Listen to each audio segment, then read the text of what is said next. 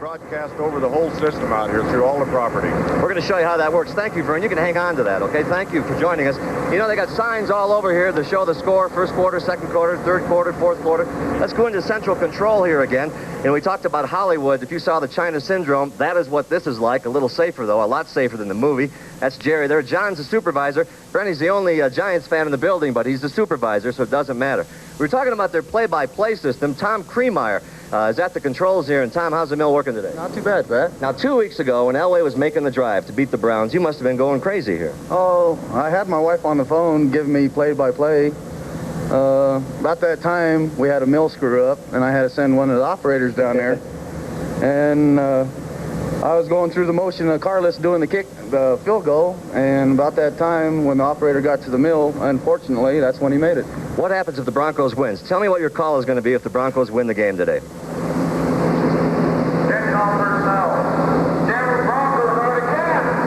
You hope to make that call today, huh, Tom? Oh, you bet. Okay, Brent, that's it. A little geology, a little play-by-play. Let's go back to Brent Musburger.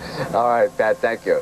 We're a little over an hour from kickoff, and there, the two head coaches, Bill Parcells of the Giants and Dan Reeves, his Denver counterpart, shaking hands prior to the start of this football game. Kickoff's about an hour away. We're going to come back for a quick visit with Pat Summerall and John Madden in just a moment. Today's weather brought to you by Michelin. Bright, sunny, and seasonably warm, partial clouds developing by midday.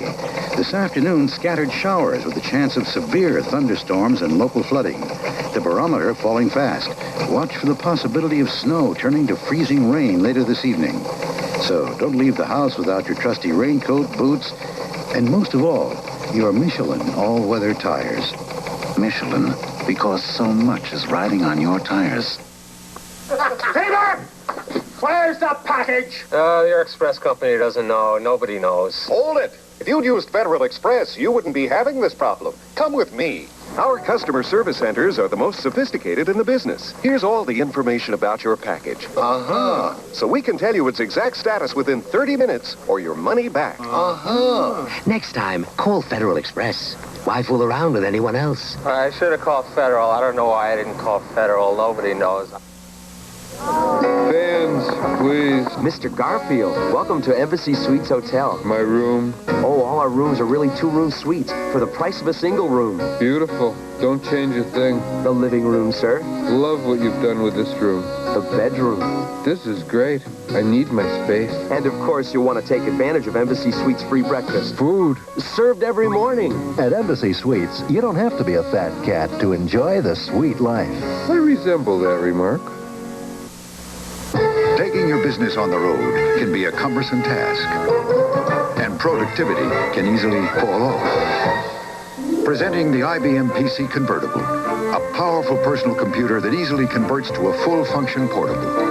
One you can use in a train, a plane, a car, or a meeting, and be as productive on the road as you are at the office. The IBM PC Convertible, one computer for people who really need two. CBS News is not an information machine. It's people. Reporters, often working alone in faraway places. What binds us together is the tradition. When you work for CBS News, you work in the shadow of Murrow, Cronkite, Severide, and 100 others who set the standards for all of broadcast journalism. And you work with 100 others who still set the standards today. Rather, Wallace, Reasoner, Safer. They are the spirit of CBS News. And so, together, we try to show you the world as it is, reporting the facts plainly. And together, we celebrate humanity as it is, with humor and compassion. And if there is a special bond of trust between the American public and CBS News, perhaps it is because at heart, we believe in the same things. Straight talk, hard facts, and the truth.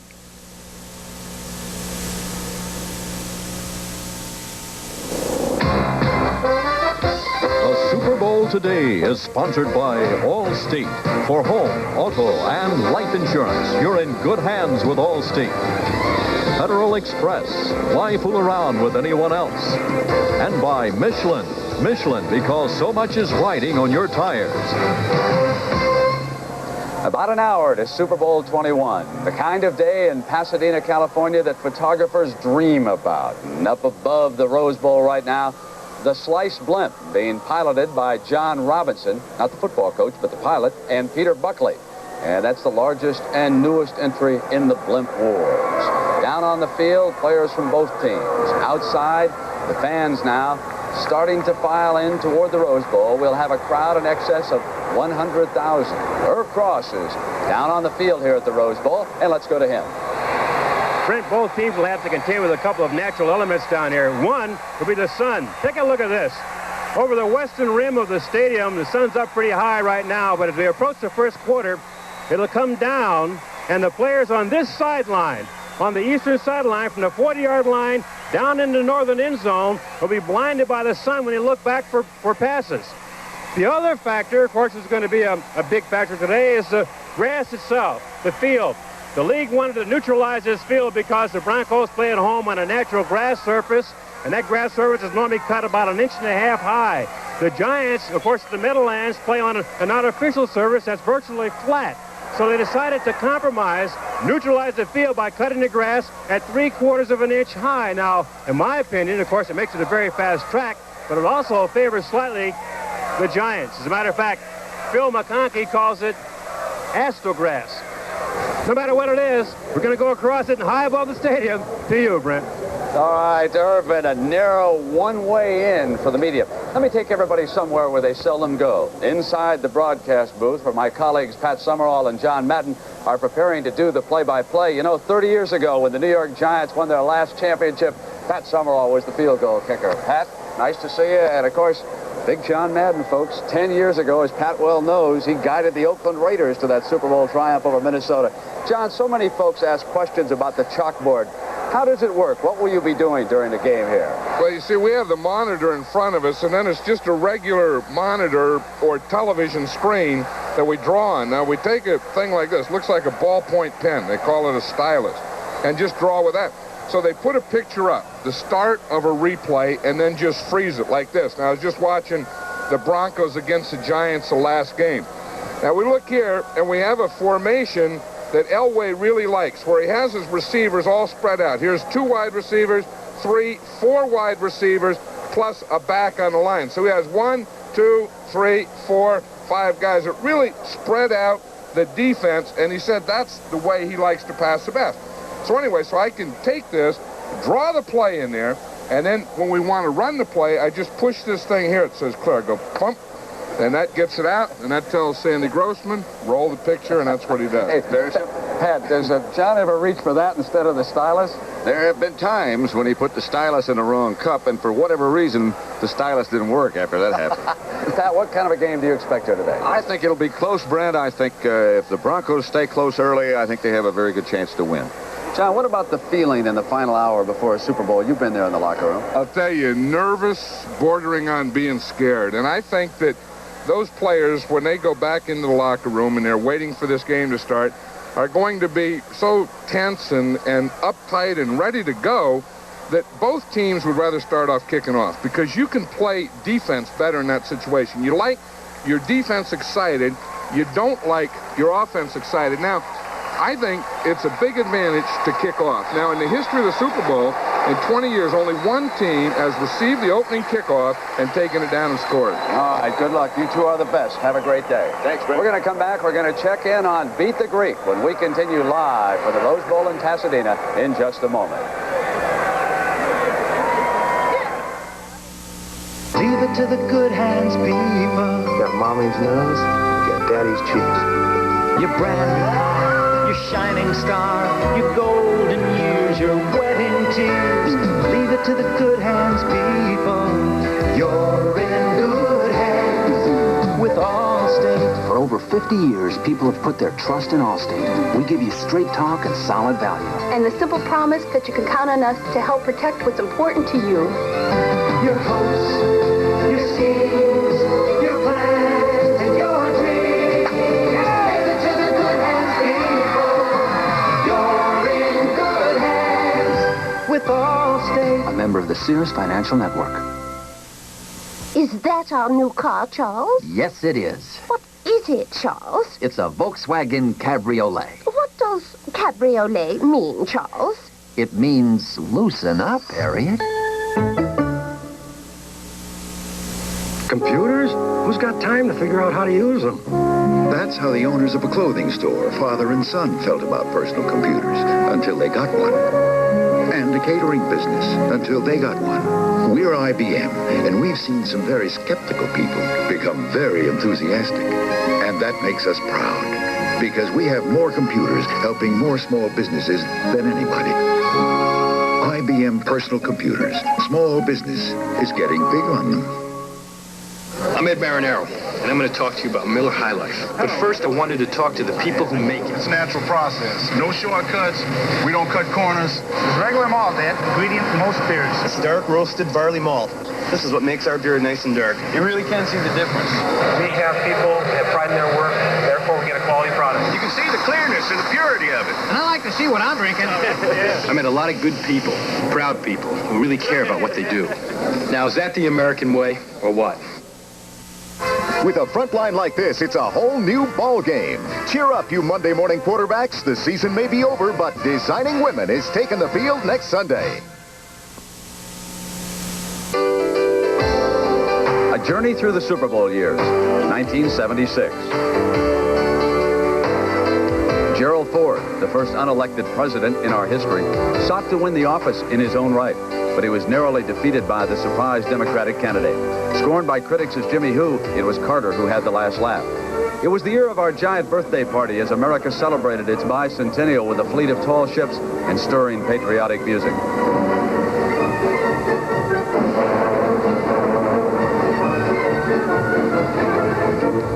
There was a major breakthrough in commercial aviation as the first scheduled flights of the Concorde transported passengers across the Atlantic in less than 4 hours. Kurt Waldheim was elected to a second 5-year term as Secretary General of the United Nations, an event that raised no eyebrows at the time. 60 Minutes became the first news program in the history of TV to attract a large audience in prime time, a ratings success it would continue to enjoy over the next decade. The theme of Super Bowl X was Swan Song. Pittsburgh's graceful receiver Lynn Swann made 4 big catches for 161 yards against Dallas to lead the Steelers to their second straight championship. Terry Bradshaw threw that pass to Lynn Swann, and there's the young quarterback who is compared frequently with Bradshaw, John Elway of the Denver Broncos, as players from both teams are now on the field getting loose. The quiet and very talented tight end of the New York Giants, Mark Bavaro. You know, at the very top of our Super Bowl broadcast, Jimmy the Greek predicted that Bavaro and the Giants would beat Denver by this score, 24-20.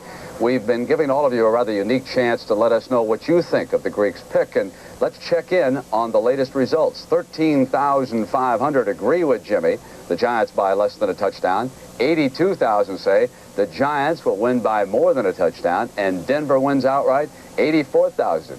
We may bust everybody in Denver this afternoon. If you'd like to get in on the action, we've got 3 choices. If you agree with Jimmy that the Giants will win by less than a touchdown, you call the first number. If you disagree, the Giants by more, that second number. And no, I disagree with Jimmy, Denver will win outright. And, of course, there is a charge of 50 cents for each telephone call. Now let me bring in the man who has won 4 of these Super Bowls, Terry Bradshaw. And Terry, John Madden said in that final hour there's a little fear perhaps even develops. You came down here, down that runway, I was just thinking, to win your last one. What were your thoughts when you came onto the Rose Bowl? This was a place that I loved playing in, but it was very cold in the locker room, cold in the hallway. Today it's very hot. We walked into the hallway and it's very cold. The thing about it is that walking out, the butterflies in your stomach and the absolute fear when you walk on the field, Brent, of losing. You automatically, the magnitude of the Super Bowl hits you. Oh my God, please don't lose this game. You never played like that, though, Terry. I always thought that you went on the attack, and that was key for you. Well, fear motivates me. I was afraid of losing. But you have to play your game, and this game is different from any. You have to play it totally different. It is not just another football game. Well, you participated in a lot of great clutch plays in those 4 Super Bowls. But you know, 2 weeks ago, we saw a young quarterback lead this Denver team on a march that ranks with the classic closing drives that we've ever seen in a championship game. Johnny Unitas against the Giants in '58, Bart Starr and the Packers in the 67 Ice Bowl. Joe Montana and the 49ers in 81. That's the one that ended with the Dwight Clark catch. Well, here's how John Elway joined that distinguished company. Bell flops on the ball at the 2-yard line. And the Broncos are 98 yards away from where they need to go. Our backs were truly against the wall, literally and figuratively. John seemed to be so calm and so cool. It felt like if we could put a couple of first downs together, we were going to score. We walked in knowing that it was a do-or-die situation, and there was nothing else. It either go to the Super Bowl or we're going home, and we got a chance to do it on this drive. Elway in the end zone and throwing it. It's complete. Winder dives out to the center. We were just worried about getting those couple first downs, getting it out of the end zone so we could kind of turn it loose a little bit and not have to worry about being backed up. Denver has the first down. We had done a very good job against Elway throughout the entire ballgame, with the exception of that drive. In my mind, not have made a whole lot of sense to do anything different than we had done because we'd been very effective against him. In certain defenses, we had one of our linebackers concerned with the position of John Elway, where he was in the pocket. If he did run out of the pocket, then he was designed to mirror John Elway so he could not run for a significant amount of yardage. The problem with that, it's very hard to find an athlete of the speed and quickness to catch John Elway when he does run. John's across the 20 and out to the 26-yard line. Very simply, it boiled down to number 7 with the ball in his hand, got on a roll. John, as the great quarterbacks will do, got hot.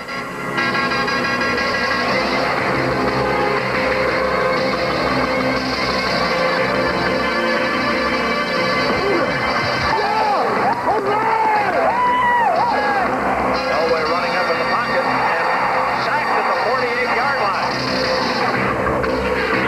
Here we go! That's it!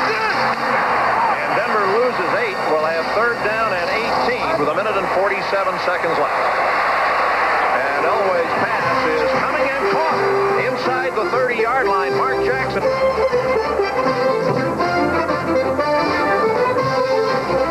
Elway running to his right, trying to direct traffic. He's at the 10.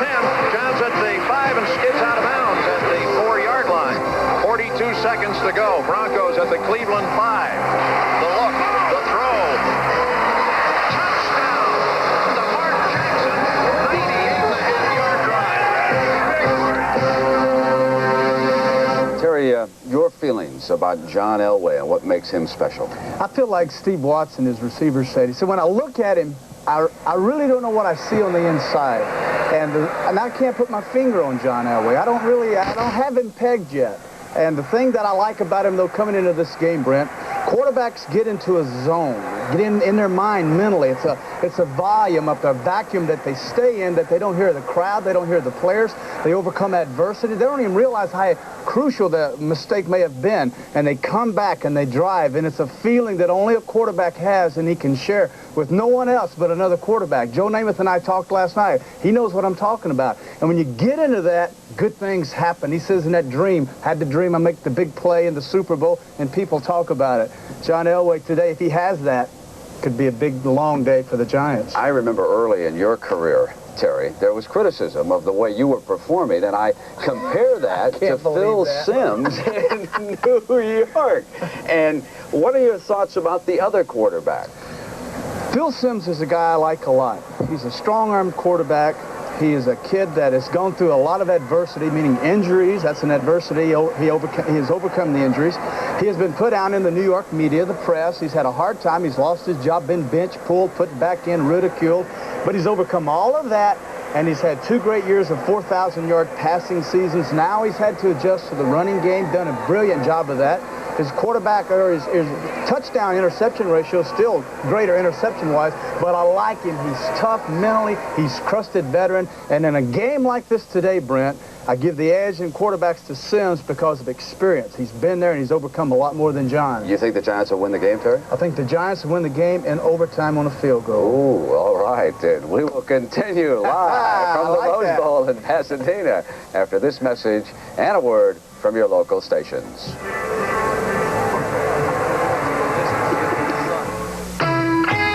When When you want the rich, smooth, fresh taste of real draft beer in a bottle, ask for Miller Genuine Draft. The Miller with the black label. It's beer at its best. When you want the rich, smooth, fresh taste of real draft beer in a can, ask for Miller Genuine Draft. The Miller with the black label. It's beer at its best. Prepare yourself for the ultimate playground contest, the NBA All-Star Game, February 8th on CBS Sports. This is CBS. Here we have some typical investors chasing after the right money-making opportunity. As you can see, the quest can become quite frustrating. Fortunately, the Oppenheimer Mutual Funds can help by providing the right opportunity for almost any investor. A broker or financial advisor can help you zero in on it. So if you find yourself going around in circles, grasp the Oppenheimer opportunity. It takes the frustration out of investing. Look at that. What's Easy Yellow Pages? Another Yellow Pages company. Yeah, big business. Yeah, everyone and his brother's putting them out. So it's not the Yellow Pages, Yellow Pages. It's not the 9X Yellow Pages. Hey, my apartment's too small for another phone book. So who needs another Yellow Pages? For 100 years, one book's always been there when you've needed it. The 9X Yellow Pages. Don't accept substitutes. Every 34 seconds, somebody buys a new Chevy Cavalier. In fact, before this day is through, over 1,000 people will drive away in new Cavaliers. There goes another one. A German engineer's impressions of the Chevrolet Celebrity Eurosport. Schön, wunderschön, wunderbar, außerordentlich, fantastisch, ungeheuer, fürchterlich, unglaublich. Celebrity Eurosport, a quick course in German. One of the Super Bowl highlights tonight.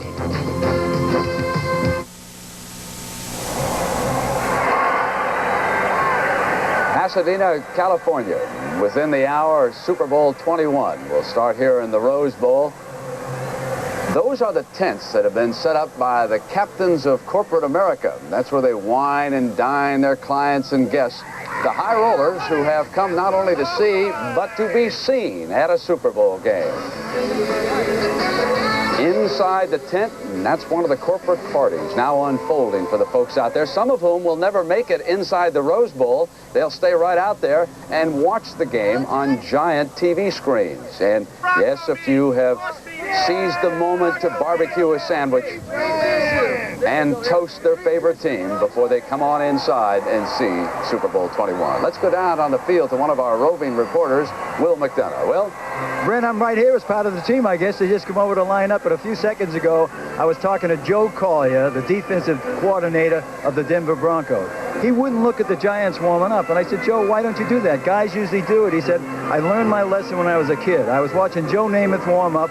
He threw the ball so good you could hear it whistle. Now I don't do that anymore unless a team has some injuries, and I want to see what's happening to their stars. And, you know, earlier today, we showed folks a different kind of view of the Denver Broncos. That was the video diary that was kept by offensive guard Keith Bishop. Well, Tony Galbraith of the New York Giants also had a camera rolling.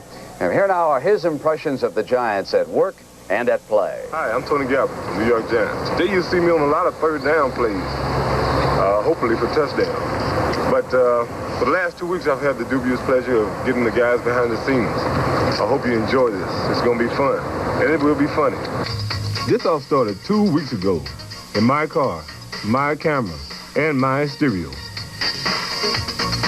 First time going to Pasadena. I'm excited. My first Super Bowl. God! This is Harry, Pepper, and Robin, loose as a goose. You might not get this chance again. Aren't you excited? I'm so tickled. I'm tickled to death now. I didn't realize all this. Tell me more. It's a chance of a lifetime. You might end up being a movie star. TV? Yes. Cartoons? Hey, Carl Banks, I'll give you my car, even my house for those Super Bowl tickets. You really mean it, Tony? Yes, I do. You really mean it? I mean it. Okay. Hey, I could have been in St. Louis right about now doing nothing, but instead I'm going maybe to get near a ring. No, not maybe, get near a ring. That's right, we're on the way, brother. This is the sex symbol, the number one sex symbol on the Giants. How you feel about that? Don't give him you don't give him Now let's see if Coach Parcells can take orders. That's only, it's a matter of, it's a means of identification. It's not because you're going on a charter. So you have nothing to do at the airport. The bags are going to go on a truck, go right to the hotel. They're going to go into a ballroom. When you're going to be laid out in the ballroom, you're going to walk along and pick your bag out. Now, if you can identify it, fine. If you can't, put a name on it. All right? Now here's Elvis Patterson, Space Ghost. All right, the Space Ghost is in. Space Ghost is in. The brother's on this bus right here. Space Ghost is in. Okay, when this bus is finished, I want you to pull directly up, and then you'll unload your bus until that no one comes off. And the press is down here. They would like to speak to you guys if you want to. Now, I need to know, is LT on bus number 2? Yeah. Can I get an autograph from LT Carson? Come on, fellas. In California, here we come.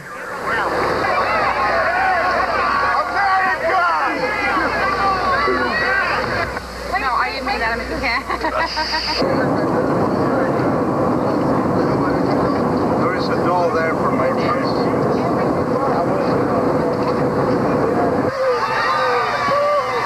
In California, here we are. Now, everybody thinks they're a star. Phil Sims, Ron Earhart, Jeff Rutledge, and Jim Hofstadter. Well, here's Joe, a typical Joe Morris interview. Joe, what about the game? Heard it first. Joe, what do you think about the Broncos? Joe, what do you think about your wife? We interviewing Damian Johnson. Damian weighs 275, stands 6'4". But I've been in California drinking this water, and he looks like Tony Orlando. This is Phil McConkey. He weighs 160 pounds. That is about 5'10". I've been out there basking in the sun, getting, Yeah, the deep voice. Now, this is LT's idea of relaxation. I'm going to be missing a pair of sunglasses here shortly. Sean Landetta comes up with something new every week. Now he's bought himself a new car. Hey, Bobby Johnson, quit dogging it.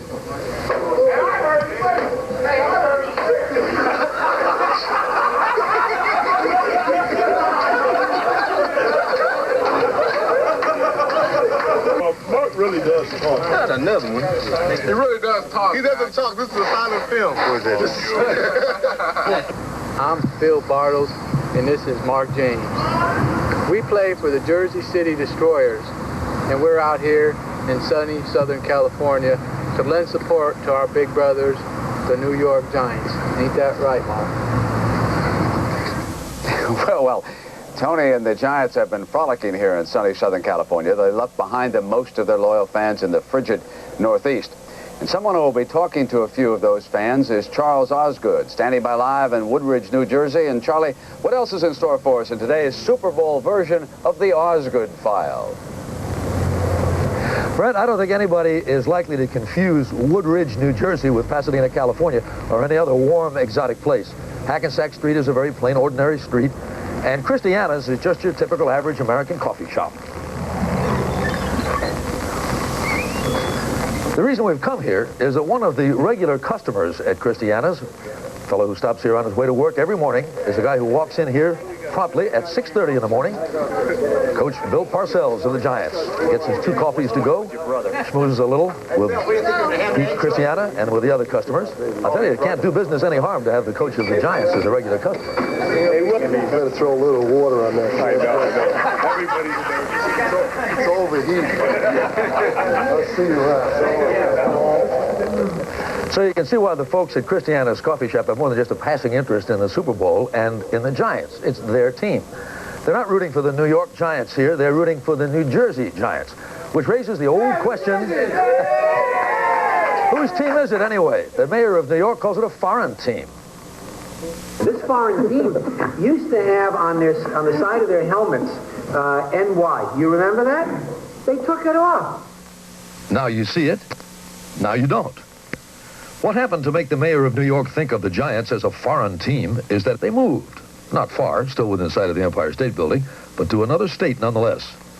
This used to be a marsh, a swamp, but that didn't sound too good, so they called it the New Jersey Meadowlands.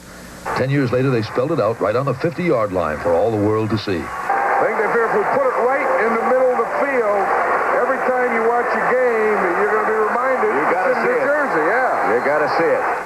Here's a team that for years played at the old Polo Grounds in Manhattan, moved to Yankee Stadium in the Bronx, played briefly at Shea Stadium in Queens, and even played one season in, of all places, Connecticut at the Yale Bowl in New Haven. Yet it was the move across the Hudson that got people confused about whose team it is. The New York Giants and the New Jersey Giants. The team's identity crisis is understandable. Sometimes it's one, sometimes the other. If there's truth in advertising, what's one supposed to believe?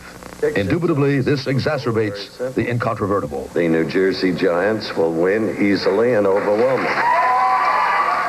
The team office doesn't seem to worry about whether it's the New York or the New Jersey Giants. They just want to make sure you've got the right sport. Football Giants, good afternoon. For the Broncos, there's no identity crisis. They're the Denver Broncos, and you can't turn a TV set on in Denver without seeing a Bronco in a commercial. It costs just $10 and saves you $5 on lift tickets every time. Or hosting his own show. Tonight on the Dan Reeves Show, the Broncos are going to the Super Bowl. Whereas in New York, where no Giant, not even Coach Parcells, has his own TV show, there are plenty of New Yorkers who wouldn't know LT from ET. Are you familiar with Lawrence Taylor? No. Bill Parcells? No. Ronald Reagan, I know. How about Bill Parcells? Does that name mean anything to you? No, not that one. Oh, he's the football commissioner, isn't he? Commissioner Pete Rozelle happens to live in the state of New York. But Bill Parcells and 44 of his 45 players don't. They live, you guessed it, in the state of New Jersey. So, when perhaps prematurely the subject of a Giants victory parade came up, like the traditional ticker tape parade New York threw for the Mets when they won the World Series, Mayor Kutch said the city wouldn't pay for it. By the time American Express came along and said they'd be willing to pay, the Giants said, thanks, but no thanks. We'll celebrate right here in the old swamp, where there was a sort of a ticker tape celebration when the Giants won to get into the Super Bowl. They will have to limit the number of fans who can squeeze in here. Koch can't understand why they'd do that rather than have a New York City parade. We'll give them the biggest ticker tape parade that you can buy for $700,000, and we're really experts at it. And I think they'll enjoy it much better than sort of marching around the Meadowlands Stadium, because that's a very short march. So whose team is it? I can tell you where the governor of New Jersey is today. I'm going to spend Super Bowl Sunday in Pasadena. And I can tell you where the mayor of New York is today. Well, I'm going to be in Poland, and I'm going to be looking for the Polish underground radio so that I can hear every single word. Okay, Mr. Mayor, we'll see you on the Polish underground radio. Well, Pete Christiana is the fellow that serves Coach Parcells' coffee every morning. How does he take it, Pete? Takes 2 containers to go with 1 sugar and milk. He should have brought you to Pasadena, maybe. You know who's giving him his coffee out there? No, I don't. You got a lot of friends here. This is real Parcells country, I think. Obviously, they're not going to starve to death here, No. Charles, I'd like to show all our guests Mr. LT, greeting Mr. Elway. He's a pretty fierce-looking customer, isn't he? How much does he weigh? About 20 pounds. Okay, so anyway, that's the way things are, Brent, here at Christiana's in Woodridge. Charles, how's the weather in the metropolitan area today? Well, you'll be interested in knowing that it's 20 degrees here right now, and the forecast is for 6 inches of more snow. So maybe you should think about staying where you are. Yeah, I think you're right. Thank you, Charles, very much. You know, if you part the trees out behind that restaurant in Woodridge, you can probably see Giant Stadium. And the Super Bowl today will continue here on CBS from the Rose Bowl in Pasadena, California, in just a moment. When your name is Hilton, you learn that every guest deserves a thank you. So thanks a million. Only Hilton says thank you with a gift for every guest every day you stay. Gifts like upgrades on Hertz cars, free flights on United Airlines, and a year of free stays at Hilton. There are no points to add up, nothing to keep track of, and nothing else like it in the hotel business. A gift for every guest every day. Nobody says thank you like Hilton. Thank you. Hilton brings you this instant winner. For the New York Giants' George Martin, winning instantly has taken a while. After 12 seasons, this is Martin's first Super Bowl. Earlier this season, Martin helped the Giants' cause in a 19-16 win over Denver. Intercepting a Bronco pass, he rumbled 78 yards for a touchdown, the 6th of his career and a record for defensive linemen. George Martin's big plays have made him an instant winner. Something's stirring, and there's no denying its energy. Its arrival. This phenomenon goes by the name of Daytona. The brand new front-wheel drive Dodge Daytona. Be prepared for even more excitement per mile. Dodge Daytona. Dodge, setting new standards of performance. Imagine if something could signal you when you make a spelling mistake. That would mean you'd be able to correct it before anyone else ever saw it. Well, IBM Wheelwriter and QuietWriter typewriters with spell check can do that.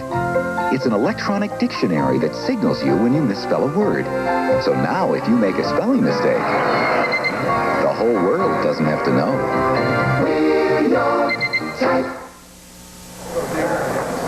Back to the locker room for the final preparations and thoughts before Super Bowl 21 gets underway for Dan Reeves and these Denver Broncos. You know, at the very top of the broadcast, Jimmy the Greek predicted the Giants would win at 24-20. We've been giving you a chance today to let us know what you think of the Greeks' pick. And here are the latest returns. Those who agree with Jimmy, 17,381. Those who disagree and say the Giants by more, 113,000. Denver wins the game outright, 118,000. So we've had 250,000 folks take part. And let's give you a last chance. If you would still like to place your call, here again are the three options. Agree with Jimmy's at the top. Giants by more than the touchdowns, the second number. And no, Denver will win it outright. That's the third number. And now joining us is another one of our CBS sports analysts, Joe Theismann. Like John Madden and Terry Bradshaw, Joe was a winner in a previous Super Bowl, played here in Pasadena. And Joe, what do you remember about that triumph over the Miami Dolphins? Oddly enough, Brent, it wasn't the victory itself when we beat the Miami Dolphins in Super Bowl 17. It was the coin toss. Jerry Markbright, who is the referee today, flipped the coin. Miami won the toss. He forgot whether they were going to kick or receive. So he walked back and forth as the captain stood there and looked at one another and said, where do I go? Which side do you want me to go on? Are we going to receive or are we going to kick? Finally, he said, okay, no, the Redskins, no. Okay, fine. You guys know where to go. Get out of here. And that's basically the way our coin toss went for the opening kickoff. Joe, you know, it's no secret that one of the keys for the Giants is going to be the running of Joe Morris. Now, he's had problems on natural grass, which is the surface here at the Rose Bowl. A lot of people say Joe Morris is not as good a back on grass as he is on natural surface or on artificial surface. And that's because of his quick cuts. He's built low to the ground, and it's helpful for him to be on a surface that really is sticky like AstroTurf is. But I'd have to say, when you look at Joe Morris and as great a back as he is, he could be in a wheat field or he could be on cement, and he's still going to get yardage. Well, you know, the heart of the Giants is their defense, led by the league's most valuable player, Lawrence Taylor. Taylor has overcome personal problems, and down on the field, Irv Cross has more on the LT story. Irv? Brent, here on the field, Lawrence Taylor is very secure. He knows what he has to do, and there's nobody who can do it better. Get off the field is more of a struggle as LT is trying to find himself and where he's going with his life. As a child growing up just outside Williamsburg, Virginia, Lawrence Taylor always saw himself as a star. Most kids would say Dr. J or whoever dribbling the ball, 2 seconds left in the game, he shoots, he wins, the game is over. But Lawrence, he wouldn't do that. He would come down the floor, use his own name. Lawrence Taylor comes down the floor, 2 seconds left of the game, he shoots, wins, Lawrence Taylor's the star. That notion of him against the world is still evident today. When he talks about his game, he talks tough. if I feel I have a person in trouble, I'm used to putting a kill shot to people. And I've learned it through life, you know, having the kill shot put to me so many times. I know how to put a kill shot to a person. Lawrence Taylor likes to sound cold-blooded, but he has another, warmer side. He bought a new house for his parents. He funded a scholarship program at his old high school. And he remains close to his childhood friends known collectively as the Fellas. Boom, boom, boom, boom, boom, boom, boom. I got it messed up now. Forget it. Taylor is 7 different people rolled up into one body. He can change his mood, change his momentum, change everything about him in a heartbeat. The biggest change Lawrence Taylor had to make in his life came 1 year ago when he entered a clinic to undergo treatment for substance abuse. Even in his darkest hour, Taylor's parents were there. If there's anything that I can do to help you, let me know and I will do it. You are still my son and I love you very much. So, you know, we'll just go from there. Lawrence is a pioneer. He'll try a lot of things. And if you raise a kid right and he'll get into something like this and find out that he's wrong, he'll find a way to get it corrected. And I won't make mistakes like anybody else, but I do things a little different than the ordinary person. What do you do different? I drive fast. I go places I shouldn't. Maybe, you know, people think I hang with the wrong people, you know, things like that. Don't let LT's words fool you. The wild, dangerous living image he portrays to the public is not always accurate. I think he has like an image that he thinks he has to maintain, you know, that he wants people to think that he has, but, you know, he's not really that wild. You know, he drinks and, you know, other than that, you know, wild, I wouldn't say wild. He has fun. I'm getting ready for the real world, and I'm putting up some of my toys, but I'm keeping a couple of my toys out a little bit longer. It's good to see that LT seems to be developing a new sense of responsibility because he's one of the greatest football players I've ever seen. When I asked him about his drug problem, he said, I don't want to talk about it, but Irv, I don't do drugs. And he walked away from me. His father did talk about it. He told me that ever since LT underwent voluntary treatment, he's gained more respect for him as a man. Ladies and gentlemen. Let's go back to Brent and Joe Theis. All right, Irv, thank you. Joe, you've had some painful experiences with that linebacking core. How good are they? How good are they? Byron Hunt broke these teeth, Harry Carson cracked these ribs, and Lawrence Taylor broke my right leg. How good are they? They're very good, Brent, and they're very big. Now, how about the game? Do you think they will dominate and win for the Giants, that linebacking core? I don't think they will. I think it's going to be up to John Elway to play the game of his life, but I think his mobility and his ability to move around is going to help the Denver Broncos win in a close one, 2017. All right, thank you very much, Joe, and we'll continue with our live coverage of the Super Bowl today from the Rose Bowl in Pasadena in just a moment. Grady sure looked good tonight, didn't she? Yeah.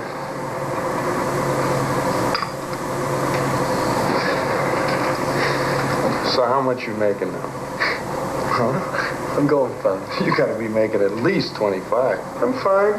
Maybe a little better than that. 30? Tell me yes or no. Are you making 30? Yes. 30? Around 30. Got any investments? Any stuff? Got the car. That's not an investment. You got an IRA, life insurance? Not really. You're making 30. And you don't have anything like that. What do you think? You're 18 years old or something?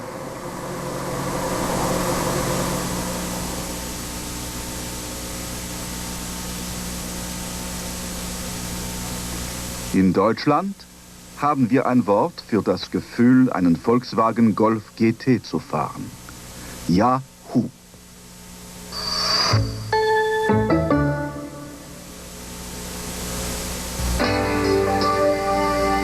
Take me back where I belong.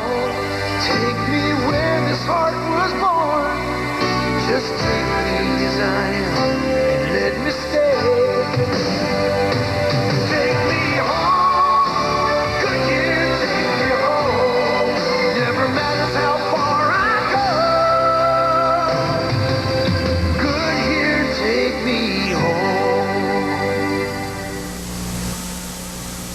I just heard that the most valuable player in today's game will not receive a Volkswagen Jetta.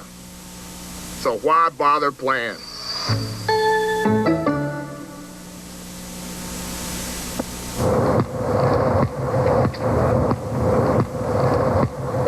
His name is Mike Helms, and his fondest memories are that of the playground. That's where he used to hang out from morning till dark. I love the freedom of the playground. That's where I learned all my moves. Those moves made me a star. And Helms is a great shooter. But I also learned some bad moves, like messing with drugs.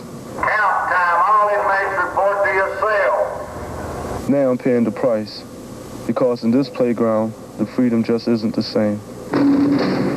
Some lessons can take a lifetime to learn.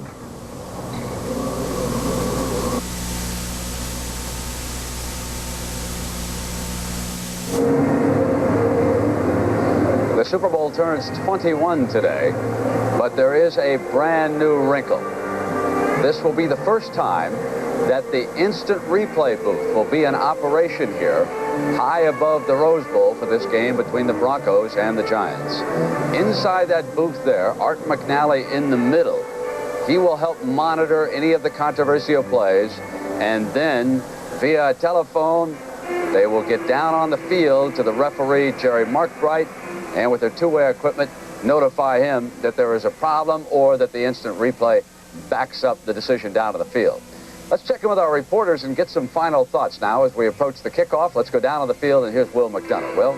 Brent, thanks very much. The NFL's ready to play this game. They just got their biggest hurdle out of the way. All week long, their security people, who you can see behind me, have been worrying about this guy who parachuted into Shea Stadium during the World Series to do the same thing here. Well, they ran a sting on him. They gave him a free ticket. And when he shows up in the stadium, they're going to have a guy shadow him so he can't leave and go out and parachute in here. Now let's go to Herb for his final thought. Thanks, Will. You know, the early arriving crowd here has really done something to the Giant players. They came out here early for their pregame warm-up about 10 minutes before the Broncos arrived. And when the Broncos did take the field, not one Giant player looked upfield to acknowledge the fact that they were here. Their concentration was so great. The thing that stands out in my mind more than anything else about this Giant football team, though, is what Lawrence Taylor told me during the pregame warm-up. He said, Irv, all the talking is over. Now we have to prove ourselves. Here celebrating Brent. All right, Irv, and Jimmy the Greek, one final chance. You still like that score, 24-20? I hope so. It has to come by 4. But, Brent, there's going to be a lot of scoring in this game. I noticed that. 44 points you predicted in there. Now, here was your score, Jimmy, and here's the final tally. Those who agree, Giants by less than a touchdown, 18,025. Giants by more, 119,000. New York finally weighed in. Denver wins the game outright, 123,800. I get the feeling there were more phone calls from I can only be right if it comes by 4. All right, Jimmy. And we will continue leading up to Super Bowl 21 from Pasadena in a moment.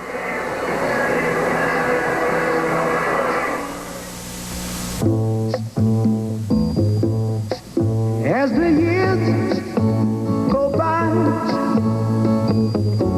and the world turns faster and we're all chasing changes, let it be.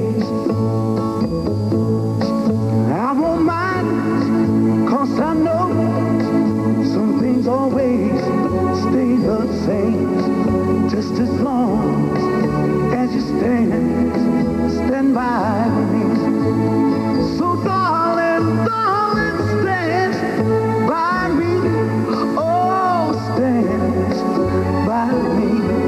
Something as special as friendship deserves a special beer. That's why for over 100 years, friendships have been formed and kept over the quality beers of Anheuser-Busch. Stand by me. Oh, stand by me. I get nervous if I hear the word computer. No way I could ever use one. That's how a lot of doctors and nurses felt about personal computers until they got one. And 2 brothers who own a trucking company until they got one. We're IBM, and we've seen some very skeptical people become very enthusiastic. And that makes us proud, because we have more computers helping more small businesses than anybody. IBM personal computers. Small business is getting big on them. To know no boundaries, to let yourself run free. To know no boundaries is what the world should be. Wherever there are investment opportunities, Merrill Lynch is there with the help you need to make the most of them. Because at Merrill Lynch, we believe your world should know no boundaries. To know no boundaries. And welcome back once again to Super Bowl 21. The Broncos and the Giants have retreated to their locker rooms to collect their thoughts and make final preparations. And as we approach game time, I'm reminded of how these two teams, the Giants and the Broncos, have given us so much pleasure as we watch them develop from question marks to contenders to conference champions. In particular, two moments remain with me. Rich Karlis being mobbed by his teammates who had rallied to win a football epic, a game that had everything: snow, emotion, intensity, and overtime. And for the Giants, Jim Burt, a symbol of their lunch pail outlook, sharing his hard-earned victory with the fans, many of whom were children when the Giants last won an NFL title 30 years ago. The Broncos and the Giants. Maybe today, at long last, they'll give us the type of game worthy of being called the Super Bowl.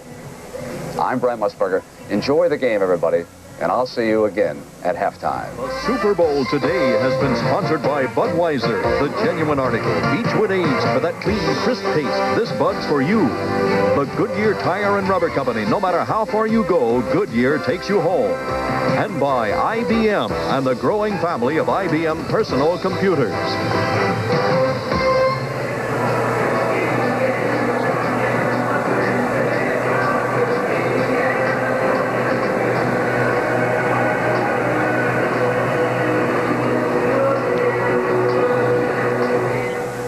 Wednesday, a case of murder. They've been stabbed. And Tommy Lee Jones is the priest who would risk all that he held sacred. You really want to know me? I'll risk it. Broken vows. This is CBS. The next time you pick up some Pepsi, you might be in for a little surprise. The grand prize in Pepsi's Drive-Away Sweepstakes. A 1987 electronic fuel-injected V6 Oldsmobile Calais. Enter soon, or your chance to win will be gone. Check this week's paper for big Pepsi savings and details on the Pepsi Drive-Away Sweepstakes. Hey, look at that. What's Easy Yellow Pages? Another Yellow Pages company. Yeah, big business. Yeah, everyone and his brother's putting them out. So it's not the Yellow Pages, It's not the 9X Yellow Pages. Hey, my apartment's too small for another phone book. So who needs another Yellow Pages? For 100 years, one book's always been there when you've needed it. The 9X Yellow Pages. Don't accept substitutes. Working at the Golden Nugget is exciting. Exciting. That's right. You know who stays in this room? Frank Sinatra. Frank Sinatra? You know who slept in that bed? Kenny Rogers. Kenny Rogers is my favorite. And you know who bit this toast? Dolly Parton. Dolly Parton is the best. And this is the room where they make the Golden Nugget commercials with Steve. Who? Steve. Today's game sponsored locally by Tri-State Chevy Dealers.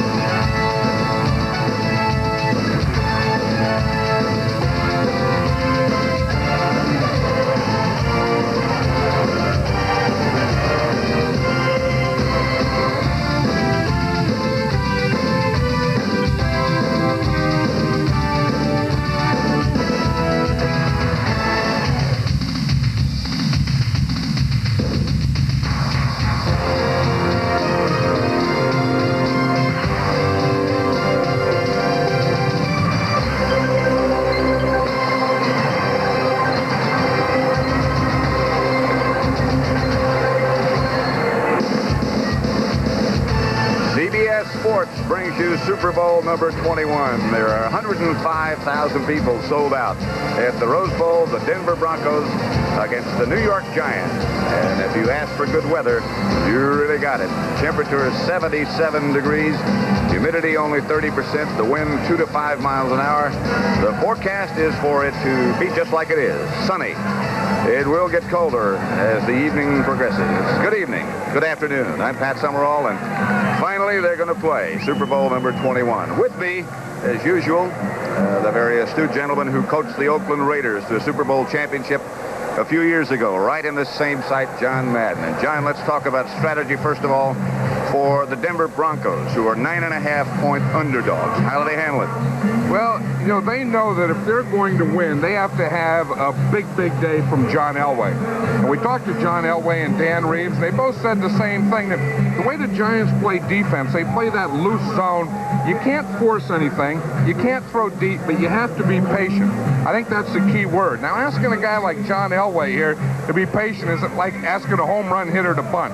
John Elway, when he goes back, he looks deep all the time. He wants to fire that deep one, but he feels going into today, he has to take that underneath stuff. You say when you play the Giants, we got to stop Joe Morris. How are the Giants going to attack today? Well, I think the Giants know that the Broncos want to stop Joe Morris, so I think they're going to come out throwing. They're going to attack first with the pass, with Phil Simms, throwing the Lionel Manuel who's starting, maybe Mark Bavaro, getting them deep, loosening up that Bronco defense, and then later coming to Joe Morris with the run. And the game is coming up, and we'll be back with the player introductions in just a few seconds now.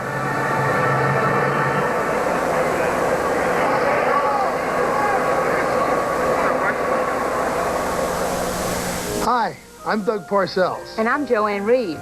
Our brothers are Super Bowl coaches. So plenty of investment firms would love to manage their money. But we found a firm that thinks we're important too. Yeah, Dean Witter. They're helping me to plan for my children's education. And for my retirement. And we all know you need a game plan. If you expect to win. You're somebody, Dean Witter. A member of the Sears Financial Network. Why would one company work 24 hours a day, 7 days a week, 365 days a year, and spend billions of dollars building America's first and only 100% fiber optic long-distance network? Why? So that every fiber optic long-distance call you make will be so clear and quiet that you can actually hear a pin drop. U.S. Sprint. Builders of the first and only 100% fiber optic network clear across America. We gave you the weather conditions. The temperature is 77 degrees. You get a good idea at the immense size of this crowd, 105,000 plus, I'm sure. The field is in excellent shape.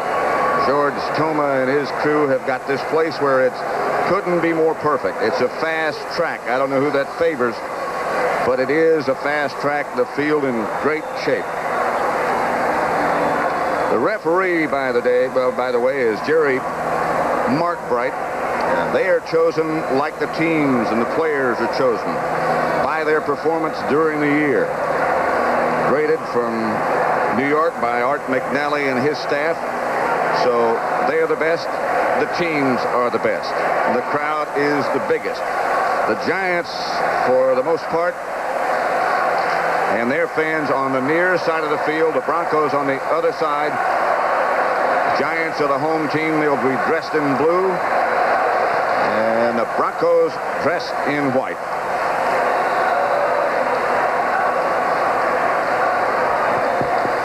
Ladies and gentlemen, let's now meet the starting defense for the AFC champions, the Denver Broncos.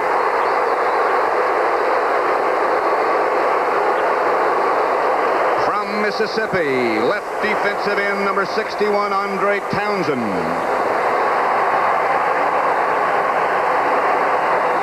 From Utah State, the nose tackle, number 71, Greg Cragen.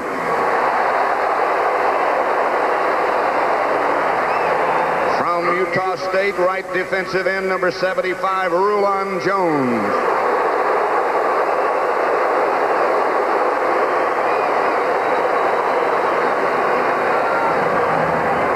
from William and Mary, linebacker number 50, Jim Ryan.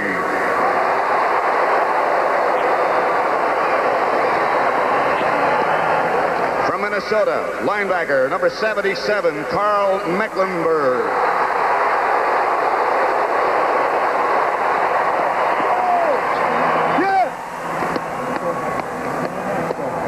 From Arizona, linebacker number 98, Ricky Hunley.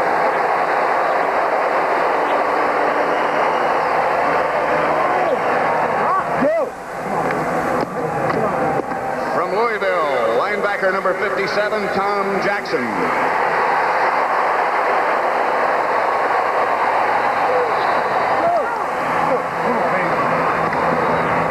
From San Jose State, left cornerback number 20, Louis Wright.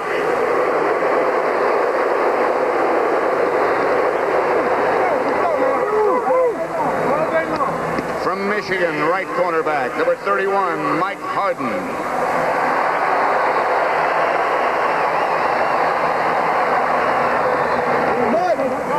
What we waiting for right here. From USC, strong safety number 49, Dennis Smith.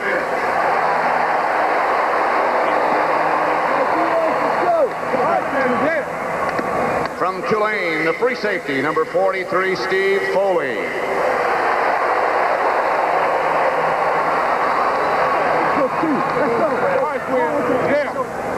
The head coach, Dan Reeves, and the rest of the Bronco players and coaches.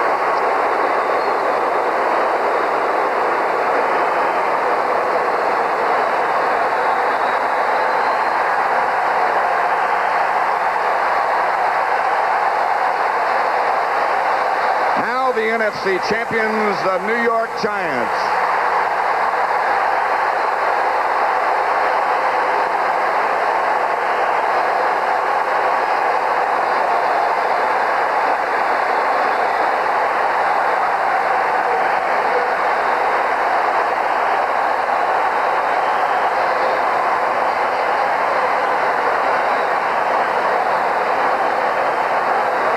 The Giants out early.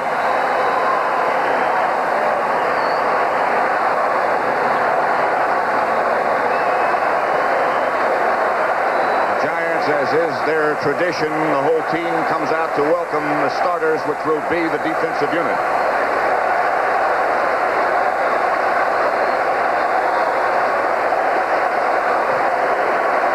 You can see them gathering with their coach, Bill Parcells, waiting to welcome. And that looks like the famous bucket in the middle of the crowd.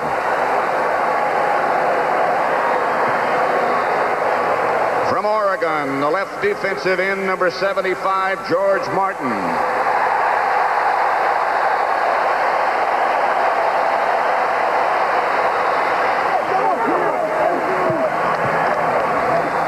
From Miami, the nose tackle, number 64, Jim Burt.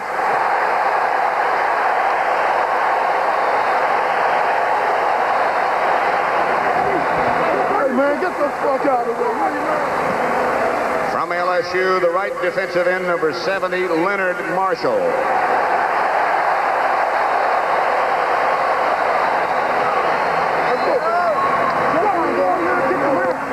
From Michigan State, linebacker number 58, Carl Banks.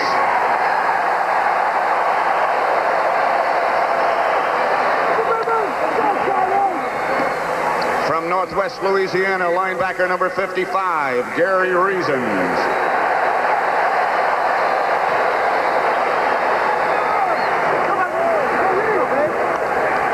South Carolina State, linebacker number 53, Harry Carson.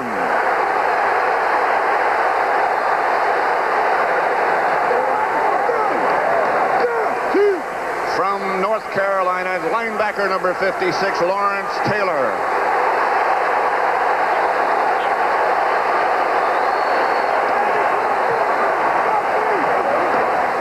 From Kansas, the left cornerback, number 34, Elvis Patterson.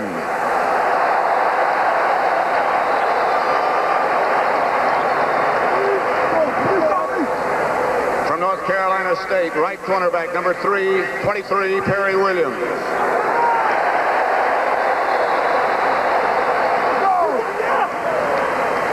From ball, the strong safety, number 48, Kenny Hill.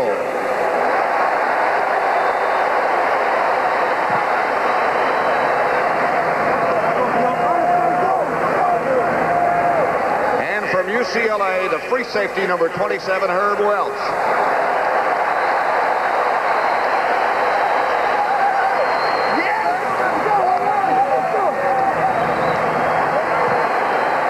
Coach Bill Parcells and the rest of the Giant players and coaches.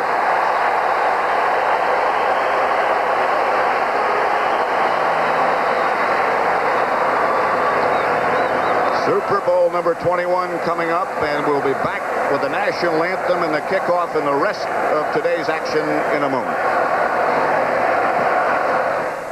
To know no boundaries, to let yourself run free. To know no boundaries is what the world should be. Whether you're investing for your future or your children's future, our financial consultants can show you more opportunities than ever before. Because at Merrill Lynch, we believe your world should know no boundaries. To know no boundaries. I practically live out of a suitcase. So I always call 800-221-2222 and make the quality choice for great lodging anywhere. Oh, Quality Inns always gives me a big, comfortable room. The service is impeccable at Clarion Hotels. And Comfort Inn save me lots of dollars. Franks. Wherever you go. Just call 800-221-2222 and you're all set. Unless your luggage gets lost. This isn't Pittsburgh, is it? You're on your way. Kids and science can really get together in the right kind of place. So Dow has developed and funded the Touch Tech Laboratory here at Impression 5 in Lansing, Michigan. In this particular experiment, we're going to make a solid out of two liquids. It's a hands-on museum that puts the wonders of science at a child's fingertips. Here you go, PJ. And who knows what that could lead to. Dow lets you do great things.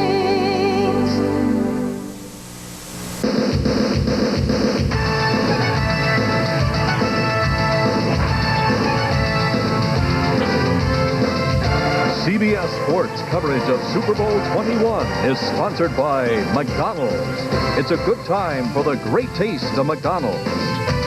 Dodge, setting new standards of performance. And by Merrill Lynch. To Merrill Lynch, your world should know no boundaries.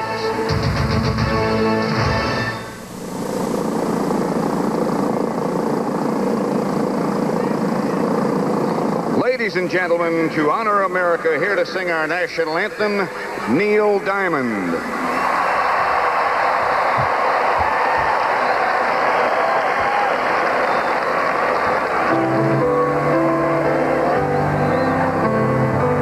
Oh, say, can you see by the dawn's early light what so proudly we hailed at the twilight's last gleaming, whose broad stripes and bright stars through the perilous fight o'er the ramparts we watched were so gallantly streaming, and the rocket's red glare, the bombs bursting in air, gave proof through the night that our flag was still there.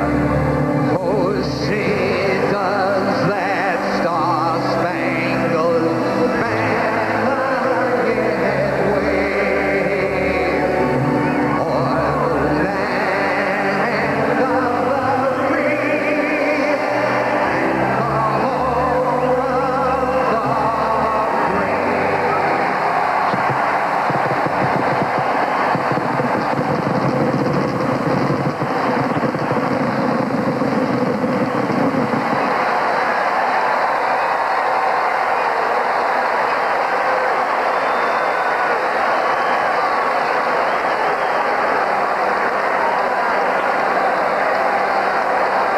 The coin toss coming up.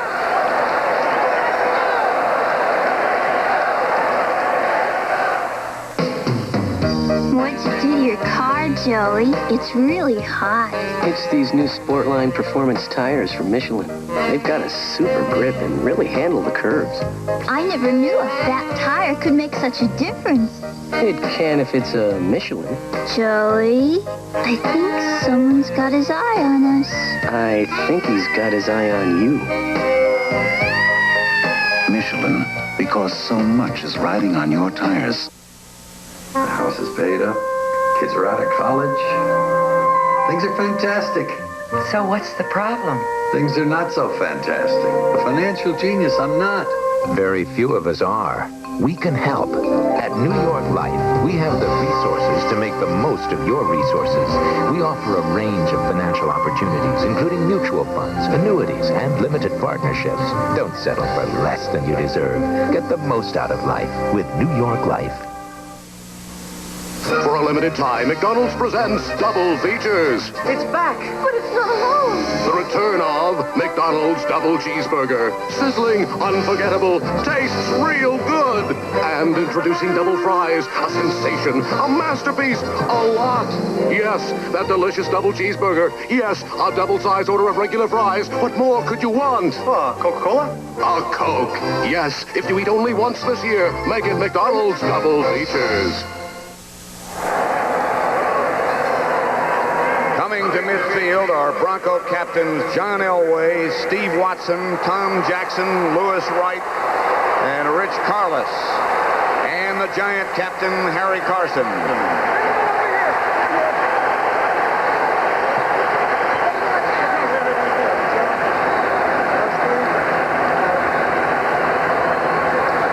With us today to toss the coin is Green Bay Packer Hall of Famer Willie Davis.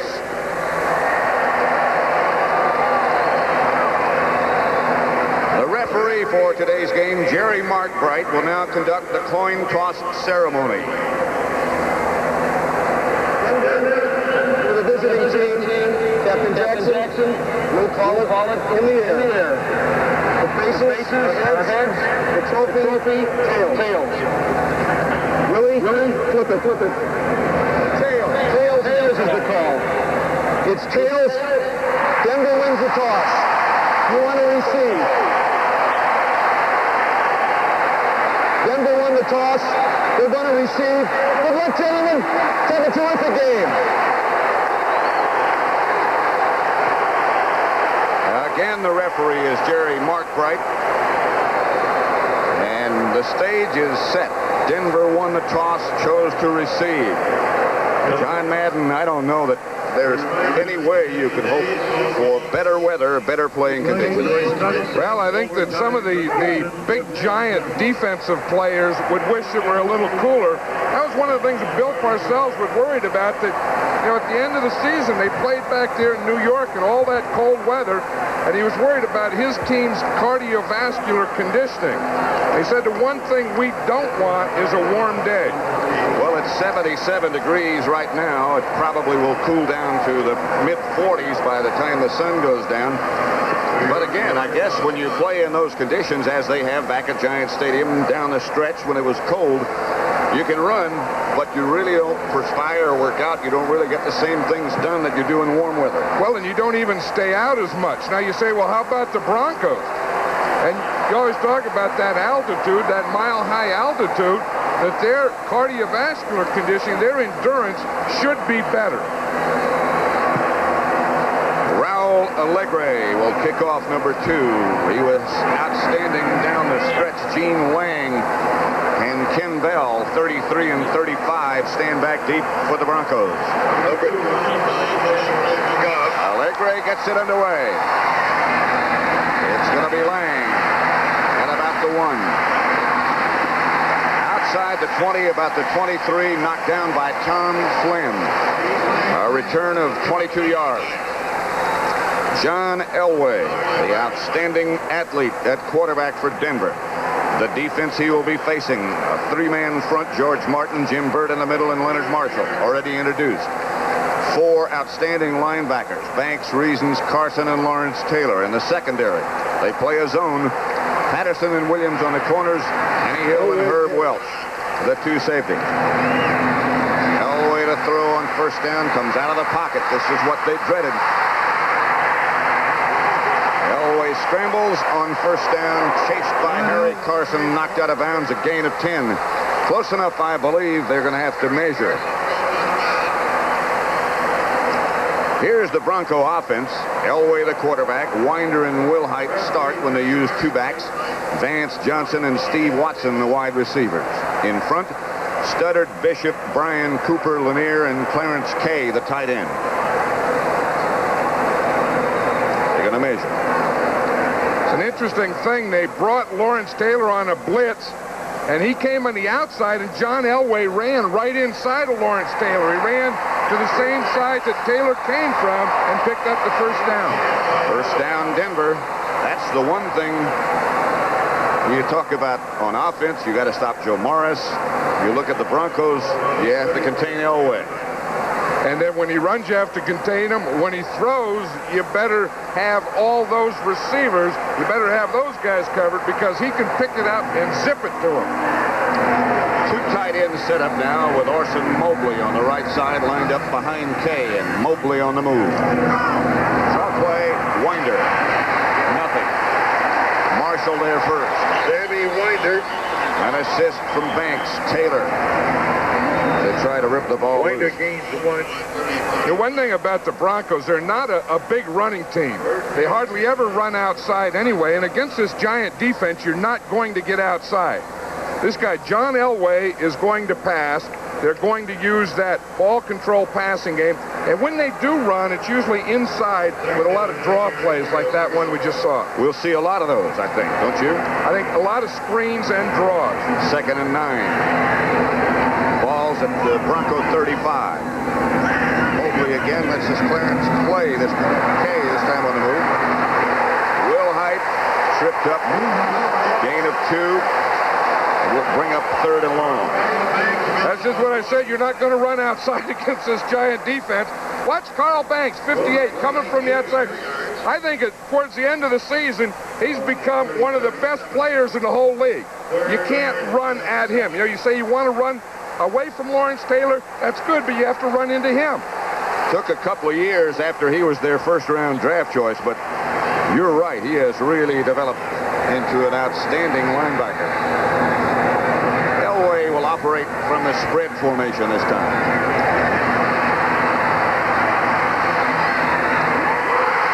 Jackson in Giant territory. Hit by Collins, but a first down Denver. That's what John Elway was telling us is his favorite thing to do. Get in the shotgun, have his 4 wide receivers, spread that coverage out, and then be able to pick all these fast guys. Watch Mark Jackson here in the outside. He just turned Elvis Patterson right around. Patterson was staying outside. He got him out there, and he came to the inside. Not a big guy, but great quickness. Vance Johnson split wide to the right. Watson to the left. First down Denver at the Giant 39. Elway back to throw. Winder in the middle. Stopped by reasons, but a gain of 5. That's what Elway was saying to us. I've got to be patient. If it's not there deep, I got to take it like this. Well, let's take a look at it. This is the way it starts. Now we'll just let it go, and we'll look at the zone that Elway is looking at. It's a first down pass. We'll see. Now, if we can stop it right here. You see, he got the 2 guys deep. You're never going to get out there, so he has to hit this underneath area in here. That's what that double deep zone looks like. 2nd and 5. Wang, one of the running backs, along with Winder.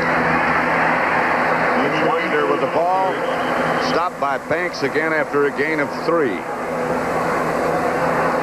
I think that Carl Banks went from being the other linebacker with Lawrence Taylor to being, hey, you better look at this guy, to being one of the best players in the league.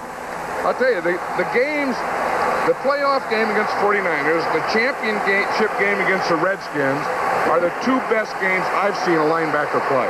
And that would be Carl Banks. 3rd and 2. He got up, by the way, a little bit slowly after that play. 3 tight ends set up down for the Broncos. Off Winder. No gain. And on comes the barefooted place kicker, center for the Broncos, number 3, Rich Carlos. Hey, watch, you're going to get penetration. It's going to be a trap play. We see 54, the guard pulling, and what happened is Banks got inside before Winder could get to the hole. They pulled Keith Bishop, and again, Carl Banks got the penetration. There's the book on Carlos. Kubiak will be holding from 49 yards out.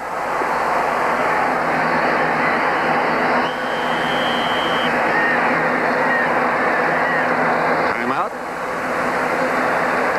I think what happened... Giants, timeout. Giants. I think the Giants had too many men on the field, Pat. I think we see them there. See, they're trying to get 2 guys off. I think they ended up with 12 guys on the field. That's right. So now if they stay that way, then Carlos really gets a free kick. By taking the time out, then he still has to kick from the same area. And we should write that down somewhere. They only have 2 left here in the first half. And those things like missed extra points in time seem to come back and have an effect on the outcome of the game. Dan Reeves, I know, really didn't want to receive. We were talking to him yesterday, and he said, I would like to kick off and let my defense play first. In fact, when they played the last time, he said in the Meadowlands, he won the toss, and he elected to kick off. Which really shocked me. Well, I think it's that same thing, that he feels his defense is strong and can get him good field position. But here, if he could get this drive and get a field goal here, I'm sure he'd feel pretty good again. Because we said in 20 Super Bowls, it's only been done once. This field goal is going to be somewhere between 48 and 49, closer to 49. With Kubiak holding Rich Carlos. From this distance, he's 8 out of 14, and that's pretty good.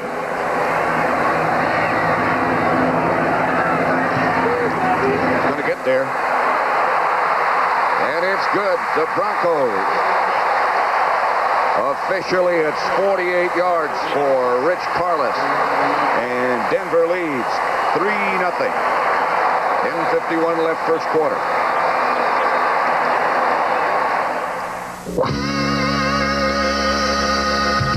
I was brought up in the passing lane. I got a mind for motion. I like fast guitars and fancy cars and bike rides on the ocean. Some people call this paradise. I call it Wonderland. And I pledge my allegiance to the king of beers. I'm a genuine bud man. Bud, bud, bud. I'm a bud man, yeah.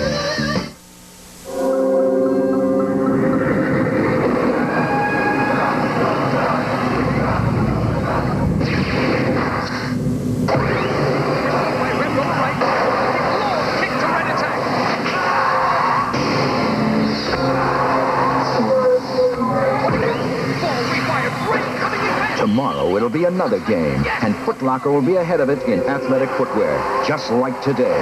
Get it right for your body. Come to the Stripes. Okay, but why Tandy Computers? In a word, quality. We do it all, from custom-designed semiconductors to the finished product. Tandy business computers are manufactured in our own USA plants. We test, retest, and test again to ensure one of the highest standards of quality in the industry. And Radio Shack provides total service and support. I'm convinced. Tandy Computers at Radio Shack Computer Centers. In business, for business. With a front line like this, it's a whole new ball game. Cheer up, you Monday morning quarterbacks. The season may be over, but Designing Women is taking the field next Sunday.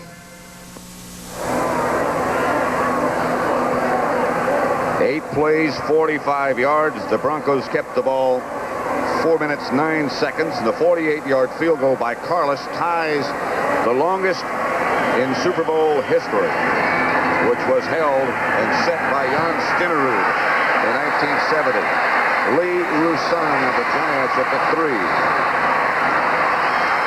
Roussan outside the 20 to about the 21. Knocked down by Rick Dennison.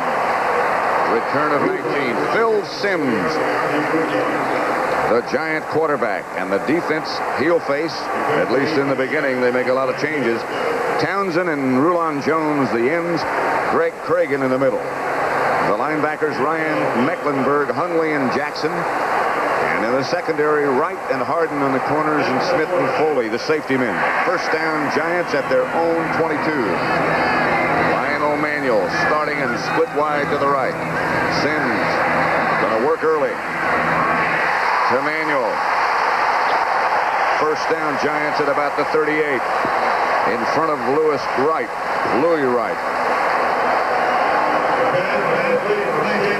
Giant offensive setup has Sims, of course, the quarterback, Joe Morris and Maurice Carthon, the runners. Johnson and Manuel starting wide. And up front, the group that's been together so long, Benson, Ard, Oates, Godfrey, and Nelson, and the tight end, Mark Bavaro. Bobby Johnson split wide left, and Manuel moves back in motion, and Sims is going again. Bavaro by Dennis Smith. Gain of 8. I like this plan of the Giants, Pat, is not coming out, not being conservative, not just starting out running your fullback or running Joe Morris. That's what they want to do. They want to come out, start attacking, start passing, loosen up the defense. Then when they get them loosened up, they get them off balance, then boom, you pop a Joe Morris in there on them. 2nd and 1.5. Stacy Robinson. Split wide to the left this time. Bavaro lines up on the right. Manuel moves. And Morris gets the carry. Morris breaks into the secondary and gets down to the Denver 40, out of bounds there by Steve Foley. Picked up 12. The Giants are doing another interesting thing. The Broncos defense tries to put Mecklenburg on the strong side. That's the side of the tight end. That's where Mark Bavaro is, 89. Now, they have their weak side linebacker, Tom Jackson, there, 57 on Bavaro. They want Mecklenburg on Bavaro. The reason Jackson ends up on him is that Bavaro switched from the left to the right. He's on the right again. 1st and 10. And Sims up top to Morris. Not much there. 3 yards by Jim Ryan and Louis Wright. What it is the Broncos think that Joe Morris runs to the strong side most of the time, to the tight end side, which he does. So they want to put Mecklenburg, number 77, on that side. They want to put Mecklenburg the whole game where they think Joe Morris is going to run. That's Joe Collier, the defensive coordinator. Watch Mecklenburg. He looks, he sees the formation, then he lines up on this side. But then Bavaro moves to the other side, and Mecklenburg's back here. 2nd and 8. Morris again. Out of bounds inside the Denver 30, but there's a flag down on the play. Foley chased him out of bounds. Morris got 11. But now they'll have a conference. Looks like holding. It's the Giants, yeah. Late flag. It must have been downfield holding. Most holding occurs in the offensive line. Holding, number 89, offense, 2nd down. And that was it. 89, of course, is Mark Bavaro, the tight end. We saw him earlier on a play hold Tom Jackson. Now watch him here. He's on the end of the line of scrimmage, again blocking Jackson. See, he had that right hand up there early, and he took him down there, and then the flag did come in later. I don't know, it's tough when you're wearing blue gloves and you're blocking a guy with a white jersey. Your hand on him is very easy to see. 2nd and 18. The Giants back at the Denver 49. To Morris again. Morris hammers down to the 41. Stopped by Joe Morris. But he's still got 8.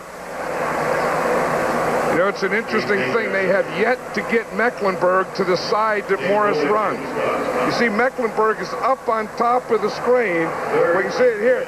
Mecklenburg is here. They would like him in here because this is where they want to run. But by switching Bavaro, they're getting Mecklenburg away from where they want to run. Pretty solid plan. 3rd and 10. Tony Galbraith back in the backfield next to Sims. Now is McConkey in motion. Sims to Stacy Robinson. And the Giants get their first down.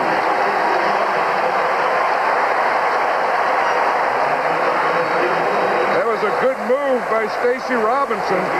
Watch him, he's going to end up running an out. You see, he started to the inside, and he got the corner, Steve Wilson, to bite for the inside move. Then he went back to the sideline. So that makes it 1st and 10 at the Bronco 23. Denver leading 3-0. McConkey this time split up at the top of your picture. Johnson was the man in motion, but this is Morris. This time Ricky Hundley and Mecklenburg get the job done. Well, like I said, Joe Collier, the defensive coordinator in the Broncos, wanted them to have to run into Mecklenburg. But by shifting the tight end, they've kept him away. But now Mecklenburg, they're running away from him. He knows they're trying to stay away from him. So he sees that tackle pull. Watch him. He just comes right down the line. Don't go where the back is. Go down the line where he's going to be. He'll show up there, you know. This guy, they didn't think he was much of a player when drafted, Mecklenburg, but they couldn't keep him out of the lineup, and they still can't. Sims back to throw. Bavaro. And he's down to about the 5.5, a gain of 18. It'll be 1st and goal, Giants. He's stopped by Randy Robbins. Mark Bavaro is so big and so strong and has such great hands. Watch him here. He's going to start to the outside, but he's going to run Dennis Smith up the field, turn him back to the inside of Robbins up the field, and then he just has that big body and those great hands.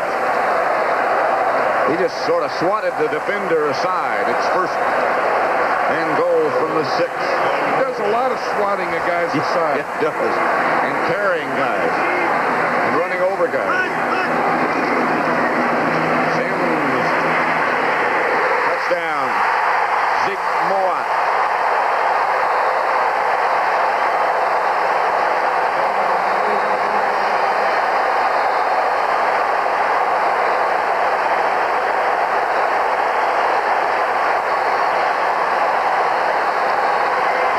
Yards away. I was just saying, Pat, that drive is a Super Bowl drive.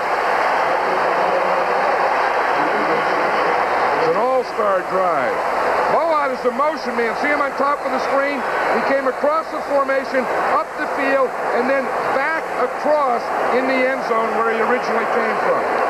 Allegre with Jeff Rutledge holding. 7-3. Giants lead. So with 5:27 gone in the first quarter at the Rose Bowl, the Giants lead the Broncos 7-3.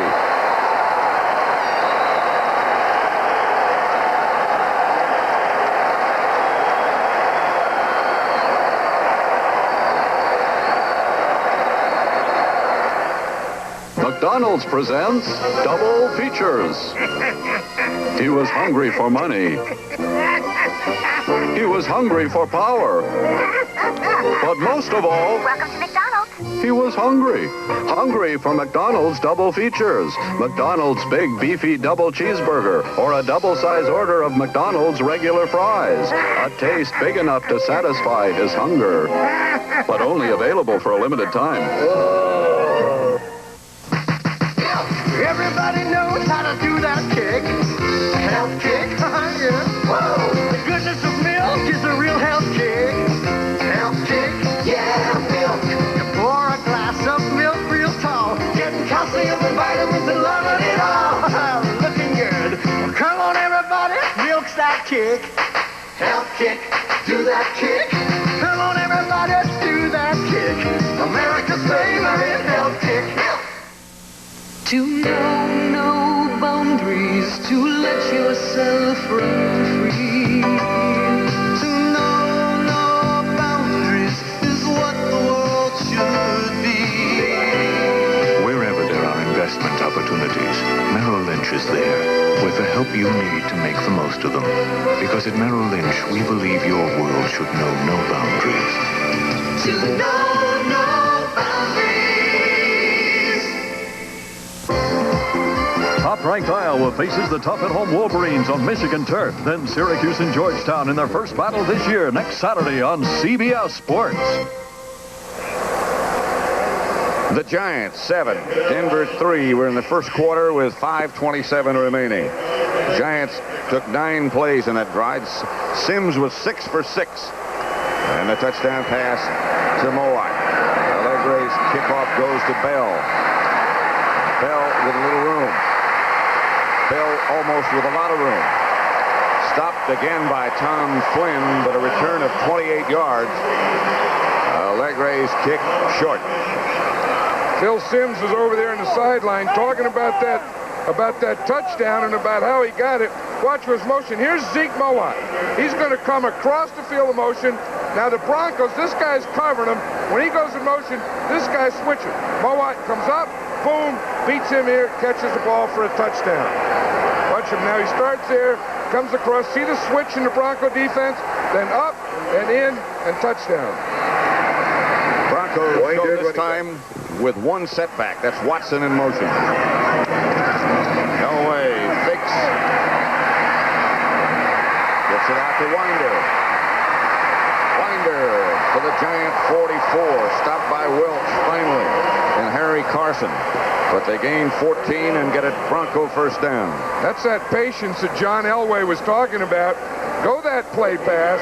Look deep, but don't throw it deep. Don't force anything. You see there, he's looking deep. Now he sees Winder underneath. You see the linebackers are deep. You see 53 Carson back there. Let him go back. Let 56 Taylor go back. Let them all get deep and then hit Winder underneath. Then if they start coming up on that, then boom, go deep. First down, Denver, and Elway drops again. Fires outside, this time Mobley. Big Orson gets another Denver first down. Gain of 11. He weighs about 265 or somewhere in that area. Or more. Number 89 is Orson Mobley there. He's only a rookie, but he's about 270 pounds. Dan Reeves said he was originally 256. Then they gave him a weight of 260, so he got up to 265. He said he looked a little slow last week against Cleveland. He said, so I put him on the scales, and he was over 270, and he's a tight end. Still has not been an incomplete pass in the game. Sims 6 for 6 on the drive, and Elway just as efficient, and drops again. Gonna throw a screen. It's Winder. Knocked out of bounds finally by Harry Carson, but that's near another Denver first down. Gain of 9. They might be a little bit short. Flag on the play. It's something out of bounds. It was a hit out of bounds, so it's going to be a 15-yard penalty. The Broncos don't run wide, but in lieu of that, they do a lot of that screen-type stuff. That's Pepper Johnson over with the officials. And the discussion continues. I think it looked like a hit, Pat, out of bounds, a late hit. We have 2 fouls on the play on the Giants. Their fouls will be enforced. Personal foul, late hit out of bounds, number 53, defense.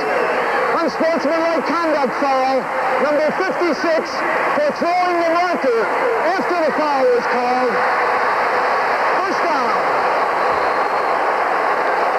Well, let's look again. Well, here's the screen pass. There's Winder. Someone made a good block on Taylor. Now, that was the first penalty there. That was on Carson for hitting Winder out of bounds. Then the guy threw the thing, and Lawrence Taylor threw the marker. And as Jerry Markbright said, both penalties were enforced, and so the Broncos are down to the 6-yard line, where it'll be first and goal. That was serious. Well, you know, there was a lot. I think Lawrence Taylor got upset because he was the guy that was responsible for that screen pass, and he got knocked down, and that allowed Winder to get outside of him. First and goal at the 6. Bobby Michaud over the right side. Elway not happy with what he saw, and Denver takes a timeout. We have 3:37 left to play in the first quarter. It's the Giants 7, the Broncos 3. Denver timeout.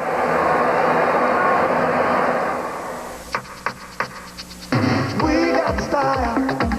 We got flash. We got the diet that's making us flash. We got juice when you got a passion.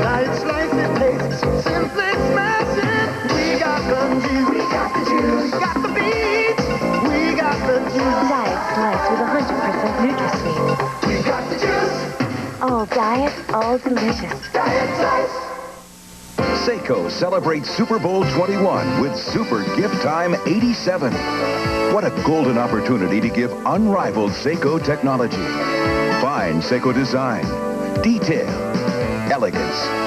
Starting tomorrow, participating authorized dealers are offering the most extraordinary values on a special collection of Seiko watches for the dates on your calendar that call for a special gift. Look for the Super Gift Pennant in the window. You'll find Super Buys inside. Something's stirring, and there's no denying its energy. Its arrival. This phenomenon goes by the name of Daytona. The brand new front-wheel drive Dodge Daytona. Be prepared for even more excitement per mile. Dodge Daytona. Dodge, setting new standards of performance. Tonight, after Super Bowl 21, Hard Copy delivers the action. The Slice blimp furnishing those pictures from above the Rose Bowl and 105,000 people. First and goal from the 6 for the Broncos. The Giants leading 7-3. Wilhite and Sewell now are the two backs. Sewell with the ball. Sewell cut down by Elvis Patterson. A loss of 3. And Carl Banks again with an assist. I'll tell you, I would think the Broncos, they get down here. This is where Elway says he really doesn't like to be because it kind of shortens that pass area. They aren't a real powerful offensive team. And I think he would like to play pass here, but when you lose yardage and you have long yardage, it's tough to play pass. I think he's just going to have to go back and throw it in the end zone. They're just really not a very big physical team. And I think you're exactly right. Elway thinks so too as he operates out of the spread. Middle. Inside to 5 to Vance Johnson. A gain of 6. And it'll be 3rd and goal from there. He's stopped by Reasons.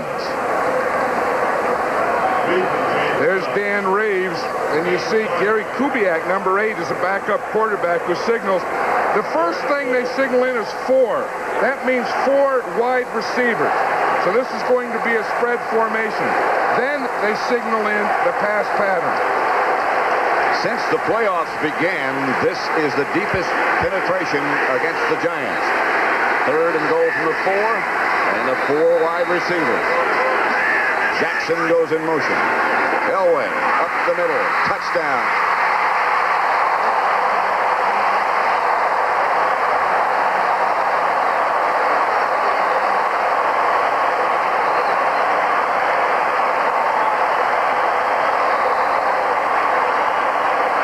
You can't give him a lane. That's what the Giants did, and that's what makes Elway so effective. He can not only throw it as strong as anyone, but you get the 4 wide receivers. You get that defense spread. Now he comes back. He looks for a hole. Look at that big gap. See, they just turn the ends out. The linebackers run out, and there's a hole like a truck for Elway to run through. The center, Bryan, with an outstanding block. And the Broncos recaptured the lead. 2:06 left to play the first quarter. Denver 10, the Giants 7. I love you, little Jenny Catherine. I want to tell you something very, very important. Daddy got a raise. That means I can buy you a sandbox, a sliding board. What do you think? You think we should put some of it away? What do you know about the stock market? I love you, little Jenny Catherine. Guess what? Daddy got a raise.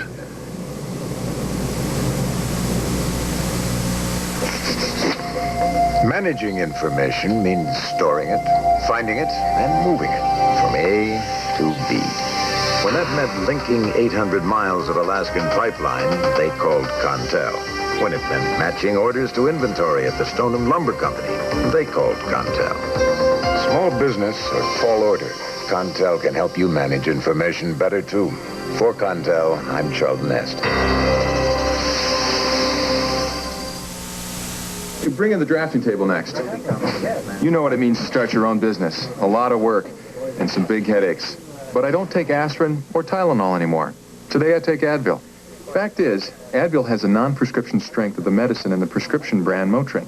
Doctors have already recommended Advil over 5 million times for so many types of pain. So today it's Advil.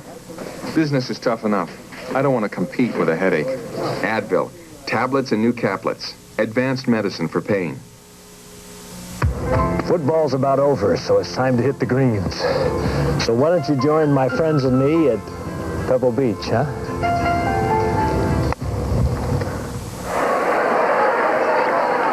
Denver 10, the Giants 7. Still in the first quarter. The scoring drive, 6 plays, 58 yards. Elway scored on a 4-yard run. Rich Carlos set to kick it off. Roussan and Hill back deep for the Giants.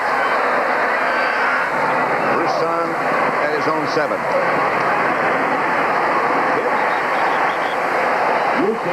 First by Robbins, down by Woodard. Let's watch the touchdown again, Matt. Here's Dave Studdard. He turns out Leonard Marsh, gets that out there. Billy Bryan makes a good block on Burt, gets him going there, and this forms the hole for Elway. Then Keith Bishop leads through here in the linebacker. I got too many scratches in there. Watch the tackle will turn out on Marshall Studdard. Watch the center, Billy Bryan. See, he gets Burt going that way. Look at that big hole there. And then Keith Bishop leads him into the end zone. 10-7, Broncos lead, 1st and 10 Giants at their own 22. Sims again to throw. Again complete, this time Morris. Almost 30-yard line. Andre Townsend made the stop, but a gain of 7. There still hasn't been any complete pass. I was just going to say the balls are being kept in good condition. There's yet to be a football hit the ground here. There's Bill Belichick. He's the defensive coordinator of the Giants. One of the things you have to do to be a defensive coordinator is to learn to write upside down.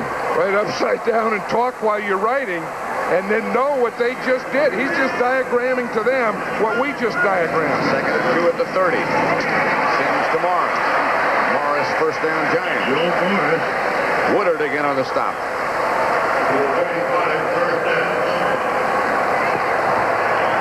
17 points. Denver leading 10-7. That ties Super Bowl record. There'll be a lot of records around here. Oh, yeah. Everyone says it's always a boring Super Bowl. It could end up to be boring, but it sure has a pretty good start to it. Roussan and Anderson both in the game. Anderson is the lone setback, number 24. O.J. Anderson on 1st and 10. Anderson left side hit behind the line of scrimmage. Mecklenburg was first there, a loss of 2. I think what the Giants are trying to do there was to maybe play O.J. Anderson a little more today, but use the halfback as a decoy and run the other back being O.J. Anderson. That didn't fool Mecklenburg. Clock down to no seconds, and that's the end of the first quarter. Super Bowl 21, the Broncos lead the Giants 10-7. Flight 124, fly runway heading to 3000, right turn to 270. You are clear for takeoff.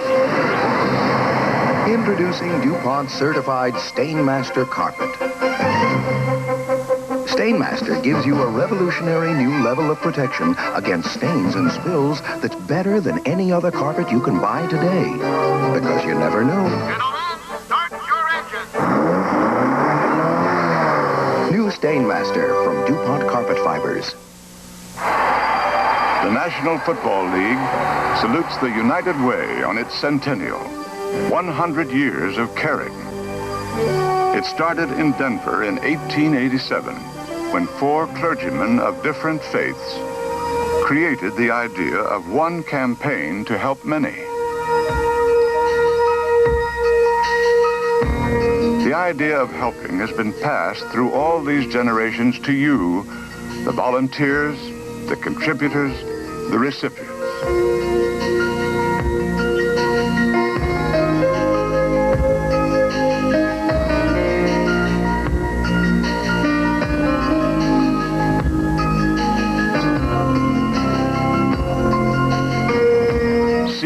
that we've been and all that we can become. The United Way, it brings out the best in all of us. This message furnished by the National Football League.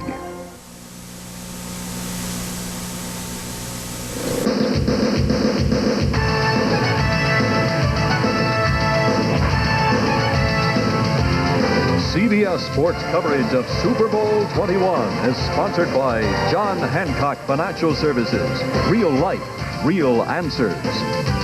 Budweiser, the genuine article, Beechwood aged for that clean, crisp taste. This Bud's for you. And by the Goodyear Tire and Rubber Company. No matter how far you go, Goodyear takes you home.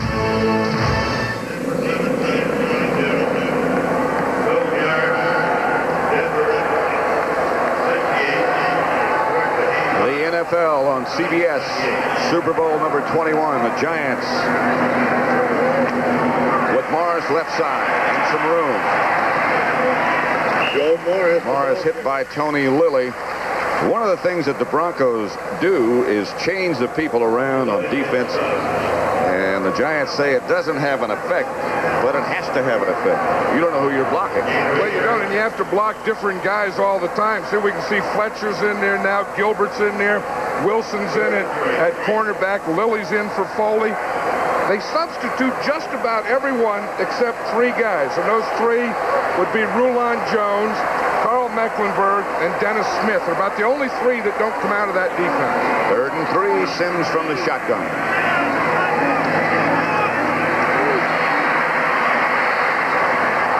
Up on top and nobody there. McConkey is saying, hey, they interfered with me, knocked me down. Phil McConkey jumped up and started waving arms, but to no avail. Not only did he say that they knocked me down, I think he was giving the guy's number who knocked him down. Sims gets a little pressure from his right. But other than that, pretty good pass protection, so he can step up. You see Rulon Jones got there right at the end.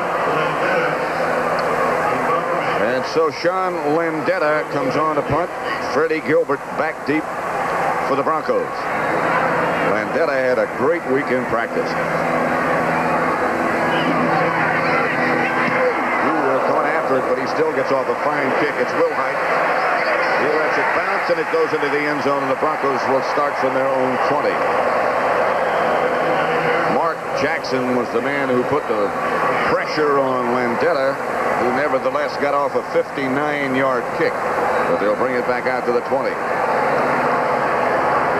You talk about Landetta punting well in practice. How about against the Redskins in that championship game? That punt that he put down there on the goal line into the wind was one of the great punts that I've ever seen. Bill Parcells was saying when we talked with him yesterday that in practice he had never seen Landetta better. Well, he said the same thing about Phil Sims. He said on Thursday it was about as good as he's ever practiced. He told him, hey, save some of those. Reed said the same thing about Elway. Lang, the ball carrier, pulled down by Lawrence Taylor for a loss of 2. Yeah, that has to be a tough thing for an offensive coordinator, a quarterback, to call. You run one time, they start running at Banks. Early in the first quarter, they didn't make anything there. So we'll say, well, we'll run at Taylor. We'll put Winder on him. Taylor just pushes Winder down, boom, right to the outside. They got bookends there, and which end you want to run at is not a good deal either way. 2nd and 12, Denver up by 3. Mobley is the move man. All the way back. Incomplete. Intended for Mobley. Elway under pressure from Leonard Marshall.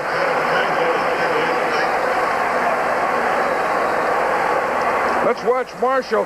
Now, he's in what they call a reduced position. He's the second guy up there, number 70. He's not over the end. He's over the guard. He works to the outside, taking 2 guys. He starts on the inside, works to the outside, and then Taylor comes inside. So Marshall got there, and Jim Burt was also there.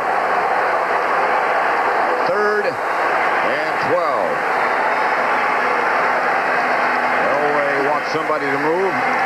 Motions in that direction, back to throw. Comes out of the pocket. No question about his arm, and he's got a man. Vance Johnson inside the Giant 30.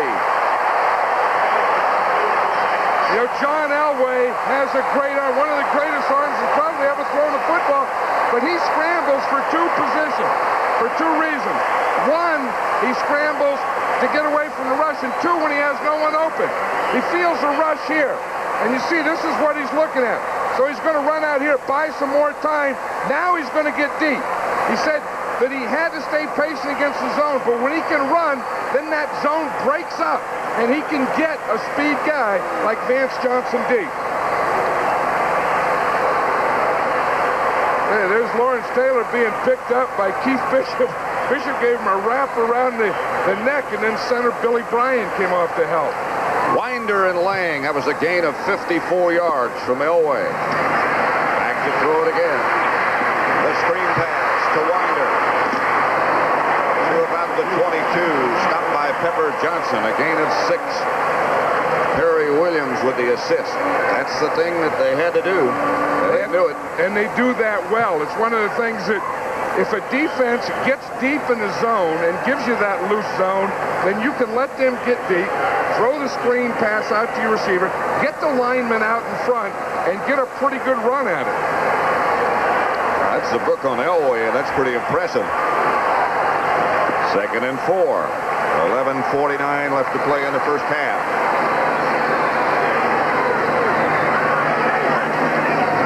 Elway semi-roll out right. Chased by Marshall, throws back across the field, just threw it away.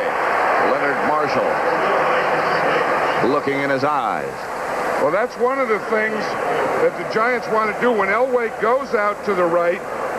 There, you see that signal there? That was Mo for Mobley, meaning 89's coming into the game. And there he is. You know that deal where he puts his hand, it's like the Three Stooges trying to block with 2 fingers in the eyes? That means Mo. And Mo means Mobley. And Mobley's a big package.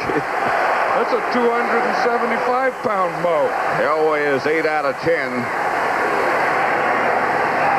Vance Johnson on the move, and Elway retreats. Here comes the blitz. Elway unloads. And it's Mobley, and he struggles for enough for a Bronco first down. Pepper Johnson on a stop. You know, when you get a big guy running across the field, as a quarterback, you can't miss him. Watch, he uses the umpire. He runs right at the official first, then right across the field. Now you got that big target, that 6'5", 270. If you can't find him, you can't see anything. Stopped by Herb Welch. Dan Reeves was saying to us yesterday, the guy's got a lot to learn, but he's really going to be something. He already is. I think the way he receives the ball, he's going to be a superstar receiver. He really is. He's a new dimension. They don't have guys that weigh that much out in the open field. Watson was the man in motion. Gene Lang straight ahead for 3. Stopped by Carson. You know the Giant defense has been so effective, and of course they were highly favored in this game, but I don't think anyone told Dan Reeves or John Elway about that. They're just going out there and playing them like they're just another group of guys. They haven't heard about that yet, in spite of everything that's been written. Yeah, when we talked to Elway the other night, he kind of exuded confidence. Really. And had the feeling, I got a secret. 2nd and 7. The ball at the Giant 13, and Elway drops with a lot of time. Complete to Lang inside the Giant 10. He hangs on. Gain of 4, not enough for a first down. Taylor and Patterson on a hit for the Giants. A group that's doing a good job is that offensive line, because they have that defense of the Giants. They have it pretty well under control, and they are giving John Elway the time. I tell you, John, he looks very comfortable. You said he looked very confident the other night, but he seems very comfortable with the way things are going. He should be. His team leads 10-7. And then down close again. Elway. Sewell. Kenny Hill on the stop. Gain of 7 and a Bronco first down. tell you, Sewell is one of those guys who can do everything. He's a running back. He's a receiver. He can play outside receiver. Here, Elway's just throwing him on an out. Kenny Hill, number 48, is late getting over there, and Sewell gets it down to the 1. Hey, Steve Sewell was injured, and Dan Reeves was saying when he was out, we had something like 4 different guys to get what he gave. He didn't play in the first meeting, the regular season meeting between these two.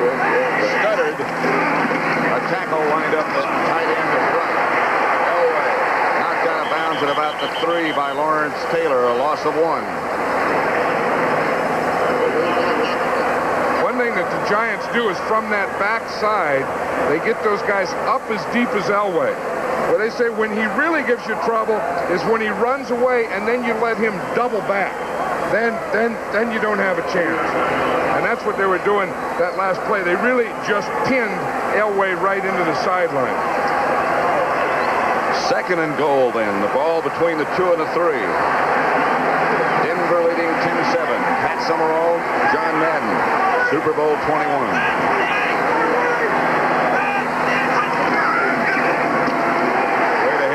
Is Will Height. He never got underway.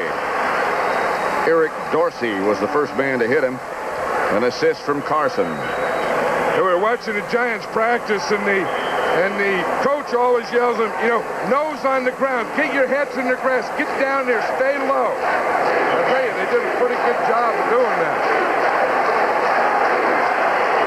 3rd and goal now, and they're still at the same place between the 2 and the 3. This will be a play pass. They do have a tackle. Dave Studdard is playing tight end. It could be a tackle eligible. See him down here at the bottom, 70. Winder. By Banks. They lose 3. I think a pass would have been a better call. That run didn't have a chance. They got out there and it was met by about 6 or 7 blue jerseys. But then it's going to be out to our right, to the Broncos' left. Paul, they get the guy in the backfield, they get Carson, they get Banks coming from behind.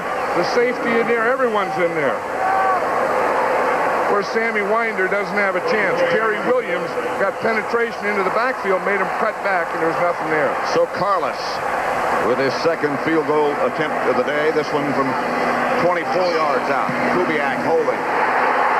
Carlos is no good.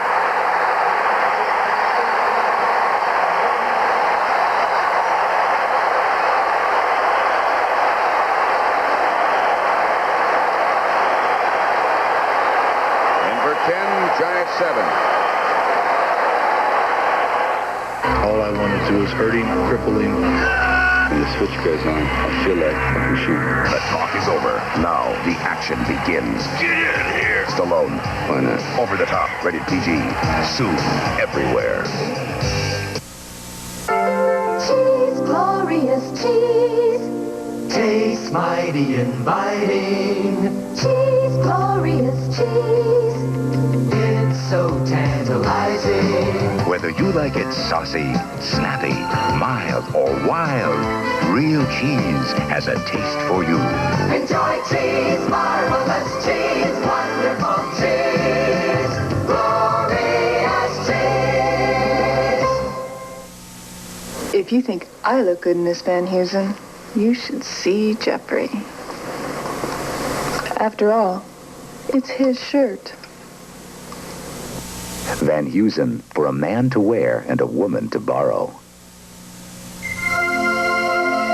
With every Budweiser enjoyed, the promise endures. The promise of genuine quality. Without compromise, without fail. Beechwood-aged Budweiser and Bud Light. Genuine proof that somebody still and always will care about quality. And that is a promise. The Houston Rockets, sparked by the power of the Towers, take on the Atlanta Hawks in the flash attack of Dominique next Sunday on CBS Sports. It's still Denver 10, the Giants 7. 2nd quarter with 7:40 left to play. Here's the miss. Well, you know, it looked like Kubiak holds the ball. Now it looks like just before he kicks it, see him move it in towards him? Looked like he moved the ball towards him. And then Carlos comes in and just pushes it right out to the right. You see it right there? You see it tilt back towards the holder just before he kicked it. So the Giants start at their own 20. Sims goes back to throw again. Complete Bavaro. Dennis Smith, the defender. Giant first down.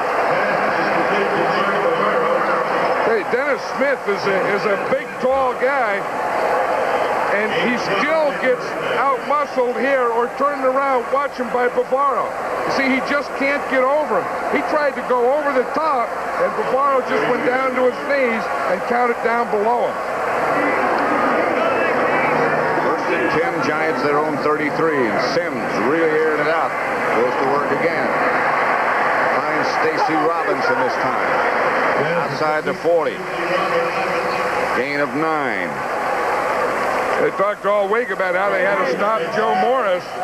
There's Dexter Manley of the Redskins, who was trying to stop Joe Morris just a couple of weeks ago.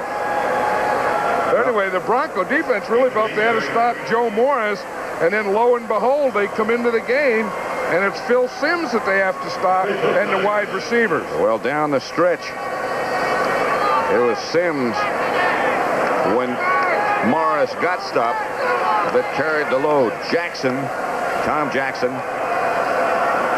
in difficulty. And the Bronco medical staff helping him off the field with 6:40 left in the first half. 10-7. There are some people who like the taste of Coke. And yes, there are some people who like the taste of Pepsi.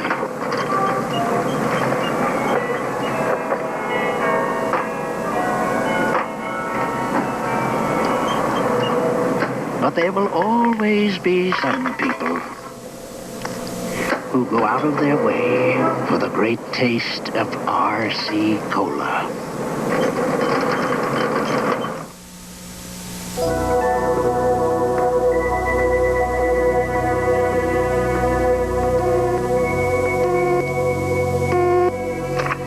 Welcome back, Brad. All those trips you made paid off. The Avcon people just called and gave us the project. Check your top drawer. There's one more trip I want you to take. Aloha, Brad, and thanks. When there's something special, people know it. To you, it's a major office complex. To us at Johnson Controls, it's keeping 68,000 people warm or cool. To you, it's a small office building. To us, it's an updated energy management and maintenance program that pays for itself. To you, it's the Superdome. To us, it's handling one of the biggest computerized lighting jobs ever. We're at work in over 500 cities around the world, creating a better climate for business. Give us a call.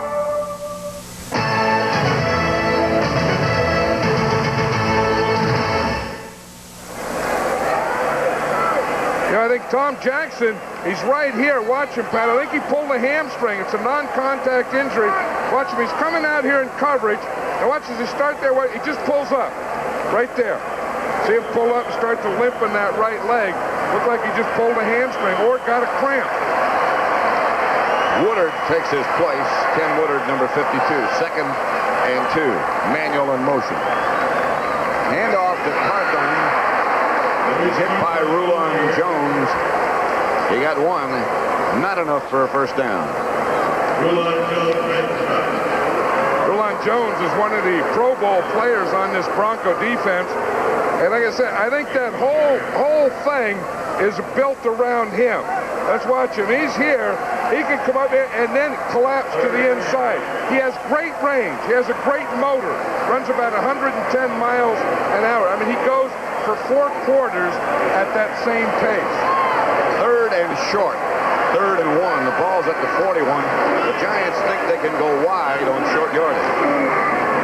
Instead, they go to Morris, and Morris goes straight ahead and gets the first down. That's That's a play that no one else runs, but they run it so well. And it's just such a simple play. It's just a straight dive into the side that Morris is on. I think one of the reasons it's so effective is Joe Morris usually runs across the backfield. And then on that one, he goes right straight ahead. First down, Giants, their own 45. Denver leading with 5:13 left in the first half. 10-7. Sims back to throw it. Into the pocket, out of the pocket. Finally gets it out to Carthon, who's hit by Woodard. And he might have gotten a half yard, maybe a 1. Jackson, by the way, sprained his knee on that coverage we saw a minute ago. Non-contact, as John said. We thought it was a hamstring or an ankle or something, but it was a knee. He might be back. Been around a while. He has been, and this is one of his best years. They thought in the offseason that they didn't want him back, and then he went to worked real hard in the offseason, really for one of the first times, got in great shape, and had one of his best years this year. 2nd and 9. Morris, hit by Jones, got away from him, stopped by Ryan, and a few more people. Carl Mecklenburg, number 77, is one of those guys who just loves to play football. Came into the Broncos as a down lineman. He was the last draft choice. He was the 12th draft choice, 12th round. He said he came in, he said, I was naive. I didn't even know that I couldn't. I thought when you got drafted, you just make the team. He said he was the first guy in his class to get an apartment. And he came in the same year as John Elway. That's McConkey in motion. Sims back to throw under pressure.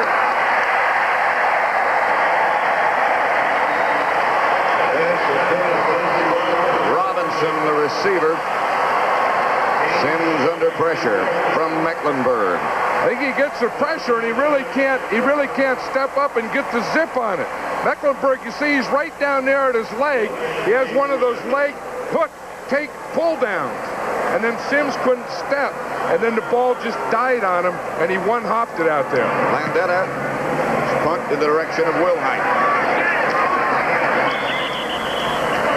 Their catch, 38-yard kick. The Broncos take over at their own 15. 1st and 10 with 3:33 left to play in the first half. Seiko celebrates Super Bowl 21 with Super Gift Time 87. What a golden opportunity to give unrivaled Seiko technology. Fine Seiko design, detail, elegance. Starting tomorrow, participating authorized dealers are offering the most extraordinary values on a special collection of Seiko watches for the dates on your calendar that call for a special gift. Look for the Super Gift pennant in the window. You'll find Super Buys inside. First day of work. Well, wish me luck. You'll do fine. Be on time. Hey, Bill, want to go fishing? Nope, I'm going to work. Wanna make a good impression. I hear there's a new kid starting today. Oh, I hope he's cute. We're open in a few minutes, sir. I think it's a little late to start a new profession. You got what it takes, you know it's true. You're a real kid. But you'll show them a trick or two. Let's see that 3 bacon, egg, and cheese biscuits, 1 egg McMuffin, 2 sausage muffin with egg, and 1 large OJ. Are you sure you never did this before? Thank you. Come again. How'd it go? I don't know how they ever got along without me. Well, I could have told him that. No matter who wins, it's how you play the game that counts. All right, both barrels. Outlaws, Saturday on CBS. Oh, you can depend on it.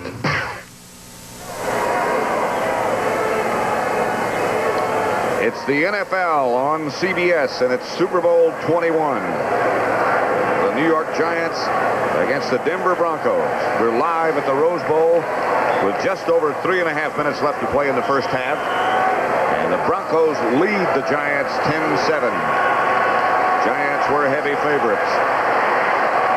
Winder is the lone setback. It's Mobley moving over to the right.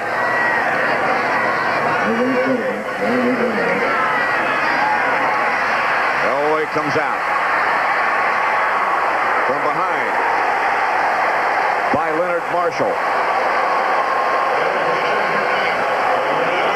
That, I think, is where the Giant defense has an advantage against Elway scrambling, is that they have fast guys covering them. Lawrence Taylor is backing off into coverage. We see him, then he comes up. See, he's just spying Elway. He sees he's going to run, then he comes back up, and Leonard Marshall catches him from behind. Now, Taylor on that play is doing what they call a spy. He is just mirroring the quarterback, Elway. If Elway starts to run, he's going to come right at him and make him go right or left. First sack of the day, a loss of 2, 2nd and 12, Broncos their own 13. Elway back again. Pass complete to Clarence Kay. He was down, and down as a result of contact, but nevertheless. Now they say incomplete. That's going to be an interesting one. Kay thought he had it. Dan Reeves thought he had it. I thought he had it. But that doesn't make any difference, does it? It's what the guys down there think. Benjamin's right here in the middle. I still think he had it.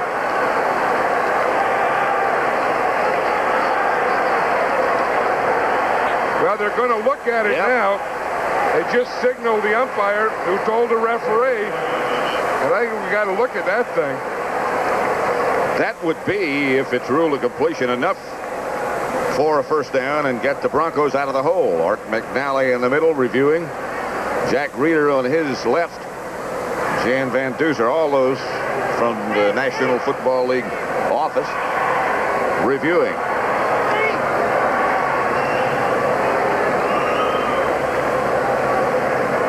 They're taking another look, and so will we.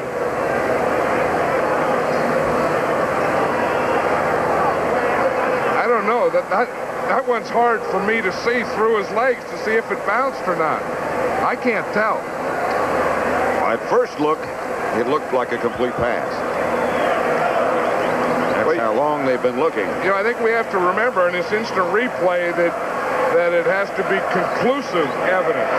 So the guy has to see that it didn't. We haven't seen it yet.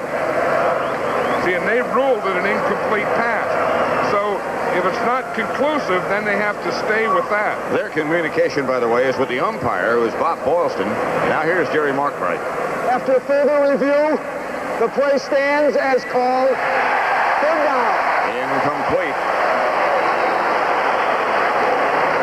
Play stands. It'll make it 3rd and 12. Denver back at their own 13. If that play had been ruled the other direction, it would have been enough for a first down. 2:52 left to play in the first half. Denver 10.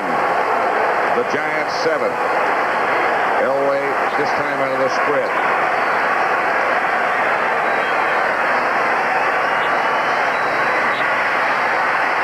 Under heat, safety. George Martin.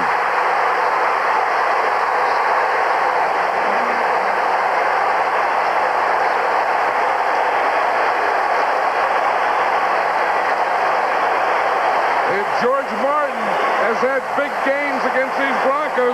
Remember, it was George Martin who intercepted the pass in the first game and ran it in for a touchdown. And now it's George Martin, the 12-year veteran, who comes up with a big play, the sack for 2 points. Number 75 from the outside, working against Ken Lanier. Just keeps going up the field. Elway started to fall into that side, and Martin gets 2 points for his team. And it's 10-9, 2:46 left to play in the first half. And a safety, it's 2 points, yes. But what else it does to you can be drastic also. Well, of course, the Broncos now have to kick a free kick to the Giants, and that'll be from the 20-yard line. Now, the Broncos are still huddled up over in the sideline. The free kick can either be your kickoff guy or your punter. Now, I'm sure that they'll use their punter in this thing, and they'll punt from the 20. So So the Giants get 2 points. Now they're going to get the ball right back, and usually with pretty good field position. If it is your kickoff guy, though, in this case it would be Carlos, he can't use a tee. He's not used to that. So it is going to be Mike Horan to Phil McConkey in the middle for the Giants. The Giants, a restraining line now is 10 yards, so the Giants return team starts on the 30. 10-9. Denver leading with 2:46 left to play. The Giants have 2 timeouts left in the first half.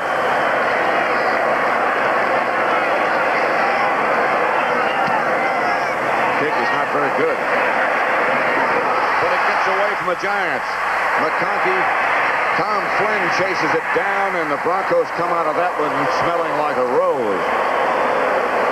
As in bold. Well, the Broncos needed something because they had a great drive the time before. They went all the way down, and then they missed the field goal. And you know that's going to come back to hurt them. Then the next time they get the ball, they give up a safety. So we're in the process right now that the Giants are taking over this game. And the Broncos defense now has to get it back to them. 2:36 remaining first half. Giant ball, 1st and 10, their own 25. Bobby Johnson split wide to the right. Now he comes in motion. Sims goes back to throw it. Gets it upfield to Joe Morris. And Morris taken down by Ricky Hundley. Good open field tackle. Ricky Hundley, number 98 of the Broncos, the inside linebacker, was talking about being able to see Joe Morris. He said, that's tough for an inside linebacker. He said, because Morris is short and you can't see him. He said, so what we have to do is just read our keys. And if we read our keys, that means, you know, the guards pulling and the tackles blocking down and so on. He said, if we read our keys, the keys will take us to where Morris is. 2 minutes left in the first half. Denver up by 1. Ricky Hundley crowds that uniform.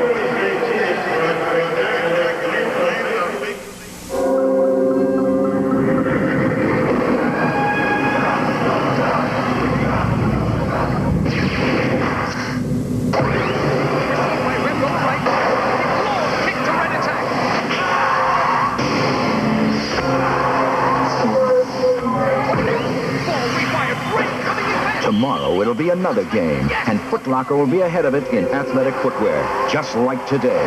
Get it right for your body. Come to the Stripes.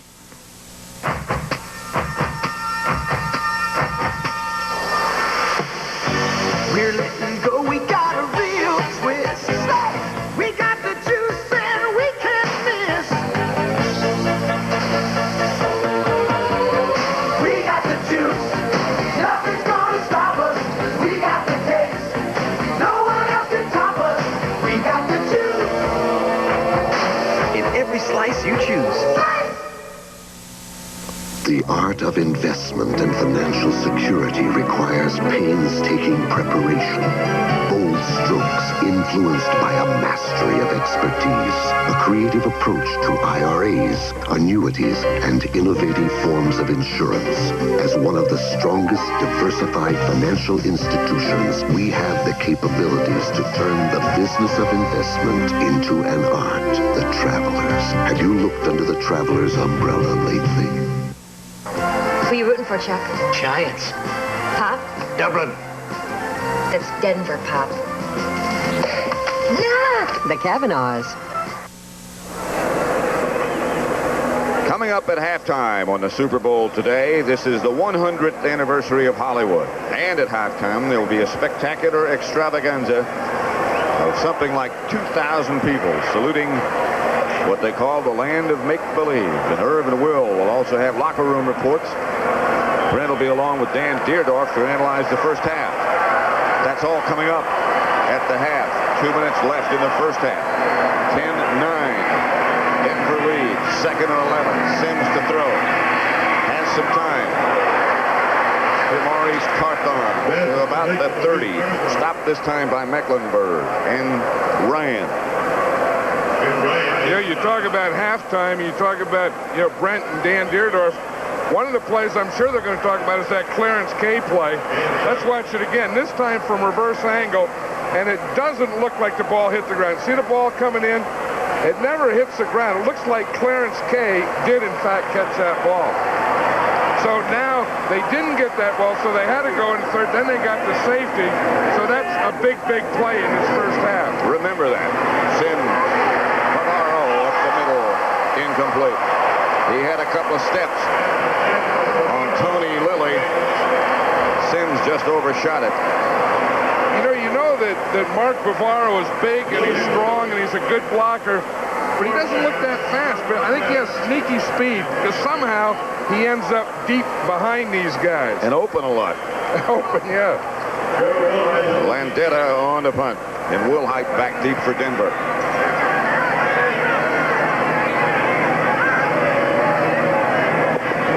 He had a great year.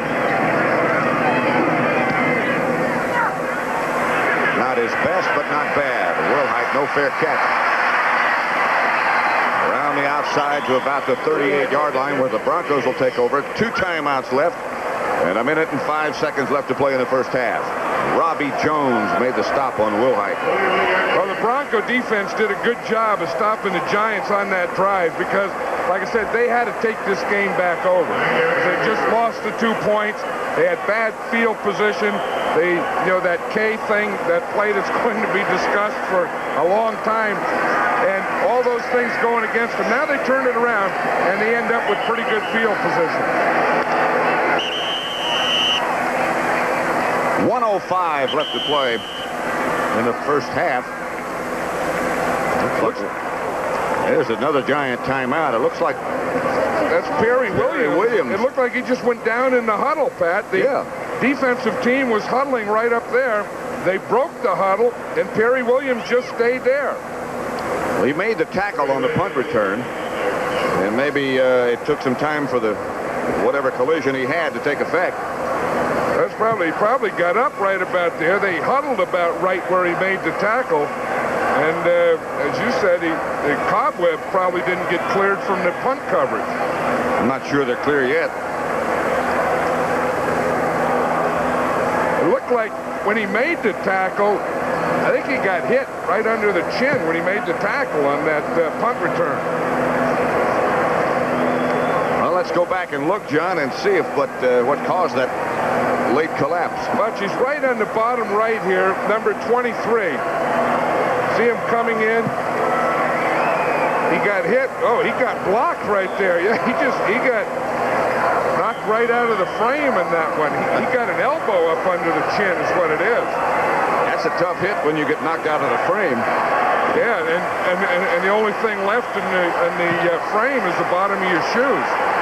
And the cobwebs. 1st and 10. Broncos at their own 37. Elway is going to go to work. Sewell was the intended receiver. He started to turn upfield before the ball was in his possession, as they say. So far, this is the way the game has gone. The Broncos scored on their first 2 possessions. Elway got 158 total yards, and George Martin got the sack on Elway in the end zone, and that made it 10-9. Broncos lead by a point with 1 minute, 1 second left to play in the first half. 2nd and 10.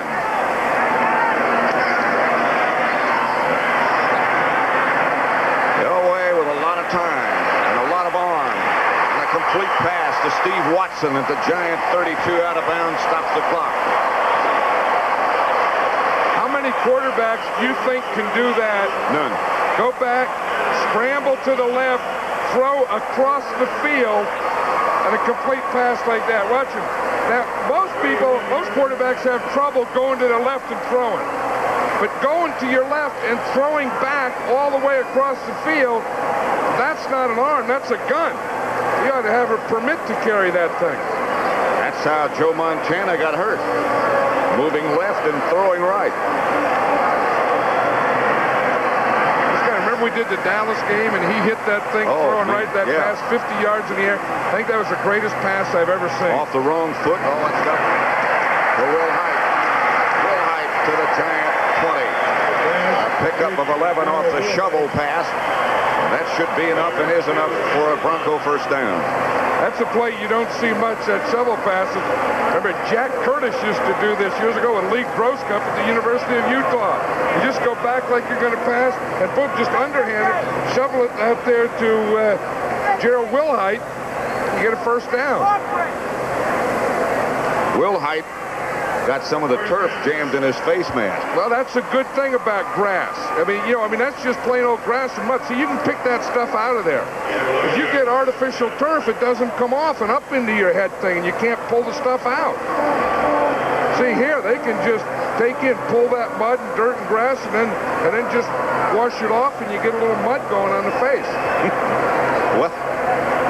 Elway over with Reeves, and Kubiak is number 8. Gary Kubiak is backup quarterback, who, as a rule, signals in the plays. Elway, because he's blonde-haired, blue-eyed, and wears number 7, he doesn't look as big as he is. I mean, if he had like a 75 on there, you'd say he's a big guy. This guy is a big guy. I mean, he got big hands, he got big arms, he got big legs. I mean, he's a big, strong guy. He's not a little skinny quarterback. Plus, he walks like a sprinter. He's quicker than people think he is. Yeah, those toes point inward. Don't forget, coming up at the half today, the 100th anniversary of Hollywood. Irv and Will locker room reports. Brent Musburger and Dan Deerdorf analyzing the first half. Here's Elway. As a man at the 15. Steve Sewell, gain of 6. No, they're saying no. Incomplete. I think that means no. I think when the official goes like that, it means no. It does. That pass only went. That pass only went about 5 yards, didn't it? So he probably doesn't care with the incomplete there.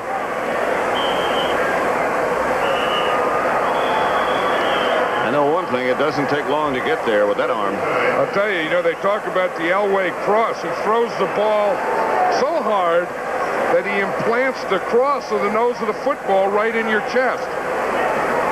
Steve Watson was saying that. You see, here's the ball. See, here's the tip of the ball. You see right here? This right here forms a cross. Well, when Elway gets so much spin on the ball going like this and so much velocity, well, this cross just gets implanted right in your chest. And guys walk around with a lot of crosses all over them. There are enough ways to get hurt in this game without getting hurt by the ball. Yeah. Well, they got dances, stomps, and stuff. And one of the things there's the Elway cross. The call stands. They reviewed it again. Second down. Incomplete. Dan Reeves with the orange Bronco tie on. Done a heck of a job with these Broncos. Tom Landry ought to be proud of his ex-coaches. In the last couple Super Bowls, he's had 3 out of 4. Flag. Elway out of the pocket. Pass out of the end zone, but the penalty marker back. Somebody on the Giant defense jumped. Vance Johnson was the intended receiver, or at least he was the Bronco closest to the ball against the Giants. That'll be 5 yards, and we'll see the jump right there in the middle. Jim Burt was the first guy to Number jump. 64, defense, second down. It is against Burt. He shouldn't be jumping. He didn't go that far. The only time you should jump is if you're going to go a long way. You're going to hang around the line of scrimmage. Don't jump to do it. Whew. 28 seconds remaining in the first half. The score, Denver 10, the Giants 9. Elway looking over the Giant defense.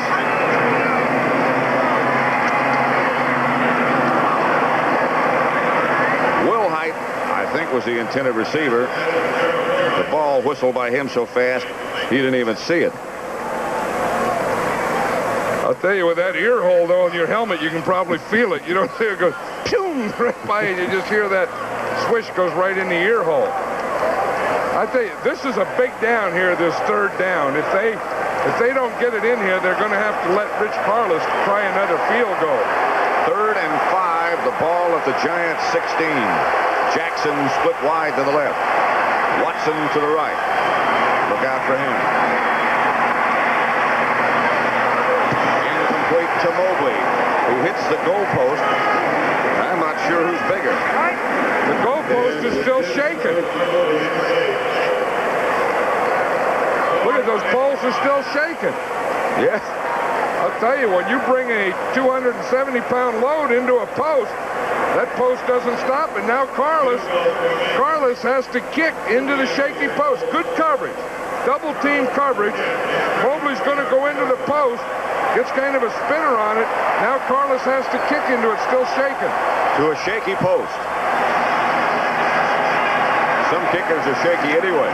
From 34 yards out, Carlos. No good again.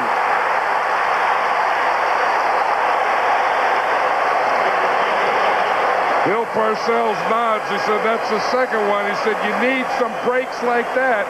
And I think as well as Denver has played in the first half, for the Giants only to be down by 1, I think that's an advantage Giants. Just looking over on the sideline behind Dan Reeves, Tom Jackson was up, walking and looked reasonably healthy, so he might be back. That Bronco offense has done everything they've had to except get the ball in the end zone on 2 drives, and then they just get the ball out here. Elvis Patterson provided the pressure from the outside.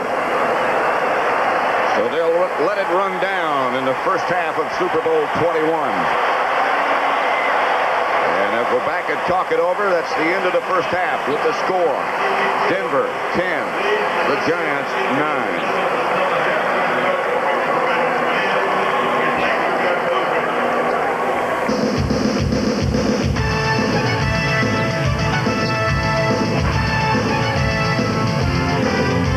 CBS Sports coverage of Super Bowl 21 is sponsored by McDonald's. It's a good time for the great taste of McDonald's. Seiko. Man invented time. Seiko perfected it. And by GTE, the telecommunications consultant to Super Bowl 21. Whether it's a simple office phone or a large custom-tailored telecommunications system, whether it's voice only or voice and data, digital switching, transmission equipment, tie lines, Watts lines, multiple long-distance hookups, there's one company that can do it all. No, GTE.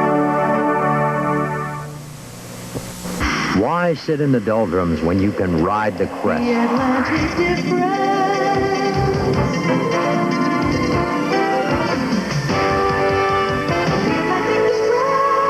Get the Atlantic difference. 8% on your money market, guaranteed for 2 months. Call 1-800-4-ATLANTIC and make more money with Atlantic's money market. 8% guaranteed for 2 months. Visit a branch or call Atlantic for an 8% money market. Atlantic Financial. Next Sunday's cure for post-Super Bowl blues starts when 60 Minutes tackles the issues of the day. Then on Murder, She Wrote, a killer with a lethal playbook puts Jessica on the defensive. You can't kill me the way you killed the others. And with a front line like this, it's a whole new ball game. The return of Designing Women at a new day and time. Then, whether out in the field or in a huddle, it's no holds barred. You either print that story or I'll take it to a paper that will. It's a great story. Hard copy delivers. Don't miss the action next Sunday. From directly above the Rose Bowl, we are at halftime of Super Bowl 21 with the Denver Broncos leading the New York Giants by a point, 10-9. Welcome back, everybody. I'm Brent Musburger along with Dan Deerdorf, and certainly Bronco fans have to feel that they should have 6 more points, 2 more Rich Carlos field goals. He had kicked 10 in a row. 85. The season before, Carlos had an off year. He missed some very big extra points for them. And here this afternoon in this Super Bowl game, now he has missed 2 field goals. Dan, I want to change the topic to instant replay because suddenly I'm having doubts about the whole process because of the inability sometimes to bring back the correct angle. And suddenly the television networks are finding themselves right in the midst of making very important decisions. Of course, it happened in the first half on the pass to Clarence Kay, which is ruled an incomplete pass. The replay decision comes down. after a couple minutes that it stands, but then later, as you say, we bring up a replay that shows it's a good catch. Let's take a look at that replay right now, Dan, because it took a little while for them to find the reverse angle. And it was John Elway delivering the ball here to Kay. And from that angle, it appeared that Clarence had reached down, grabbed the ball, and made a rolling catch with the ball. And again, it doesn't make any difference that it's CBS. I think everybody should forget that for a moment. I think it's any network's involvement in this process of determining the outcome of very important games. Well, we're using 11 instant replay machines, which means that you're putting so much pressure on these guys in the truck to find which one of those 11 machines had that one particular angle. And you're right, it's a pressure that I don't think we particularly want, but at least the system didn't overturn a call. I mean, without the instant replay system, that's the same call we would have had anyway. Dan, we had, I guess, a touch of deja vu regarding George Martin. Let me take everybody back to November. These two teams played in the Meadowlands. It was 6-3. The Broncos were ahead, and John Elway was driving for a touchdown. This is one of the most memorable plays of the year. Elway will throw the ball out to the right. They cannot get Martin off his feet.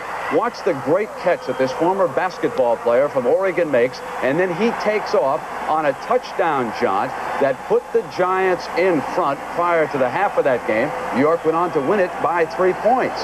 And then here in the first half of this Super Bowl game, we have seen Elway under enormous pressure, and Dan, wouldn't you know it, it's Martin again. It's still, well, how many points has George Martin scored for the New York Giants? I mean, he scored more touchdowns than any defensive lineman in the game, came up with the big play there, and keep in mind that sack and safety on John Elway was the play immediately following the ruled incompletion to Clarence Kay. So if you're a Denver Bronco fan, you have to say if that could have possibly been ruled a complete catch, it's a different ballgame right now. All right, Dan, thank you very much.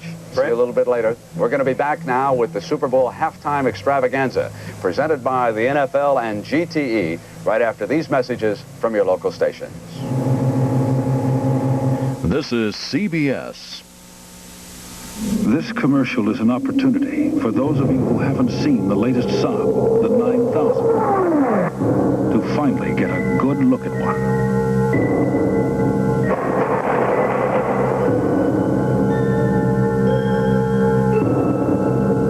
Time's up.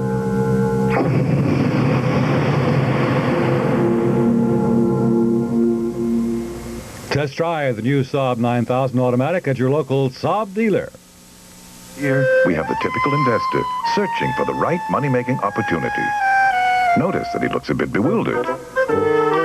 Fortunately, the Oppenheimer Mutual Funds can help by providing the right opportunity for almost any investor, from cautious to courageous to just plain confused. So if you're feeling a little lost, we suggest you call a broker or financial advisor and grasp the Oppenheimer opportunity. It takes the frustration out of investing. One of the Super Bowl highlights tonight.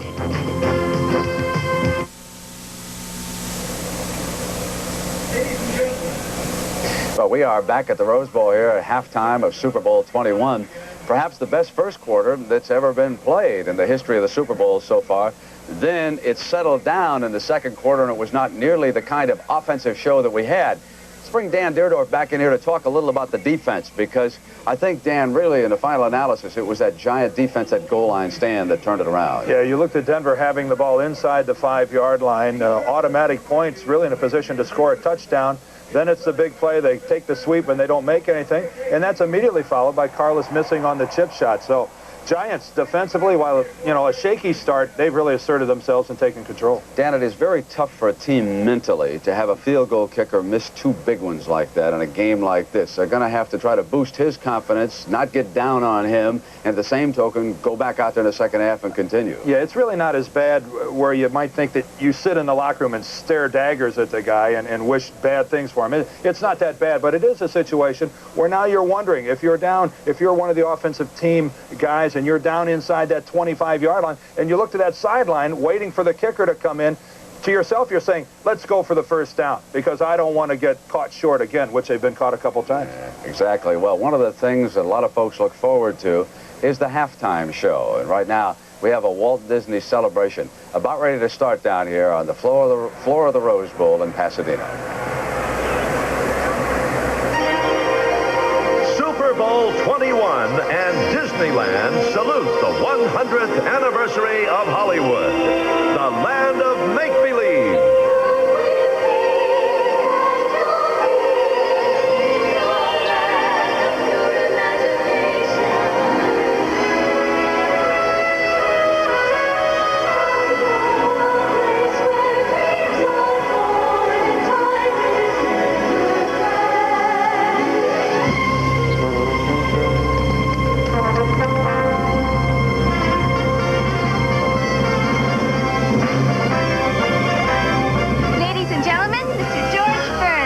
Thank you, Snow White. Pretty girl. A little too old for me.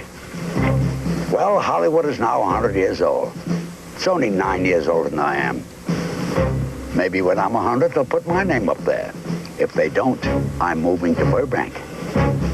Okay, now, on with the show.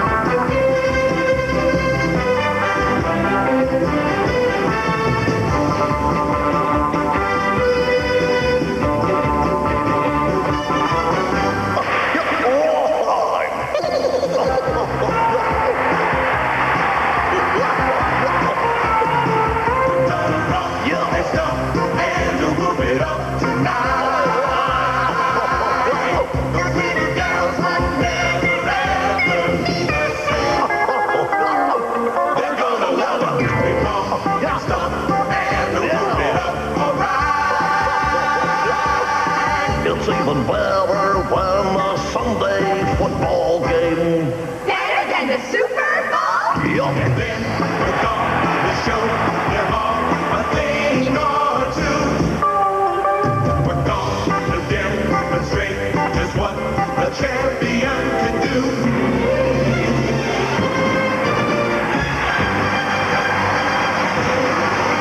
Stand back, everyone. I'm gonna get us all out of here in one piece. Let's go!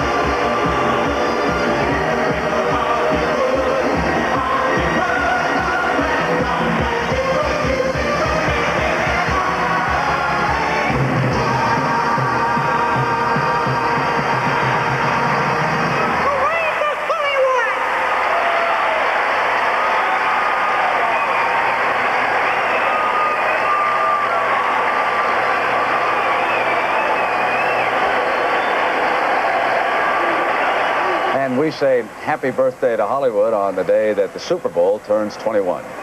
So we're going to come back and update what happened in the first half. The Denver Broncos leading the New York Giants by a single point, and we'll return after these messages from your local stations.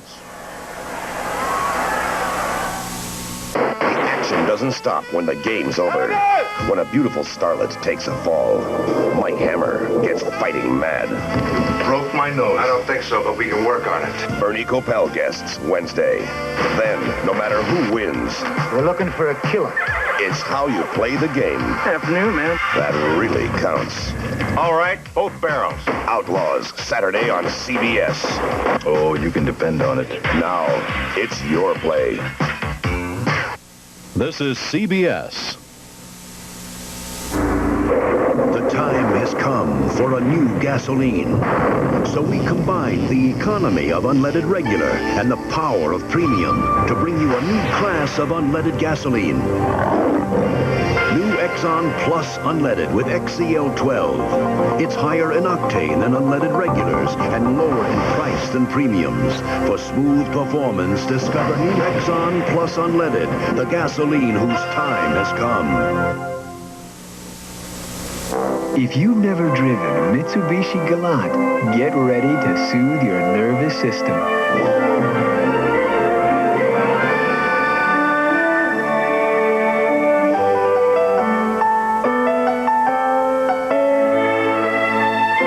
The Mitsubishi Galant, patiently crafted to keep an impatient world at a comfortable distance. Mitsubishi. If you're up against the old boy network, keep in mind that the secret of business success isn't who you know, it's what you know. The Wall Street Journal gives you all the connections you need to the boardrooms, the markets, the trends, the news, the information that can help you make intelligent business decisions. In fact, if you read the Journal, you'll find that to achieve success, you don't have to be old, and you don't even have to be a boy.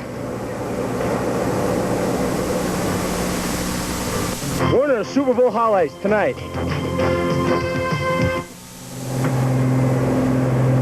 5 o'clock now along the Pacific Coast. We're winding up halftime here with the Denver Broncos leading the New York Giants 10-9.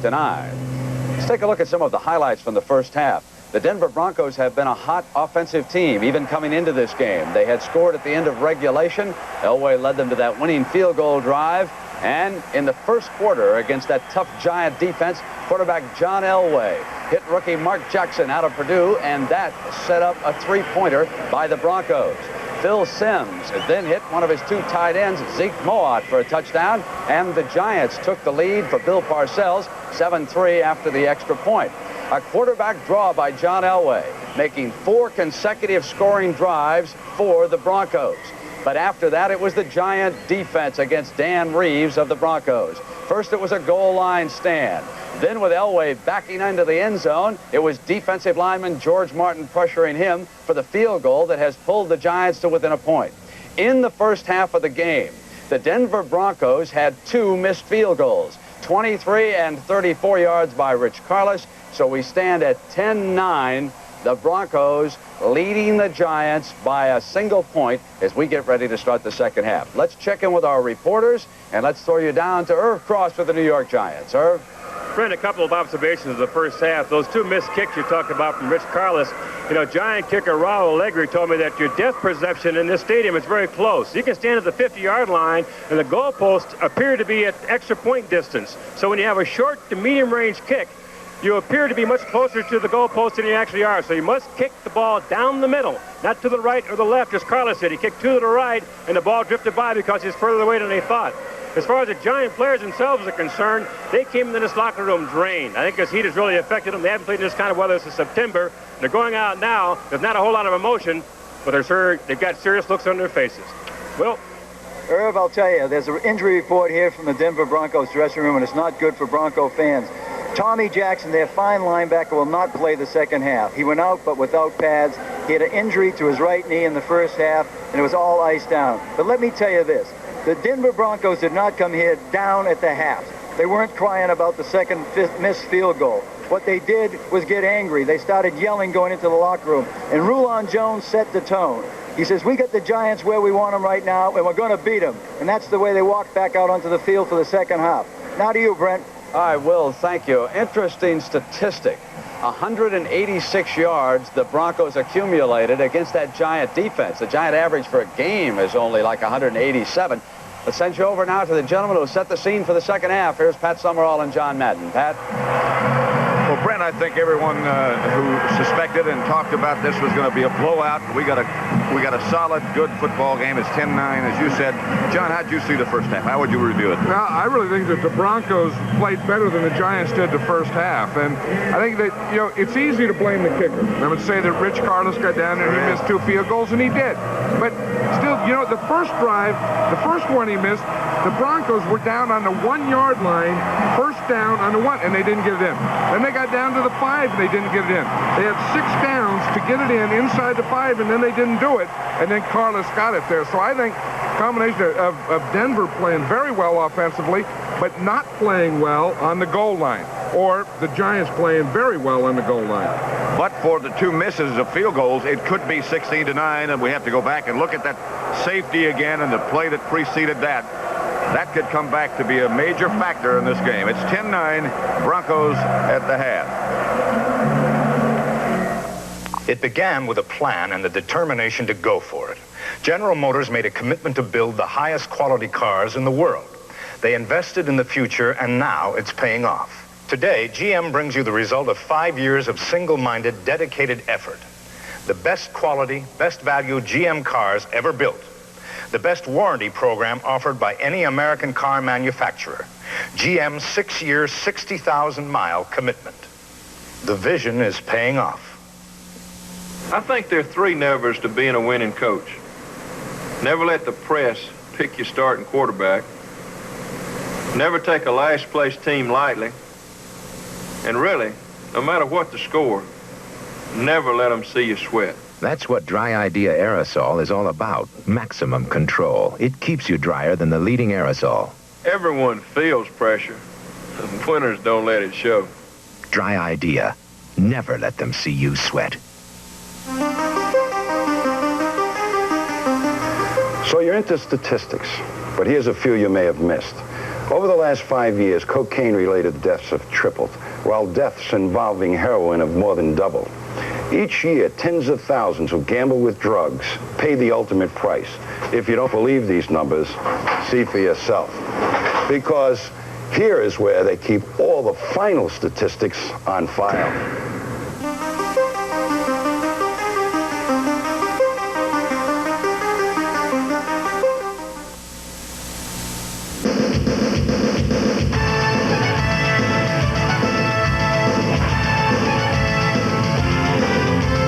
CBS Sports coverage of Super Bowl XXI is sponsored by Mercedes-Benz. Engineered like no other car in the world. Allstate, for home, auto, and life insurance. You're in good hands with Allstate. And by DuPont, better things for better living.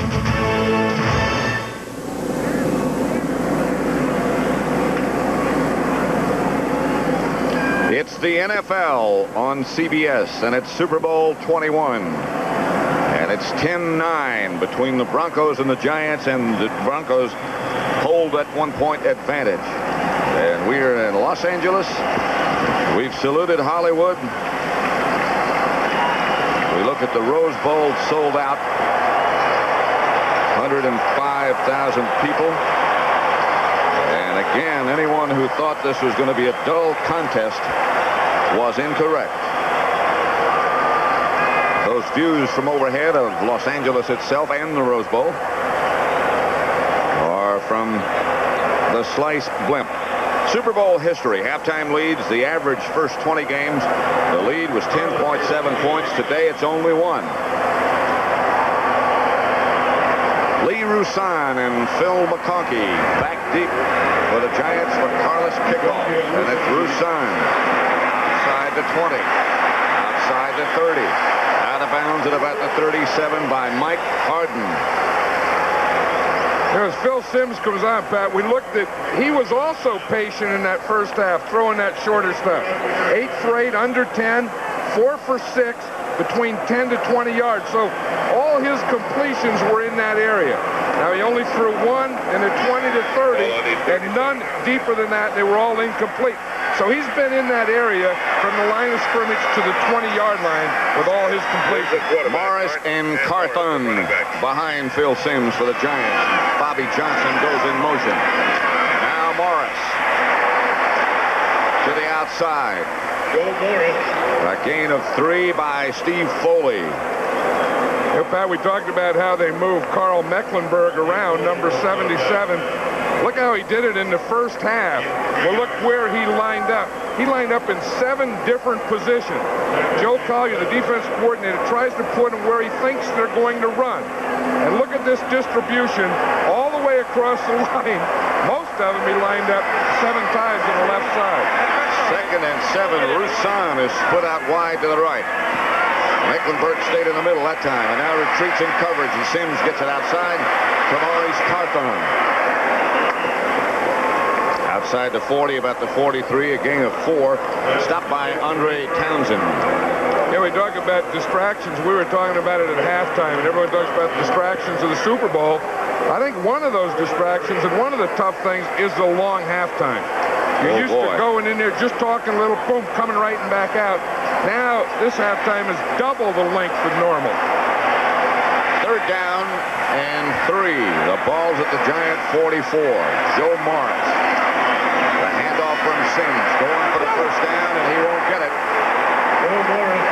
Lewis Wright, the first man up there, the veteran who has played and played so well for so long. We keep saying number 20 is going to slow down, but he hasn't. Well, that's the thing that they said they had to do, is they had to stop Joe Morris, offensively number 20, so Louis Wright, defensively, number 20 does it. As you said, he's been in the league 12 years. Now, that's a long time for Louis Wright, for anyone, but especially when you're playing cornerback. 2 feet short. Vendetta already on the scene looking at things. Will Height goes back for Denver. The Broncos lead at 10-9.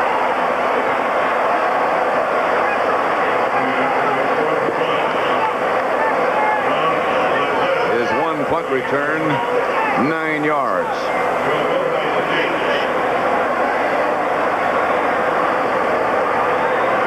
It's funny, the Giants came out in the first half, and I think that was a better approach. They came out, we're going to throw. We're going to loosen you up. We're going to attack you.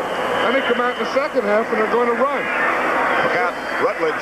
This could be a fake punt. It's a trick.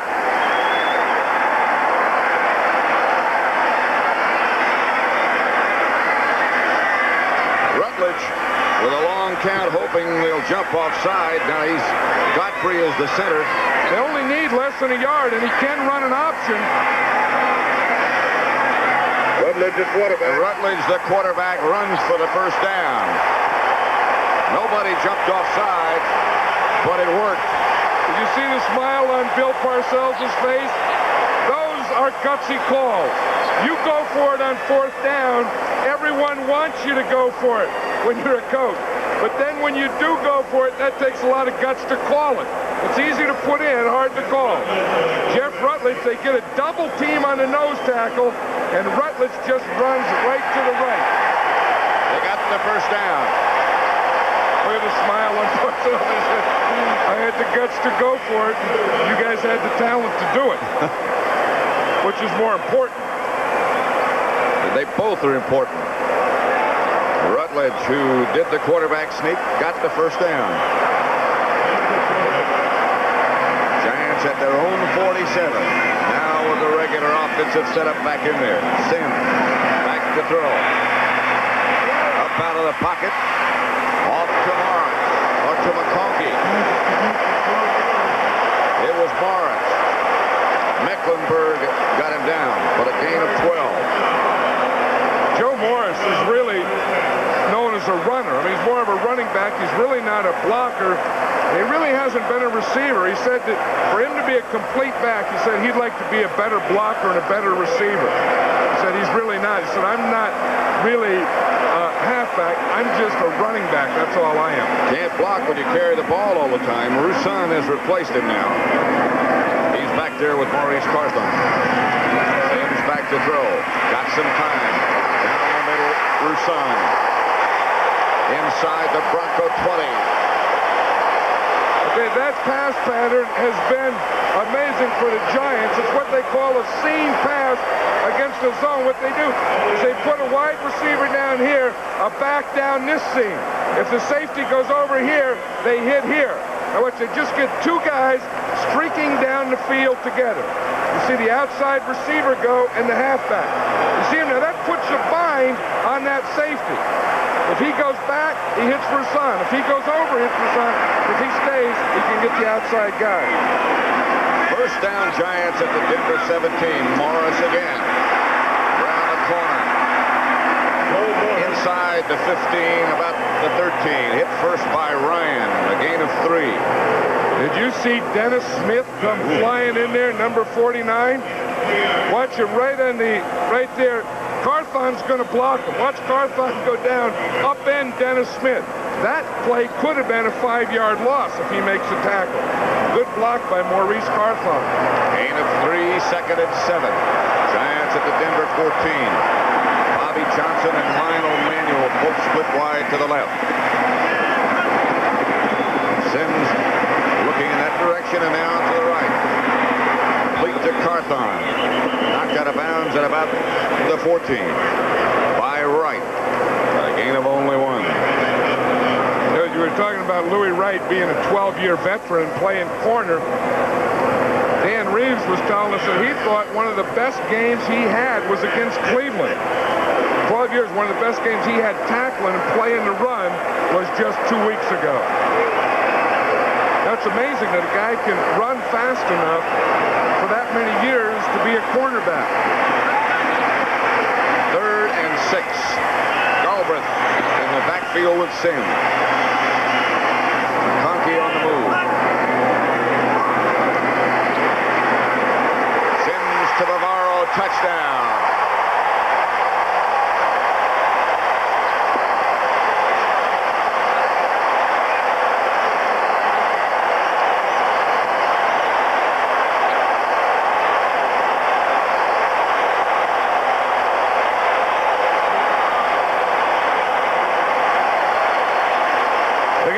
Says anything, Mark Bavaro, he hardly ever smiles, but I think we caught a smile on that one.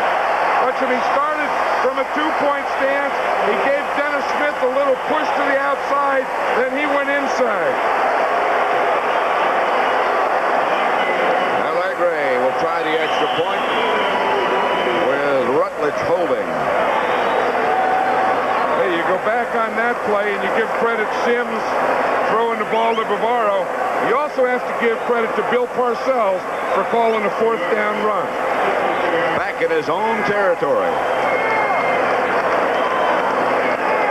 Hey, he's done an outstanding job, not only this year, but ever since he's been there, building a team. Putting this package together. Terry Markwright didn't turn his mic on or it didn't work. You got to hit it.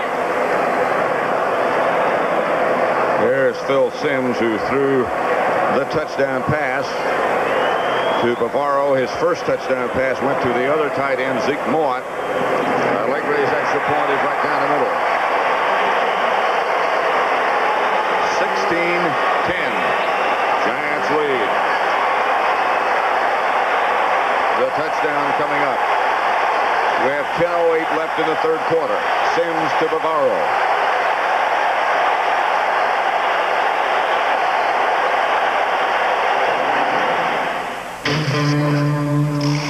Ours, as you know, is not a perfect world. May I? That's why it's so refreshing when something really perfect comes along. Like Diet Coke. Tastes great straight, or on the rocks. Yet it's just 1 calorie. That's why Diet Coke is the perfect soft drink. For an imperfect world. Just for the taste of it. Diet Coke. It was the ultimate test of endurance, equivalent to more than a lap around the world in 8.5 days. This Mercedes-Benz traveled 31,000 miles, averaging over 154 miles per hour, stopping only seconds at a time for fuel and fresh drivers. Indeed, only seconds were needed, because during the entire trip, not a single mechanical failure occurred. High performance is exciting. High performance and reliability is Mercedes-Benz.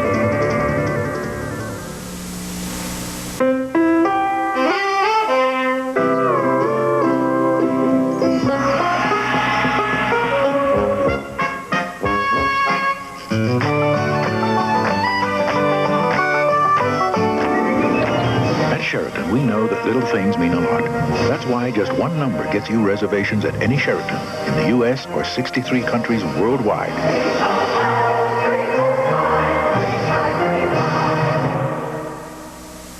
Beginning March 1st on CBS, people who go against me pay a price. You feel the fury. Now, see who it destroys. Judith Kranz's I'll Take Manhattan. From the Slice Blimp, the sold-out Rose Bowl, Super Bowl number 21. The Giants have recaptured the lead. Their scoring drive, 9 plays, 63 yards. Sims, a touchdown pass to Bavaro, and Phil was 5 out of 5 on that drive. Allegre to kick it off. He'll kick off from the 40.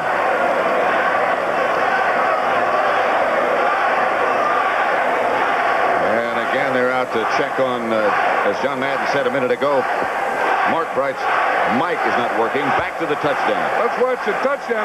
See, they line up 2 receivers here. This is Bavaro here. But they want to get some movement, so they come in motion. Now Bavaro and McConkey are going to run down here. They get a kind of a big mess here. Bavaro breaks out of it and in here for a touchdown. They start 2 receivers on this side, 2 on that side. Now they have 3 on that side. And then you see right there, if we can stop it there, you see that they got him. They got him to the outside and to the inside, and Bavaro broke into the end zone. Allegre kicks off from the 40, kicks it out of the end zone. Denver was offsides on the extra point. That's why he did it from the 40. But there's a flag down back from where he kicked, back at the 40. Allegre going back out for his tee. Giants offside. They'll do it again. Well, that'll even it up. As you said, the Broncos were offside down there on the extra point. So then they got to kick 5 yards closer. You know, Allegre is down there, Pat. I don't know if he's doing an exercise or... You know, it looked like after the extra point that he limped a little bit. And he looked like he's trying to stretch out his leg. Yeah. Once the extra point... It looked like here that he could have twisted something there. Because when he starts to walk off, looks like he's favoring it. You see there? And then when he kicked off, he kicked it into the end zone, but he went down and started doing exercise. Stretching again, yeah. Now he'll back up to the 35. Denver will have Lang and Bell back deep. Allegre lost his advantage. You know, with all that paint there on that 35-yard line, he's trying to find a good place.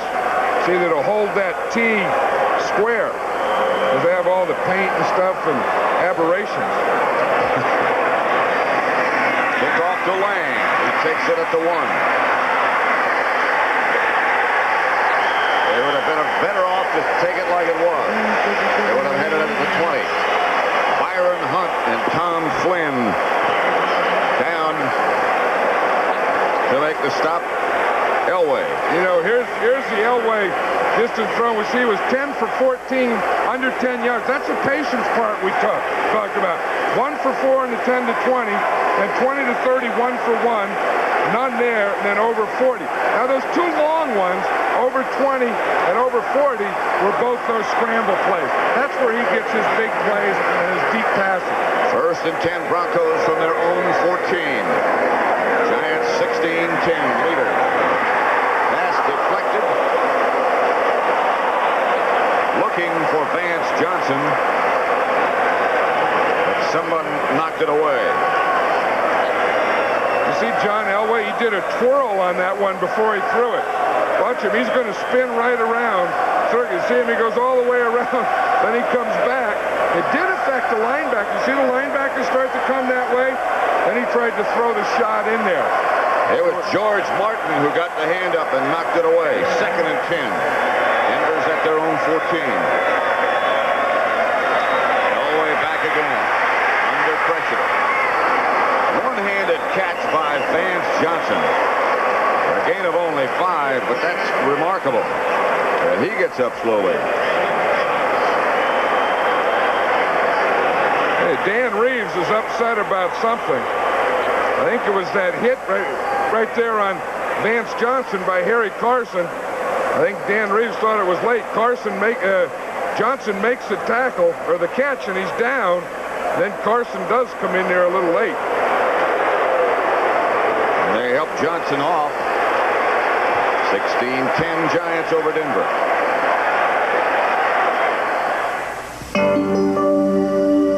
Take me back where I belong. Take me where it's safe and warm. The Goodyear Vector is the all-season radial that pumps water away to keep more tire tread on the road. And for some, that's a comforting thought. Take me home. Goodyear, take me home. Never matters how far I go. Goodyear, take me home. You know, Jerry, you're a terrific husband and a super salesman. Hey, Beth, what is this? A financial genius. You're not. Very few of us are. We can help. At New York Life, we have the resources to make the most of your resources. We offer a range of financial opportunities, including mutual funds, universal life, and limited partnerships. Don't settle for less than you deserve. Get the most out of life with New York Life. I've tried it. Now I believe it. Denerex Tingles tells me it's doing more. Head and Shoulders, no tingle. Both have dandruff medicine, but Denerex adds both an extra anti-itch medicine and conditioner, too. Goodbye, Head and Shoulders. Hello, Denerex. If you swallow a cold pill for your stuffed nose, you have to wait for it to travel all through your body before it gets to your nose. But Tristan Nasal Spray gives you fast relief right on the nose. Join us at Pebble Beach where the pros are stars and the stars play like pros.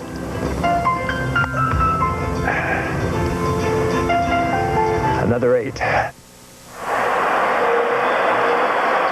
Here's why Dan Reeves was so upset. You see, Vance Johnson is down, and then Harry Carson comes and gets him while he's down. And watch what Reeves had to say. I think he was right. 3rd and 5. 9:22 left, third quarter. Giants ahead by 6, and Elway with 2. Elway, incomplete. Wilhite, the intended receiver. And Horan will come on. Banks was the defender closest. And John Elway is the guy that's going to have to do it for the Broncos. Remember the first play of the game, Elway ran for 10 yards. Since then, they've ran 11 times, and they've only gained 4 yards. So if they're going to do it, it has to be with the pass and with Elway. Phil McConkey back deep for the Giants. His punt returns on the year. And Horan back to kick, left-footed. This is one of the areas where Dan Reeves thinks the Broncos have drastically improved since the first of the year. Good kick. McConkey, no fair catch. At his own 39. With room. McConkey gets it into Denver territory to about the 36 before he's stopped by Woodard. A 42-yard punt, a 17-yard return. You don't think Phil McConkey is an exciting guy and an excitable guy? And has that contagious effect on the rest of the guys? Watch him, he'll return a punt, then he'll go over and pick up a towel and start rooting. Hey, he's a tough guy. Watch him here, he starts the thing, waits, let a blocker come up, then take it right up the middle. He stays fired up. He really does. The ex-helicopter pilot in the Navy still thinks he's flying. 1st and 10 Giants from the Denver 36, and it's Morris. Morris Morris over the middle inside the Denver 30. Stopped by Ryan, but a gain of 7. Oates with a good block up front. Well, the other, you know what happened is they got a kick out on Dennis Smith. Dennis Smith, the strong safety of the Broncos, is getting up in the backfield, but they're making good blocks on him. Now watch here. The ball's going to go to the left here. Now what you see, the center, Bart Oates, is going to come and lead. And see right there, he gets Dennis Smith. Smith was there, but he gets blocked and doesn't make the play. Morris again. Stopped this time by Hundley. A loss of 1 or 2. Bill Belichick, their defensive coordinator, over on the bench. Again, riding upside down. Third on the Denver bench. Well, that's the offense there. That's Billy Bryan, the center. Usually the center makes most of the calls for the offensive line. That's why the coaches talk to the center. He's the guy that has to call the defense and then call the blocking that they're going to use. 3rd and 5. That's Tom Flynn that the trainers are looking at over on the Giants sideline. That's Manuel in motion. And the handoff is to Morris. 1st down and more. Steve Wilson on a stop, a gain of 9. That's what they thought they could do. Run wide on 3rd down. Well, that's what they were talking about, is they wanted to start, and they wanted to start passing, loosen up this defense, and then come back and then run later in the game with Joe Morris. And that's exactly what they were doing. They opened up early, threw the ball, got this Bronco defense, and now they give him a dose of the running back. Morris comes out 58 yards and 13 carries. Roussan in his place.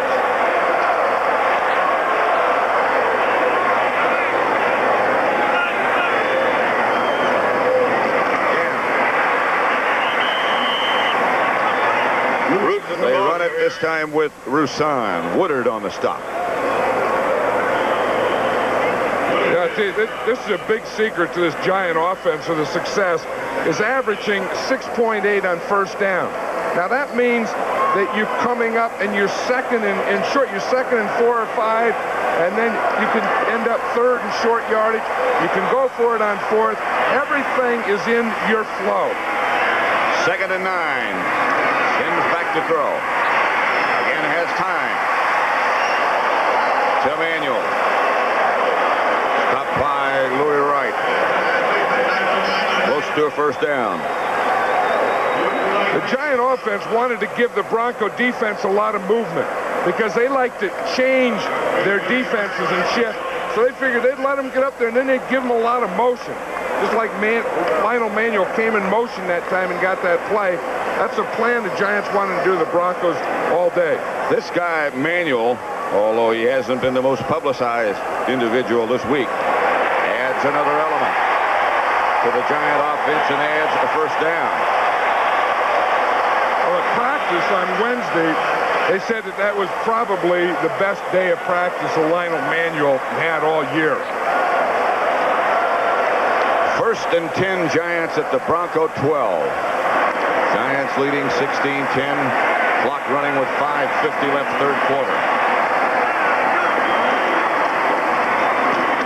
Marthon, the ball carrier. Right side, 2 perhaps. Stopped by Jim Ryan again. And Mecklenburg.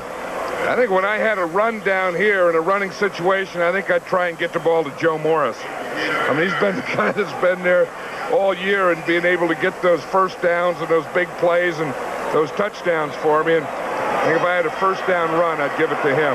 2nd and 8. They're at the 10. I think you're going to get your wish right here, or your thought. Oh, Sims is going to throw. Sims is going to run. At the 5, Ricky Hundley and Woodard. But Sims got 5. See him get up there and smile. They don't like to do this a lot. In fact, Joe Collier said Bill Sims hasn't run much this year. He said he used to run a lot more. He said, what the heck, it's a Super Bowl. It's the last game of the year. We expect that he'll run with the ball. He'll take off. I don't know if that's a smile or a grimace. It started as a smile and turned into a grimace, like one of those headaches that you get up there. Migraine. Yeah, well, I don't think that's a migraine. I think that's a contact. It happens to do that, you know, and it just stays up in there with you. 4:42 left. Giants, after Sims scrambled, took a timeout. Their bench and their fans are on the near sideline, and that's the noise that you hear right now.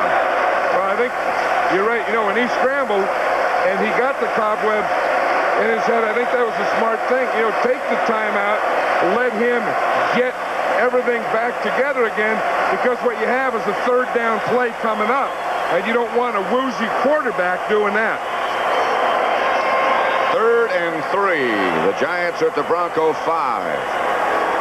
There's Carl Nelson, and that looks like a tackle. See, you got that sweat going down there. There's wet. You rub off a little. You got that thing hanging off the nose there. Hair's all messed up.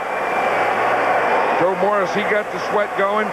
Yeah, that was one of the things Bill Parcells was worried about, and I think the worry is, you know, about the conditioning and the guys being able to go for 4 quarters. I think if it is going to be a problem, it's going to start now. It's going to be a 4th quarter problem. It has started, obviously, because the sun has gone away, to be a lot cooler than when we began. It was 77 degrees when the game started. Now, that's not as much of a factor. 3rd down and 3, the ball at the 5. It's Morris and Carthon behind Sims. It's Manuel in motion. It's to Morris. He won't get the first down. He got only 1 yard. Rulon Jones was the first man to make contact. Now, let's see about Allegre, who was perhaps injured before, but look at the play first. Well, see, that's that counter play, the counter tray, where you Morris takes a step to the right, then gets his right guard and tackle pulling, tries to get in behind him, but he cut away from him. So Allegre, who appeared to have some sort of maybe a pull or some kind of an aggravation when he kicked the last extra point and then kicked off, is back in the game and will try from 21 yards out. Now he seems okay. And the kick is okay.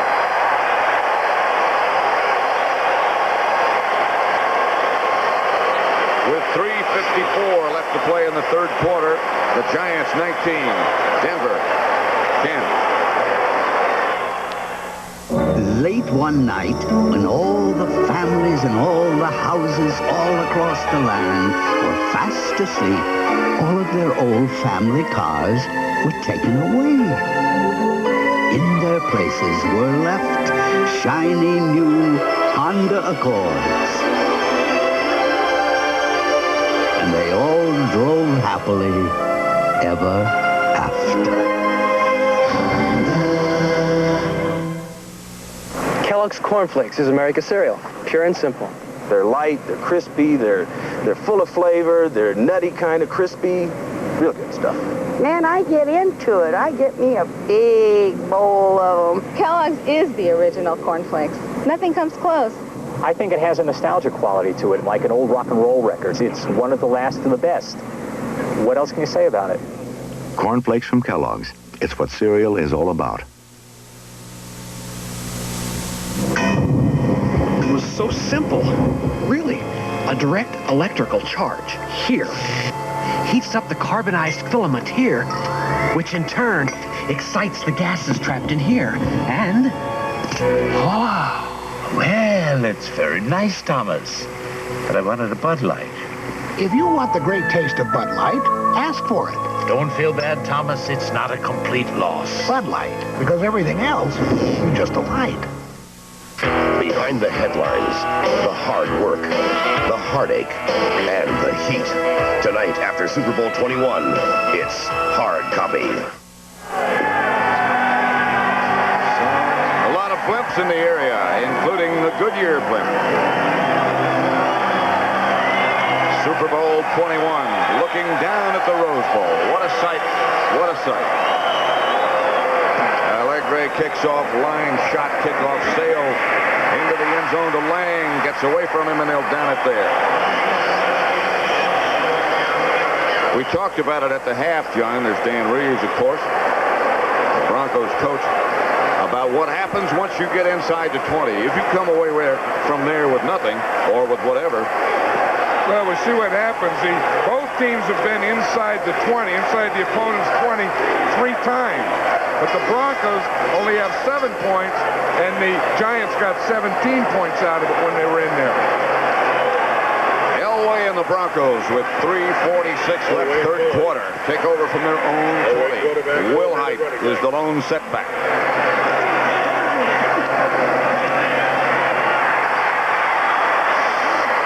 Banks broke free. Elway got away from it. Pass incomplete. Steve Watson, the intended receiver. Nobody blocked Banks, but John Elway, a tremendous athlete, got away from him. Banks is looking up there. He's looking up at the replay to see if they would show what he did wrong so he could correct it. They knew that. They knew that Elway was not only a scrambler, but he was hard to tackle. In fact, the last time they played, Lawrence Taylor had him 3 times, and Elway got away from him. Out of his last 11, Elway has completed only 3. Watson wide right. Screen pass, Will Height.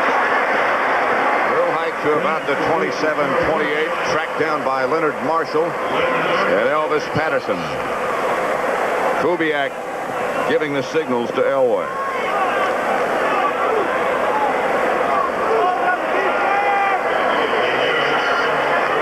Denver comebacks, the last 4 wins of '86. That's what happened. That's where they trailed. That's what they did. So don't count them out. 3rd and 3 with 3 minutes left to play, third quarter.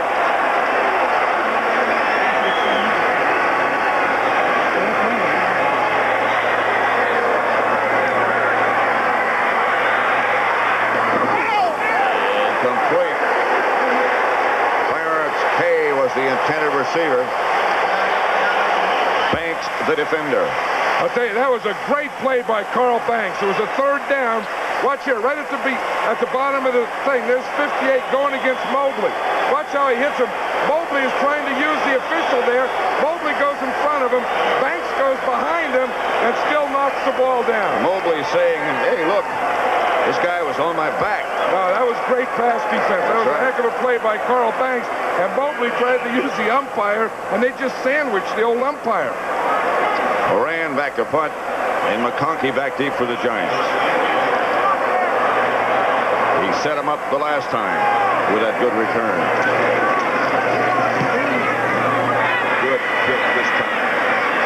McConkey fair catch. Makes it at his own 32. The ball was up there for 5 seconds. So with 2:38 left to play in the third quarter, it's the Giants 19, the Broncos 10. I don't know.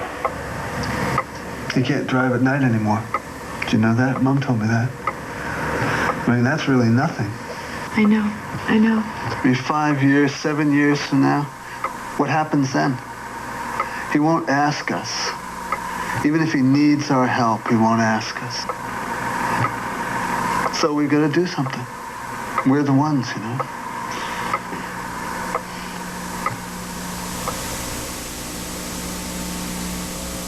Budweiser, proud sponsor of the Stars and Stripes, salutes Dennis Conner and his crew as they sail for the America's Cup. You make America work again. This fight's for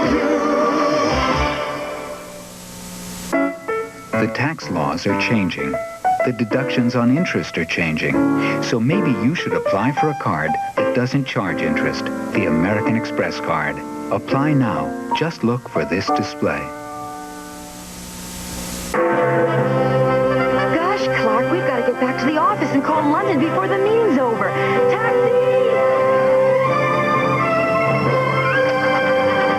With the AT&T card, your people have the power to handle business better. Taxi, taxi! From anywhere to anywhere. Come on, Clark.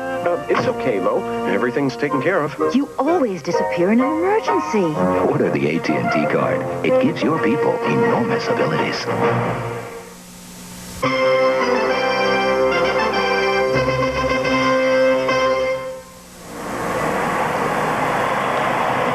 the Rose Bowl, the Giants 19, the Broncos 10. The crowd today, 101,643, the fourth largest in history. Giants by 9, first and 10 at their own 32. Navarro again moves over and sets down on the right side. Good running back. Morris. Joe Morris. A gain of 1. Ricky Hundley on the bottom of the pile. Here is another thing that we talked with Bill Parcells about. And he said one of the things that the Broncos do best is strip the ball out of there. They practice that. And you know, when you're down 19 to 10, now you really want it because there hasn't been a turnover yet in the game. And that's the thing that the Bronco defense has to go with. Make something happen. Get the ball back to the offense and hopefully in good field position. Second and 8. Sims quickly outside. Manuel. Past the 50. Covered by Dennis Smith.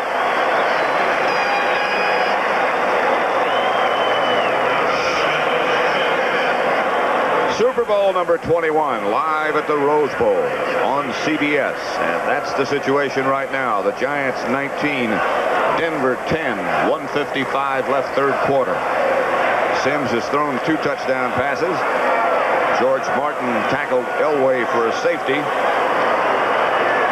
That pretty well covers what the scoring has been about. Again, Bavaro moves from left to right.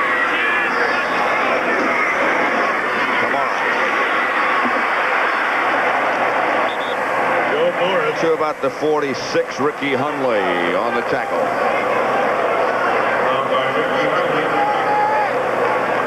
Lawrence Taylor, Carl Banks, George Martin over on the Giants sideline.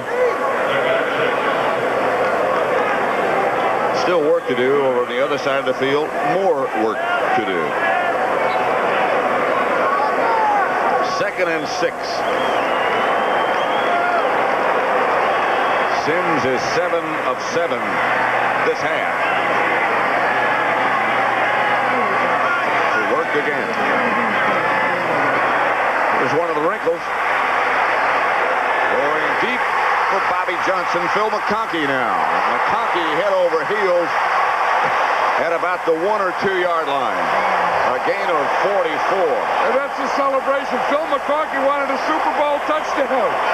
He said it's a great play. We're going to get the touchdown. But I want to win. It goes down in the record.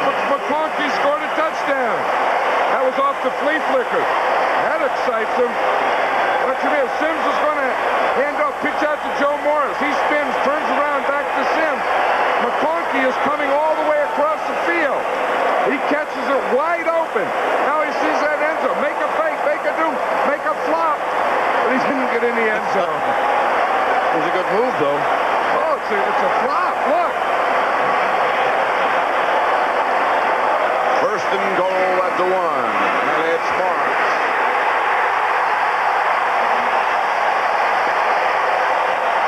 Touchdown, Giants.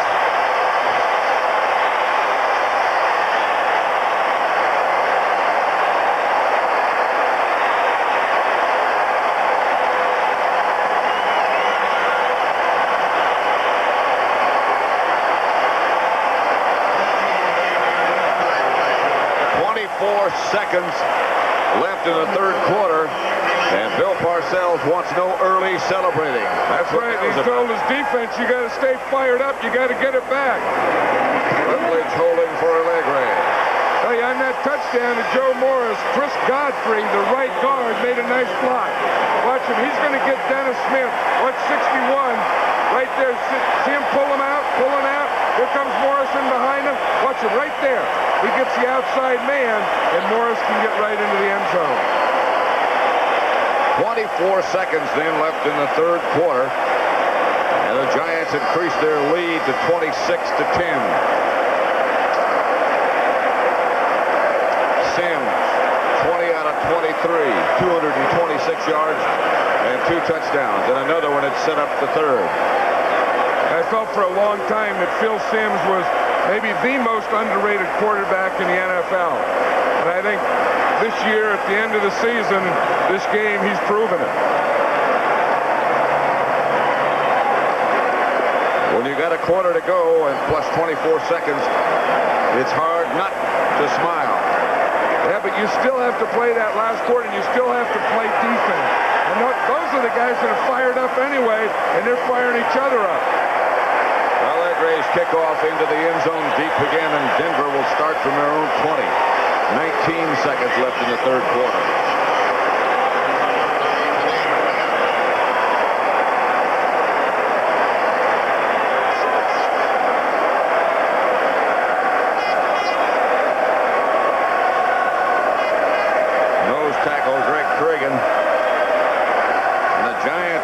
At least are starting to sing.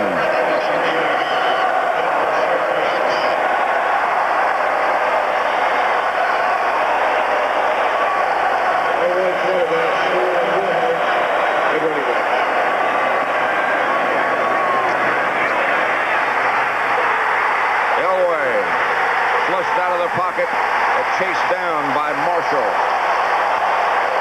The third sack of Elway. Marshall's second. You see Lawrence Taylor celebrate over there? It looked like John Elway dropped the ball. Did. That's why he started to go back. He felt Marshall coming from his left. Lawrence Taylor was coming in there. Watch him here. He has the ball. He feels that pressure from the left. He tries to step up. He had pressure from both sides. No, I think George Martin knocked the ball out of his hand. Bounced up. And then Marshall got it. And then Lawrence Taylor celebrated. Like, look, I didn't get him, but watch this one. Oh, somersault. Up and down, piston, flop. That's the end of the third quarter with the score. The Giants 26, the Broncos 10. And we now pause for a word from your local station. This is CBS. America speaks out for Chevrolet. Dear Ford, I needed a tough truck, a real truck, a big truck, you know, big cab, big payload, big towing capacity. But there was one thing I wanted to be small, the price. My Tri-State Chevy dealer told me the big Chevy pickup space price is $1,000. That's 1,000 big ones, less than your F-150. I bought the Chevy. Upset? Tough. Come feel the freshness. Tropicana Pure Premium shades your morning with a taste so fresh, so pure, so natural. Pure Premium. Only Florida oranges. With nothing added, nothing taken away. The taste could only be one. Feel the freshness. It's pure Tropicana. Introducing leg room. On the Pan Am Shuttle, you get more leg room than on the Eastern Shuttle. So on the Pan Am Shuttle, stretch out, relax. On the Eastern Shuttle, sit still and stop complaining. On the Pan Am Shuttle, your first frequent flyer award to Europe gives you a choice of 33 cities. With Eastern, you can get to London, but y'all have to fly through Houston to get there. Thought much quicker. The Pan Am Shuttle. The first choice in shuttles. We're in the Super Bowl highlights tonight.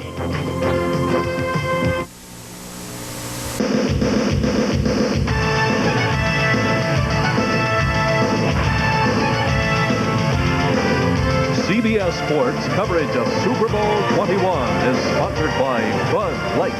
Everything else is just a light. The Goodyear Tire and Rubber Company. No matter how far you go, Goodyear takes you home. And by Unicef. Denver ball. Second down. Flag down. Elway chased into the end zone after being sacked the previous play by Marshall. Just to give you an idea of how the Giants dominated the third quarter, they had 163 yards. Denver had 2.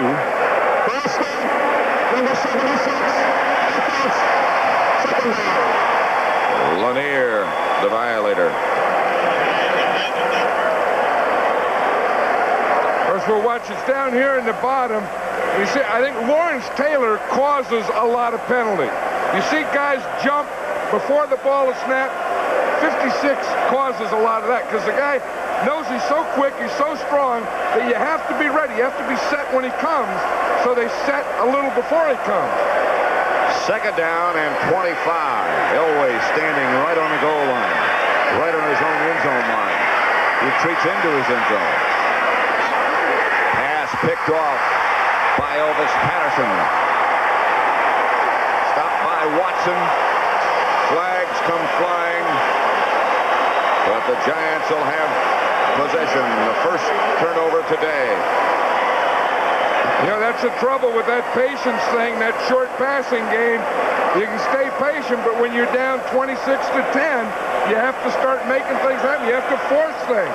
And when you force it, that's what this Giant defense does. They pick it off. They make you make mistakes when you start to force. Jerry Markbright, the referee. The Giants had 9 first downs in the third quarter. Denver had none. Number 23, on the second time, touchdown. Perry Williams, Jerry Markbright has had problems with his microphone all day. That's not ours. Watch, we see what happens here. Elway has to get rid of the ball. He has pressure there. He's forcing it into that deep zone that we've been talking about. They get a big rush. Then the secondary just drops off, makes you force it, and then they start to pick things off like Elvis Patterson just did. So the Giants take over first and 10 at their own 48. Sims gives to Morris, hit behind the line of scrimmage. Joe Morris, the ball carrier. By Rulon Jones. That's Rulon Jones. He's the second man in, 75. He starts in and he gets on Billy Ard, takes him on, pushes him to the side, and then gets in the backfield. Now Morris was running a little delay there. That's why he hadn't been in the hole yet. Amazing thing about, well, Rulon Jones and most of the Denver linemen, they're not that big, but you never seem to get a clean shot at them. And they don't stay blocked either. You get a shot, then they bounce off, and they go running after you again. Sims drops. Stacy Robinson, 20, 16. First down, Giants, they're moving. You see the end of that play, Carl Mecklenburg came flying through that screen and tried to knock the ball out of Stacy Robinson's hand. Bill Sims throws some shot here. Good pass protection. See, he has a little gap there so he can step up, get a little more time, find Robinson outside. Now watch right at the end. Watch 77 come flying at him. Right there. They had a nice move after he caught it. See, it was more of just stopping and then starting more than it was faking. So, sort of casual, didn't it? Yeah, like it was out in the park, you know, Sunday afternoon. Here, throw me one. I stop. Here at the 16, Morris, right side. To the 15, Ricky Hundley. Morris got 2. Hundley was the first Bronco there. I'll tell you one thing, this Bronco defense does go after you. They do get a lot of players at the point of attack, and watch when they get there. You hear everybody say when you talk to teams about Joe Morris, you can't arm tackling. Well, you know, it goes back to that physics thing again. I got a lot of letters about, what power is and the formula and all, but in all the letters, one thing I say is he has a low center of gravity, and that's why he has so much power. Second and 9, Sims goal. There'll be a flag in the end zone. Intended Bavaro. Louis Wright, the defender. Bavaro stays down momentarily, but he'll be back. That should be more than a flag. That should be an arrest. That wasn't even close. Louis Wright knew that he was beaten, knew it was going to be a touchdown, so he just jumped all over Mark Bavaro. Watch him, he is beaten. Bavaro's behind him. Bavaro's going for the touchdown. Wright knows that he can't do that, so he just jumps on him, grabs head, neck, helmet, face mask, turns him over and everything. So what the heck? You ought to be there ought to be a citation, like a ticket for a deal like that. First and goal on the 1. Morris again. Not in. Ricky Ricky Hundley, number 98 again. With Louis Wright, no gain. 2nd and goal at the 1. Well, it was close at halftime, but in the 3rd quarter is where the Giants took over this game. In fact, look what happened since they went in the locker room. The Giants came out and had 200 yards of offense to Denver's 2. Whatever they did in there in those locker rooms at halftime, the Giants did it the right way, and the Broncos had a little trouble with it. 2nd and goal then at the 1. Giants 26, Broncos 10. The eyes and the intensity of Joe Morris. Carson was the man on the move. Sims has to duck under it and take the sack. Pushed by Freddie Gilbert first. And that's the first sack of Sims. There's a fight down there. They're still going after it. Guys are hooked up there. Ricky Hundley. There's Joe Morris. 3rd and goal. Hundley had Morris, so he took him all the way, even when the play was over. Wonder how physics would work on that. Well, then it's low. See, Morris is still looking at him. Hey, what do you want? Physics works. You see, that's the center of gravity. That's what I was talking about. Right. You know, you get the speed and the time and all that stuff, and then right on top of the picture, you're going to see it. You see Oates there. You see some little kick in there. Morris wasn't even in on it. It was Oates and Hundley, and then Morris walked in. 3rd.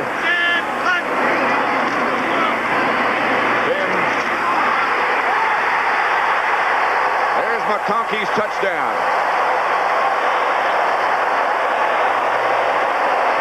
Look at Bavaro. He handles him like he's a rag doll.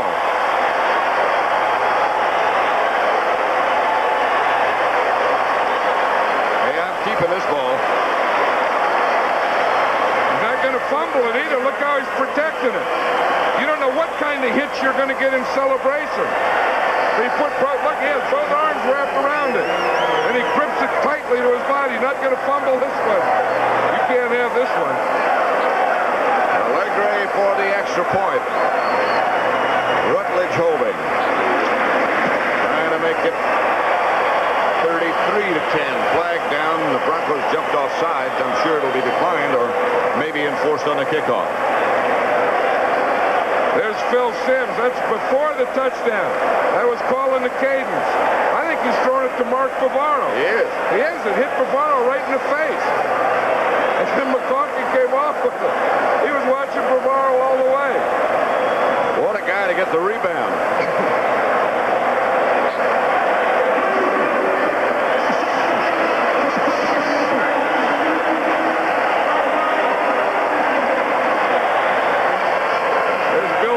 He'll take credit for it. As a head coach, you take credit for those who bounce off the helmet into the hand. You have to, don't you? Yeah. 10:56 then left to play. 33-10 Giants.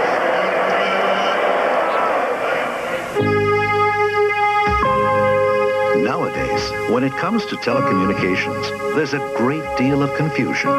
With so many different products and services available, it's a real problem knowing what's just right for your company. Well, we have a way to end that confusion and solve those problems. We can help custom tailor an entire telecommunications system to your company's exact needs. No, GTE.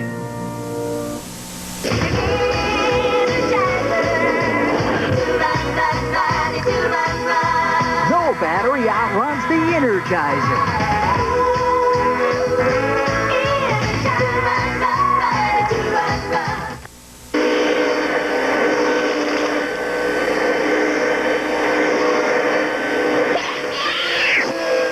It's time to change your light bulb. Philips Longer Life Square bulbs last 33% longer than ordinary round bulbs.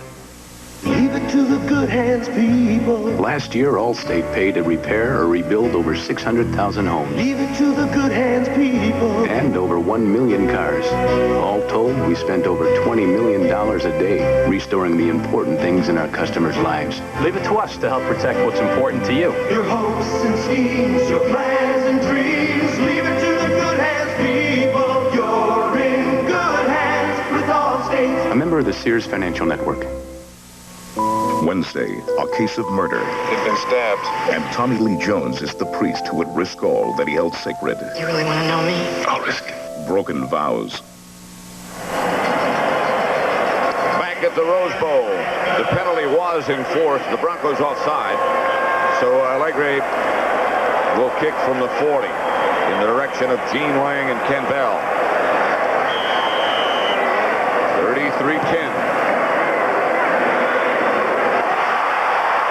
Hit one of the Broncos on the foot. The Giants are down in mass. I don't know who came up with it. Hit Bell in the foot. The Broncos did.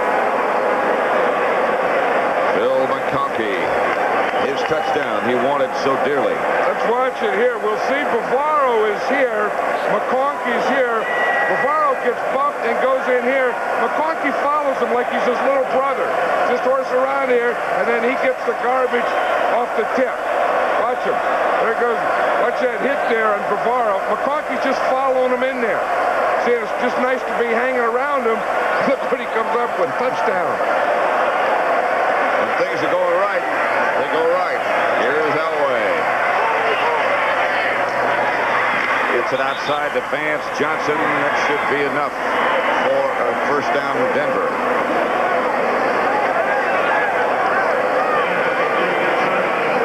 There's Sims after the touchdown. He wanted to celebrate with one of his guys, and he ended up celebrating with Dennis Smith. And then he just celebrated by himself. Then he found a guy. There's one of his guys. Benson. Brad Benson. Yeah.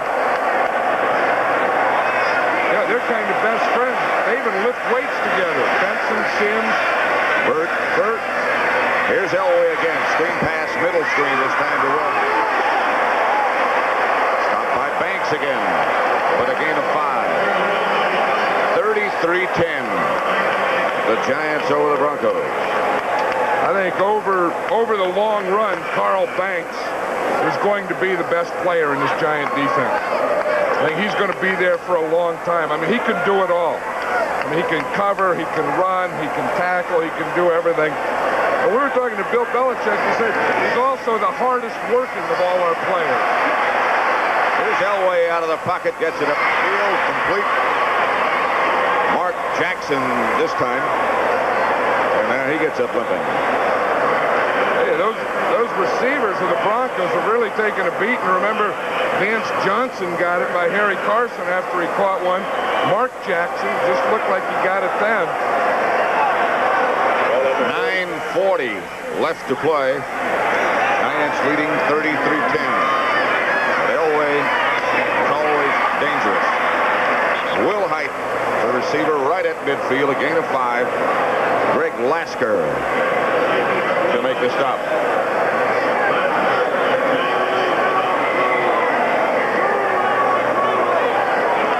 They have to do it all with signals because the Broncos aren't huddling up now. Going in a hurry. Pass caught on a rebound and a flag goes down. Jackson came up with a completion. See the official with his hat off? I bet that means he was out of bounds. Yep. But you can come in, if you're out of bounds, you can come in and catch a tip pass, though.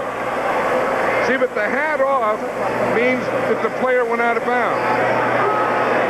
Then he throws the flag. But what they're saying is that he can go out and then come back in. He can't come back in and be the first receiver.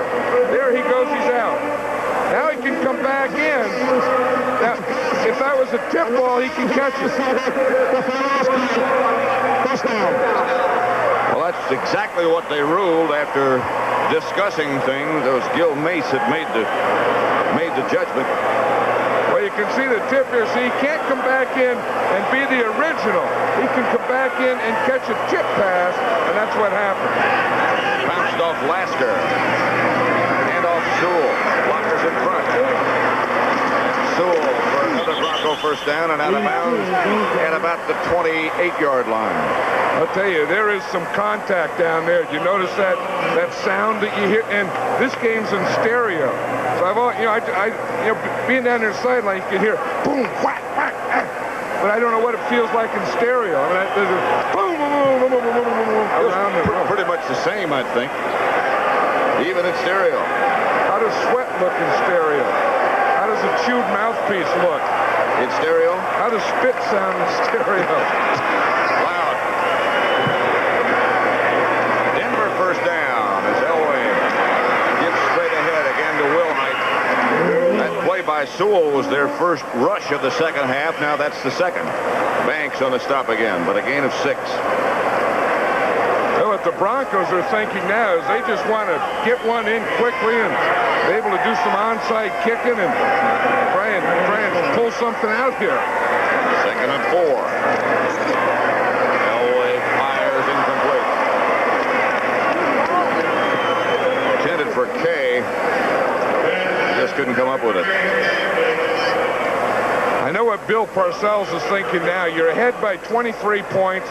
You really got this game. You've waited all your life for it.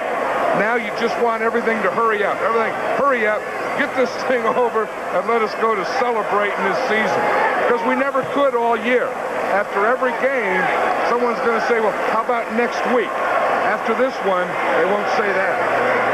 The next thing is training camp. How about next year, Coach? Can you do it again? 3rd and 4. Here's Elway scrambling up the middle. Got the first down. Collins on the stop. Elway got 6.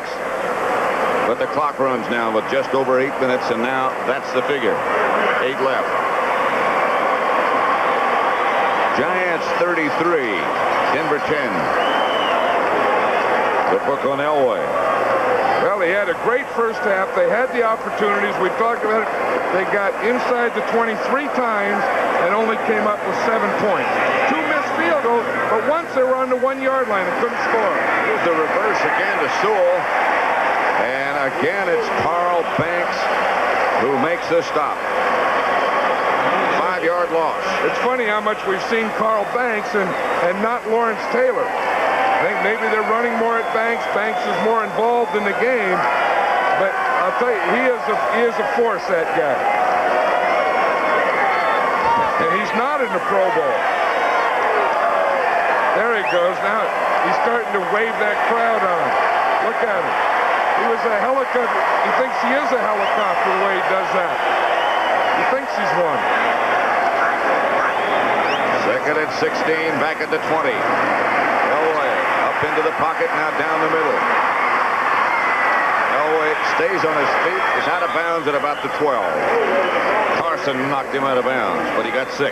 You don't think he's strong? Did you see him with his left arm? He gave Elvis Patterson, who was a strong guy, he gave him a straight arm and got by him. You have to respect this guy. There's Elvis Patterson, who's still down after that straight arm by Elway. That looks like a cramp, though. 6:47 left to play. It's the Giants 33, Super Bowl 21, the Broncos 10. They were a breed unlike any other. Never the biggest, just the toughest. Introducing a new breed of American truck, the new mid-size Dodge Dakota, roaming into full-size territory with almost as much standard payload as some full-size Ford and Chevy pickups, plus available V6 power and 8-foot bed, all for hundreds less. Dodge Dakota, full-size ability, compact agility, a lean new breed of American truck. Peter said I could have anything I wanted. So I took his Van Heusen shirt right off his back. Van Heusen, for a man to wear and a woman to borrow. If you're looking for a simple way to apply for the American Express card, simply pick up one of these, because now you can apply over the phone.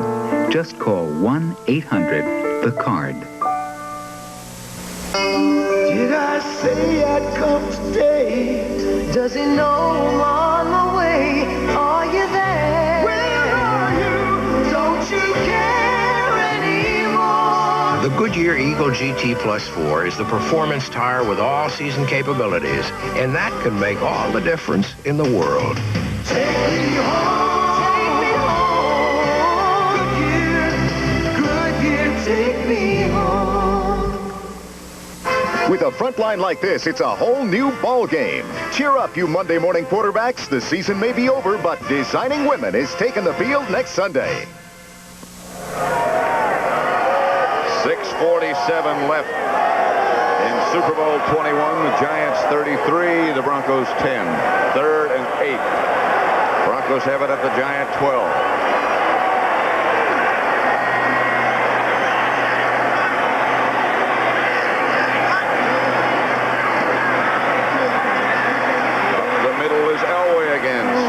To the 10. That'll bring up a 4th down. Harry Carson there to make sure he stayed down. Well, that's why he went down, because Harry Carson was there. Harry Carson and Banks were both standing there, and Elway had to go to the slide.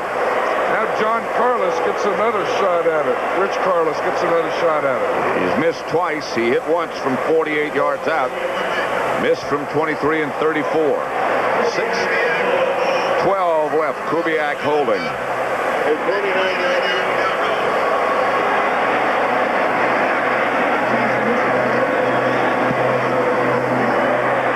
Carlos hits this one. And it's 33-13.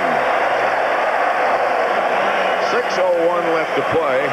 The Broncos have all of their timeouts remaining. 33-13. The ninja. His strength and swiftness have become legend.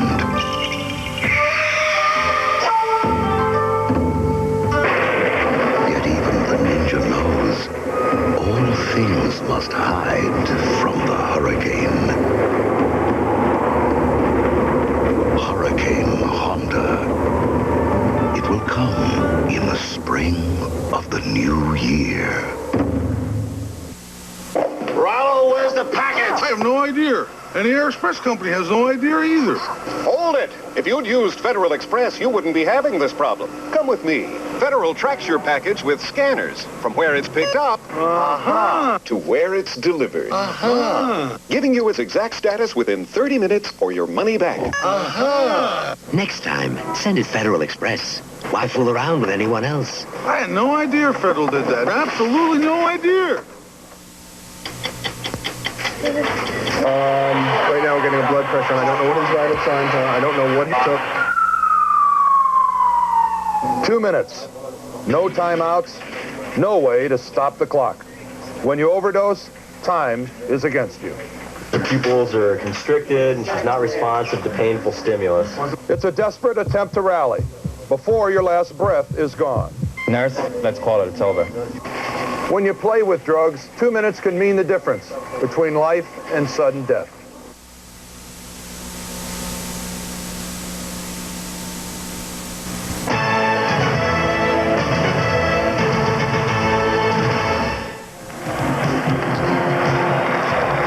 Denver, as John Madden was just talking about, taking the field goal to make it 33-13 now. They have everybody left of Rich Carlos for an onside kick. Giants handle it well. Bobby Johnson right there, the good hands guys. Well, I think that makes sense that they did that. There's, we see the buckets. Now there's a third bucket this week. I think what happened, there's always been like a mother and father. Like this is a father bucket, this is a mother bucket, and since the last game, they had a baby bucket. So this is a baby bucket. So they got 3 now. There'd always been 2. One's going to go to Parcells, one's going to go to another assistant, and one will go to a player later in the game. I guess that clears up the question as to whether they're married or not. Well, yeah, well, they got married. Yeah, they got married in that baby bucket. That's Roussan over the right side and out of bounds by Steve Wilson. That's the bucket. Well, yeah, I mean, the bucket, you know, that's how big it is. I mean, 3rd year in the league, and then you ask questions like, is it married? Yeah, bucket's married. Bucket, you got a family bucket? Yep, got a baby bucket. And then brought the ice because we're in California. Family. Heavy ice. See, the baby can't sit up there with the mom and dad, though. 5:51 left to play. Roussan went out of bounds. 1st and 10 Giants. Roussan and Carthon are the 2 runners. Sun sneaks over the left side. Rulon Jones on the stop. 33-13. The Broncos were here once before in the Super Bowl. Lost to Dallas. The Giants have never been in the Super Bowl. Hey, that's a tough thing on that Broncos sideline. I think the gap between winning and losing the Super Bowl is as big a gap as there is in sport. The winner is a world champion. The loser just gets thrown back in with the other 26. There's no place for number 2. No one goes right. We're number 2. We're number 2. Only number 1. Ball's at the Denver 25. Left side, spins for maybe 2, maybe 1. Stopped by Jim Ryan. Rose Bowl in Pasadena, Super Bowl 21. Over 100,000 people. And that's the situation right there. 33-13. Sims has 3 touchdown passes. The Giants have scored 24 points in the second half. It was 10-9 Denver at the half. Denver had some early chances, couldn't capitalize. Jim Burt, Harry Carson, who will handle the bucket ceremony, unless he's just a decoy today. 3rd and 6, 4:20 left to play. Sims with the ball. Sims down to the 10, inside the 5 to the 2. Another one of those that was not called, I'm sure. Nobody knew he was going to do that but him. Well, you talk about a decoy. That time, Joe Morris was the decoy. The running back was the decoy. They started everything going to the right. Watch, they start here. Fake this thing. Phil Sims fakes, comes back and runs this way. Watch these linebackers. Watch them start this way and not even see Phil Sims. Watch, the backs go that way. Look at the linebackers run over towards Morris. And here's Sims all by himself with nothing in here. So he just runs right up in there where there's nothing in there. And gets it all the way down to the 2. And it's 1st and goal from there. Maurice Carthon and Otis Anderson. Now the running back.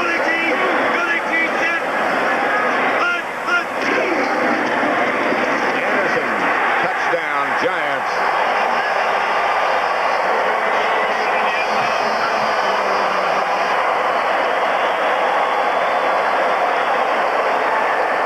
O.J. Anderson. He's congratulating all the linemen. He's congratulating everyone. This is his Super Bowl touchdown. Traded from the Cardinals. Really didn't play a lot. But he's going to be in the record book. Now, from now on, it turns into fun. The blue jerseys. And you just hope it's over on the other side of the field. On the other side, it just stays with you for a long, long time. Missed the extra point. And so the score remains 39-13 with 3:18 left to play. Yeah, one thing about the Super Bowl, you know, the players get money, they get a ring, there's a Super Bowl trophy, and that stuff all stays with you, but just the thought that you were the best, you were the champion, is the greatest feeling. And it's big today, and it's one of those things that is big when it happens and gets bigger as the years go on. Well, the distractions increase, the demands increase, and I think it gets tougher every year to repeat. Yeah, that's going to be the next thing. I mean, I think the Giants are going to win this. They ought to be able to celebrate. I've always thought they ought to give the winning Super Bowl team a sabbatical. They don't have to play the next year. They just go around, they do parades, they do this, they do banquets. They don't have to play, and then they come back because it is tough. That's going to be the next question when they get in the locker room. Can you repeat? Then you're going to find out where the parade is. They got a parade. I think it's going to be in the Giant Stadium. Giant Stadium, right. Bell with the return to about the 31. Knocked down by Andy Hedden. Return of 20.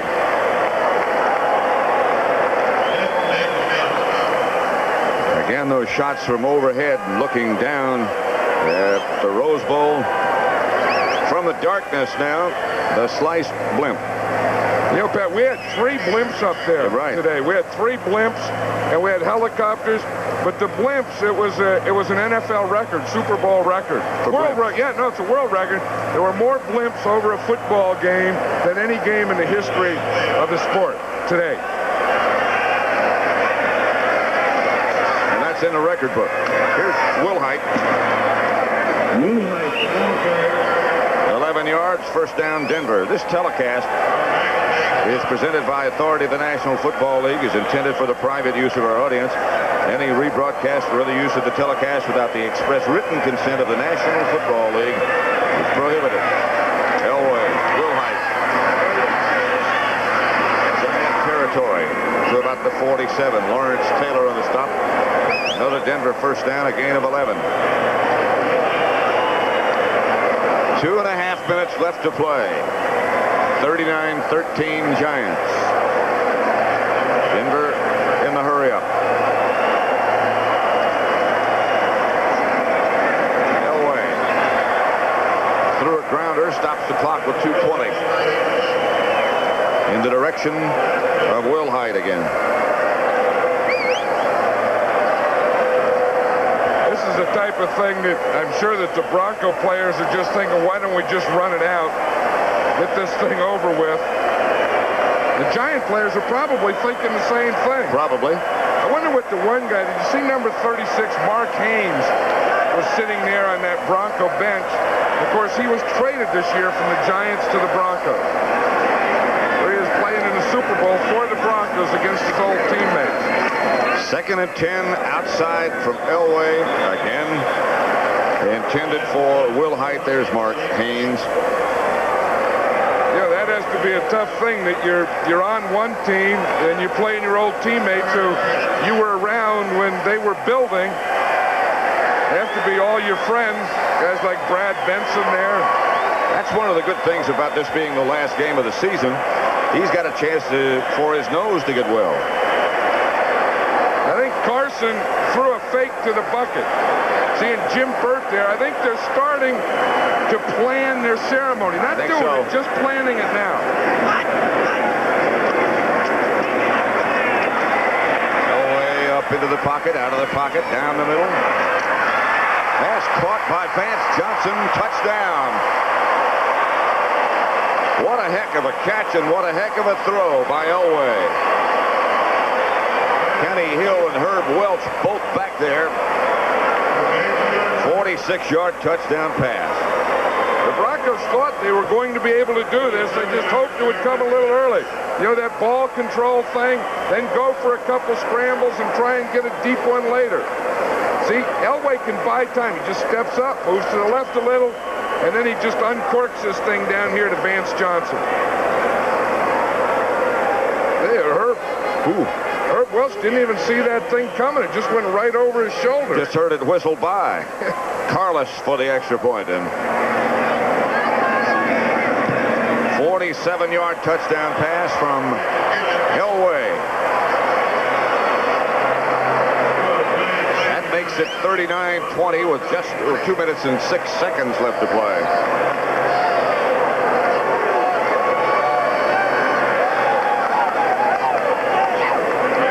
Tells you something, doesn't it? Tonight on CBS, the premiere of Hard Copy from the creators of Murder, She Wrote. Phil Simms has been named the game's most valuable player. And Simms gets the bucket. Simms got the first bucket. You know, there was a player bucket to be decided later. Simms got it. Now, we still got 2 more buckets. I think we know one's is a Bill Parcells bucket, and I think the other one is going to be another coach's bucket. Look who goes against it. 2 offensive linemen. Bart Oates, Brad Benson, whap, on the quarterback, who's the MVP. Again, the Broncos shoot for the onside kick, and it doesn't work. And the Giants come up with the ball. Zeke Moat this time. 2:03 left to play. I don't think Simms can go in and play offense now. Look at this. No, he weighs like 5 pounds more. They have to put Jeff Rutledge in there. Sims said, I can't play. Ball would just slip out of my hand. I know what he's saying. He's saying it's cold. There's Rutledge. Well, the quarterback can't play when you get the bucket. Plus you're cold. Rutledge says, what a way to get in a Super Bowl. The starting quarterback gets the bucket, and I got to go play. Rutledge was in one before when he was with the Rams. Well, he was in one today. Remember the fourth down play Yeah. where he picked up the first? Yeah. That I think was a big, big play and a turning point in this game. That's Tony Galbraith with the ball. Stopped by Andre Townsend. Think Burt's coming back in? Oh, he looked like he got a bucket. That's the first time he's been able to lift his arms all year. 39-20. The Giants lead Denver.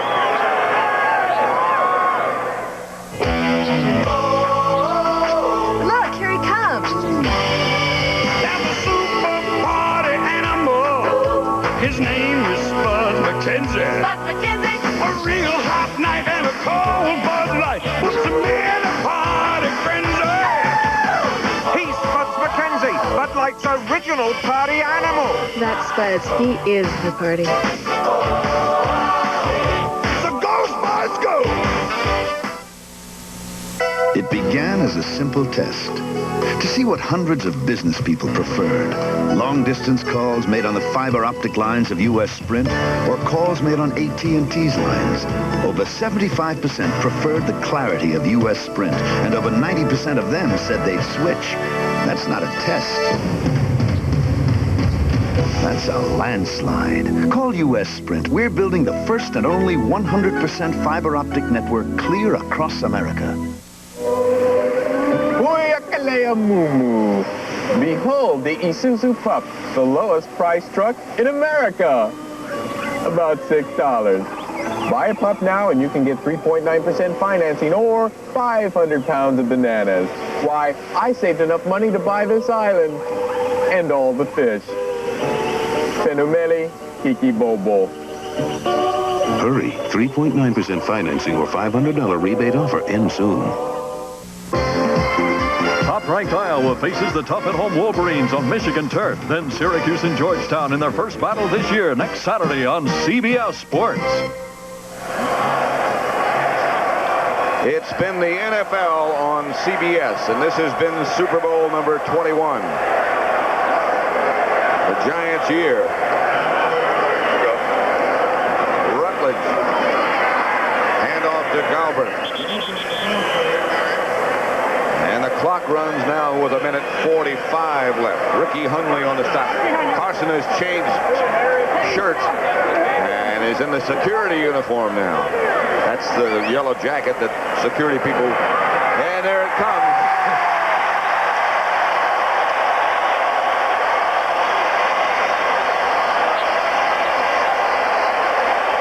Well, there's two kinds. There's plain water and there's the sticky stuff. And when it has color in it, it's sticky. And I'll tell you, Bill Parcells loves this one.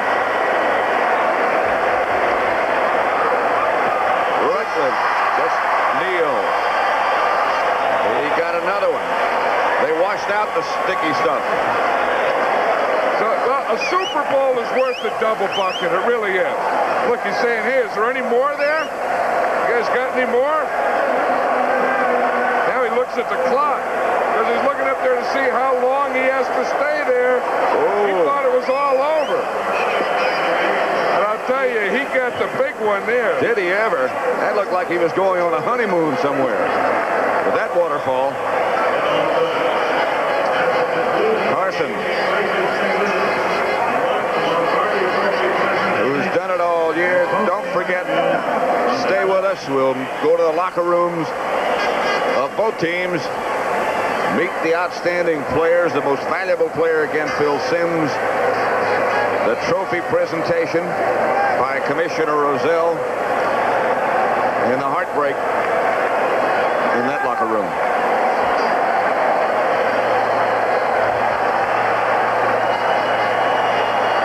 No matter. It's been a great year in Denver.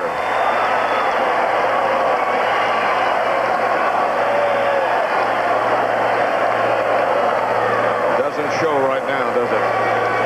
Well, the big thing is, you know, winning the Super Bowl and being the champion. And the difference in the feelings, I mean, the Giants are as high a thrill and as big a thrill, as emotional as you can ever get in sports. And I think the Broncos are the opposite side of that. There's Jim Burt and his son. You talk about a look-alike. That kid's playing nose tackle in kindergarten. He goes one-on-one. Look at the size of that guy. Look, he's going nose to nose, head to head. Like he could wear the same jersey. Oh, almost. yeah, they butt each other. That's how they say good morning. They give each other a butt.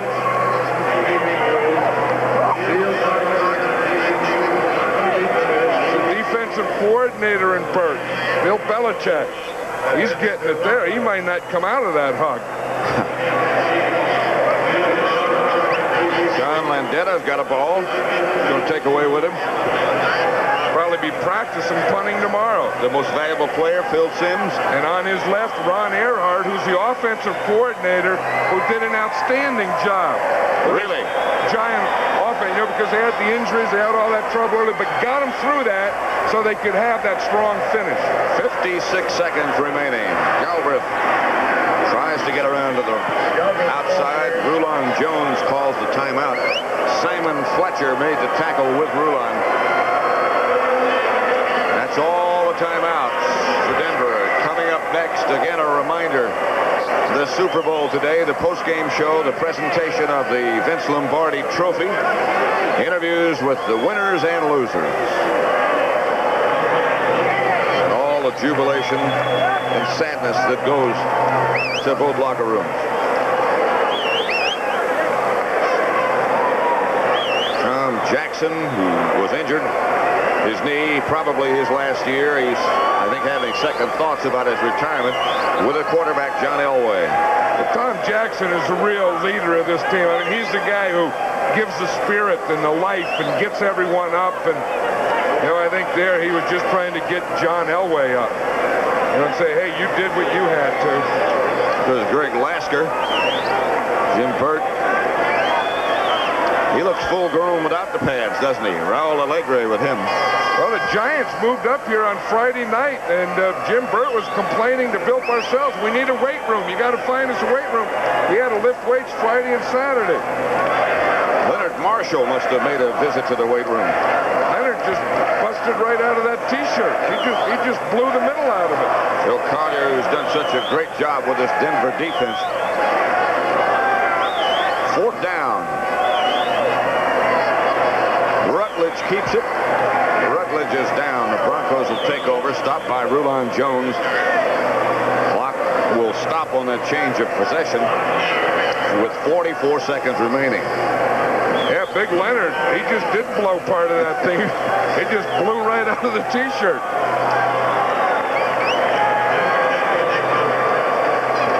In the Giant locker room, waiting, the president of the Giants, Wellington Mara. There to accept the trophy and the accolades that go with this Super Bowl championship. It's been a long time. Kubiak is the quarterback now. They always through. Kubiak, middle. Broncos out of timeouts. When Sampson made the catch, clock continues to run, a gain of 8. There are a lot of people who deserve a lot of credit on both these teams. Wellington Mara, you saw, the Broncos and their organization, Tim Mara, Bill Parcells, George Young, the whole group, Dan Reeves.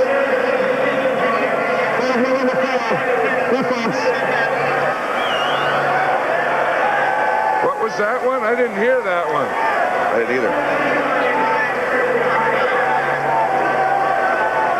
12 men on the field, I think.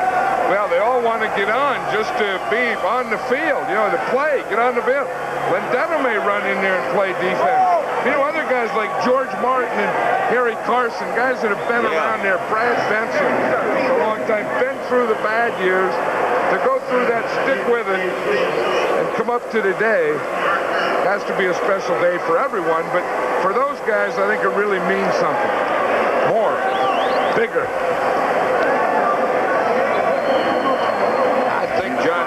back and look, as we have an opportunity maybe to sort of reflect on the early part of the game, the Broncos got there and didn't get the points. I think that has to be something that they'll be thinking about a long time. Well, that was a big part of this thing. And then that halftime, I mean, the way the Giants went in and came out in the second half and just dominated and took over that game in the third quarter. And then with this defense, this great Giant defense, when they get ahead, boy, they just smother you. They make you play uphill, and they're just playing downhill on you and knocking you out. Next thing they're trying to figure out there is who's going to carry the coach off. See, they're planning. Brad Benson was back there planning. Yeah, we know Jim Burt won't. He already has something to carry off there. Here's Kubiak out of the pocket. And Sampson scampers out of bounds, stops the clock, a gain of 11. Broncos keep hanging on and hanging in. The fans are booing that one. They want the game to be over and the celebrating to start. I'm amazed as you look around the Rose Bowl, nobody's left. The place is still full. I tell you, this is a great place for a football game. And you know, and the weather's nice, and it's a nice day, and, you know, you're enjoying, and it's a happening, and you're there, and, you know, to go there and not see it to its finish, you know, doesn't make any sense either. Because this place is going to be packed. Getting out, you can't get out anyway. Yeah, you might as well stay, I guess. Kubiak down by Dorsey. And Pepper Johnson. And Eric Howard. And Parcells is up on the shoulders of the offensive lineman. He's saying, not yet. It's okay, Bill. It's okay. You got it.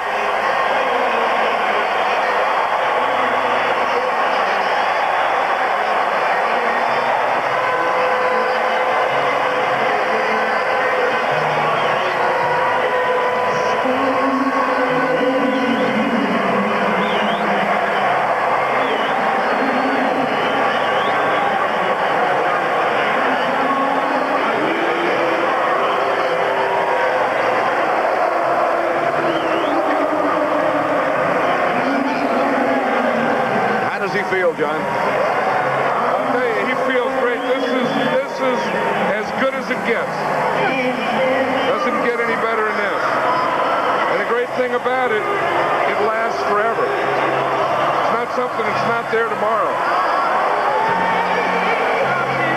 Can never take it away. Well, they have a net, you know, that's a stomp and grind. Pepper Johnson and William Roberts. And they have a name. And go right in the middle of the field and do it. You know, they say it's business. They talk about, you know, this and that, the business, the agents, and the strike. When you're out there and this is happening, it's a game. And it's fun. And it's playing. And it's kids.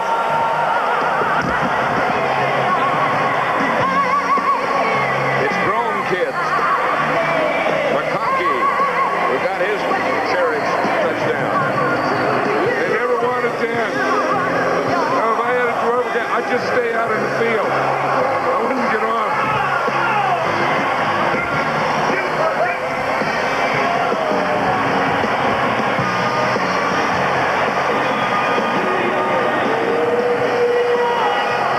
And that's what Phil McConkey's thinking. I want to stay out here. Rutledge with a football under his arm, and that, as you said, was indeed a key play. Wellington Mara in the middle of the team. Parcells. Well, John Madden and I would simply like to say we enjoyed it, and thank you. The final score, the Giants 39, the Broncos 10. Stay tuned for the postgame show and the presentation of the Vince Lombardi Trophy. Also interviews with the losing and winning teams. That's all coming up on the postgame show. CBS Sports coverage of Super Bowl number 21 will continue after this message and a word from your local station. Nobody has lower fares than United to more cities across this land. North to south, east to west, only United has low fares to all 50 states. You're not just flying, you're flying friendly skies. Pay up, 5-1 New York Giants Super Bowl champs. I got another sure bet. Shoot. Hard copy. It's a winner. Next. This is CBS.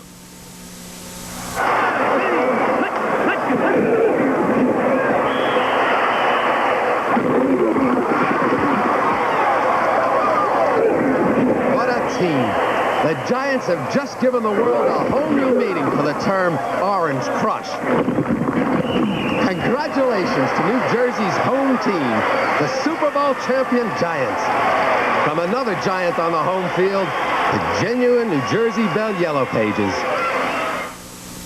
By the time Jamie is ready for college, it'll probably cost $29,000 a year. So either I make some smart investments now, or she better learn to play football. We're thinking what you're thinking. Introducing the Citibank Investment Portfolio. It's access to mutual funds, it's money market savings, IRAs, CDs, all in one place on one monthly statement.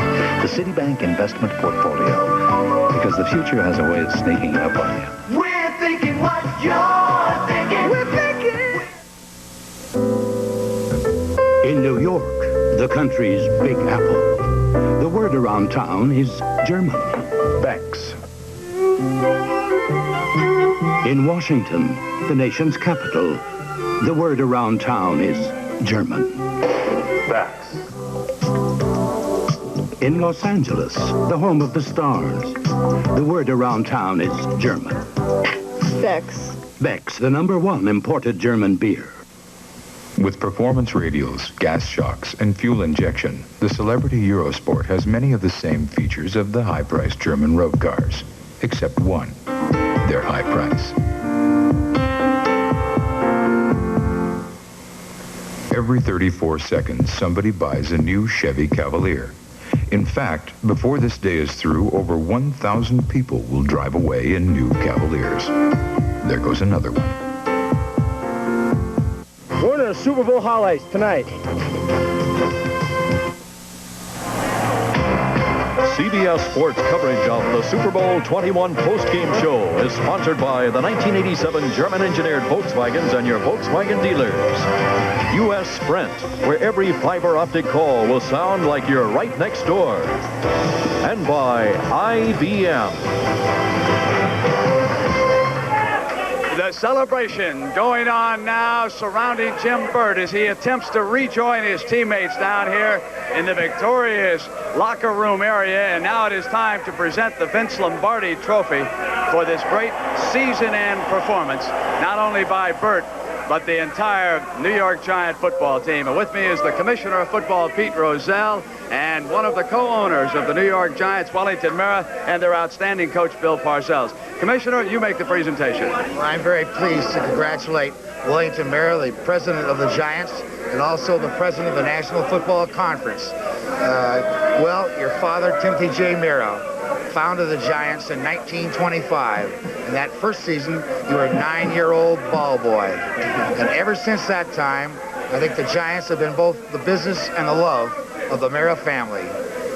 Bill, all I can say is I'm sure you will reject it, but you're this year's NFL Genius coach. President Reagan has been watching, and he asked me to advise you that at your convenience, you'd like to have the whole Giant squad at the White House. Well, congratulations.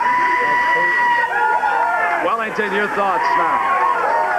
Well, Brent, 2 weeks ago, I told Virginia McCaskey that if there were words to express my opinion, I didn't know them yet. And I'm not any smarter today than I was then. But I'm very proud to represent the great bunch of men, our coaches and our players. And I'm very happy to accept this in their behalf in recognition of the effort and the achievement that they accomplished by their effort this year. Bill, take it away. Coach. Great moment for you, Bill, and I have to harken back to the third quarter. It was 4th and 1 at midfield. There are a lot of coaches who would have said, let's punt it. I've got a great punter and a tremendous defense. You decided to gamble at that moment in this game. Tell me about it. Well, it was about 2 feet, and it's something we've had all year, Brent. And, you know, you're trying to win the game. This is for the World Championship, and, you know, it's not for faint-hearted people, so you got to take your shot. And you know, it just paid off. I have a lot of confidence in our guys. When I challenge them with that kind of call, they try to make the play. They made every one of them we tried this year. Phil, did you do anything differently when you saw that Phil Simms had such a hot hand here today? No, but I just like to say that I think that ought to dispel any myth about Phil Simms, because I'll tell you, he was absolutely magnificent today. Absolutely. The best game played in a Super Bowl a long time by a quarterback. You'd have to hearken back to the performances of a Terry Bradshaw. Well, that might be the best game the quarterback's played, and you might count all the games for this year. Now, coaches have had so much trouble repeating, coming back again. I hate to yank you into the future, but what will you tell this group of athletes to try to keep their mind focused in on winning again? My guys got a good work ethic. They're dependable. They're reliable people. And I think the challenge will be to see what we can do and maybe separate ourselves from some of those other great teams. If we can come back and keep competing the way we have, I think we'll be competitive for a while. Congratulations, Coach. You did a magnificent job. All right. And our Super Bowl today, post-game festivities will continue from the New York Giant locker room in just a moment. McDonald's presents Double Features. I don't know how to say this. It was a time they'd never forget. I'm starving. It was dinner time. Time for McDonald's Double Features. McDonald's Double Cheeseburger. It's big, it's beefy, it's back. And introducing double fries. Crisp, golden, double the regular size. I wish this could go on forever. It won't. It's only available for a limited time. Don't miss it. McDonald's Double Features. In the year 4 million BC, man took a giant step. He got up off all fours. And now, after millions of years of evolution, man has discovered he's better off on all fours in a Fanicon Synchro. Dad? Oh, Julie, look at your hay fever. Well, she hasn't had a sniffle all day. And I'm ready to dance all night. Thanks to research by Dow's pharmaceutical subsidiary, millions like Julie may now find relief from allergies without the drowsiness often associated with allergy treatments.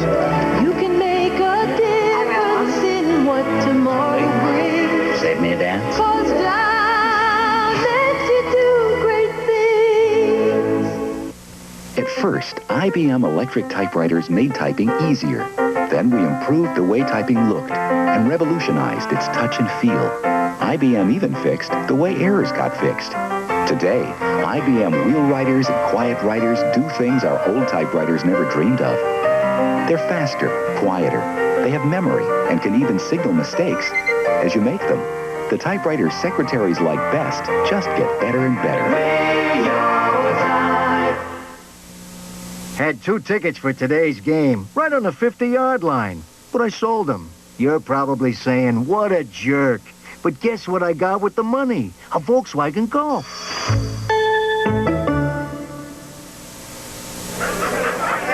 The video diary of Tony Galbraith continues here in the Giants locker room. The man who made it work, Phil Simms. He's with Irv Cross. Let's go to Irv.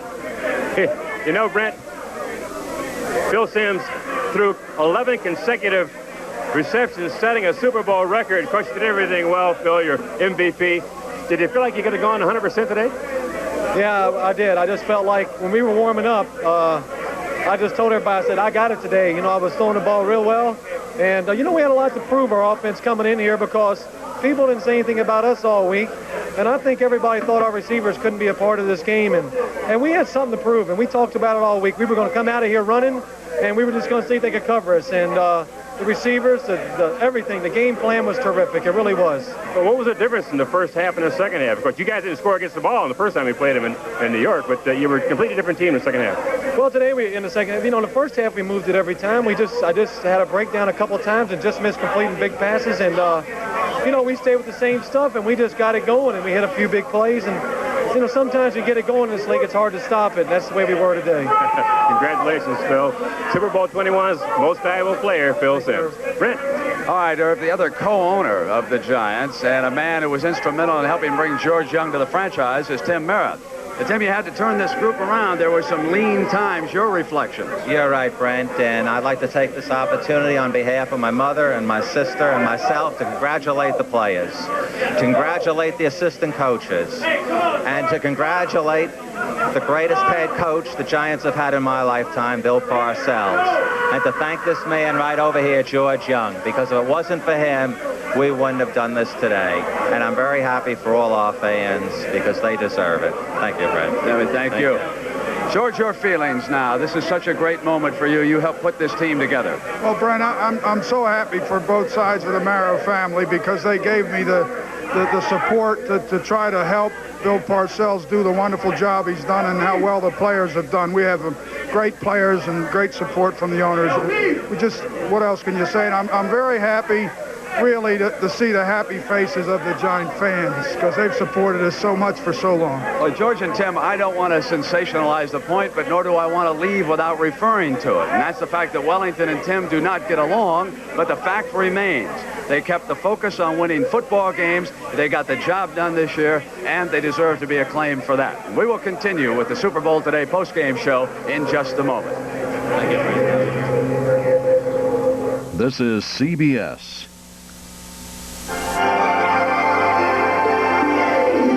Hi, I'm Steve Wynn, and this is the brand new Golden Nugget. More beautiful and elegant than ever before. How are you? Hi. And now, in our TV commercials, no more jokes. Just class and dignity. That's what I like about this place, class and dignity. Marvelous idea, yes.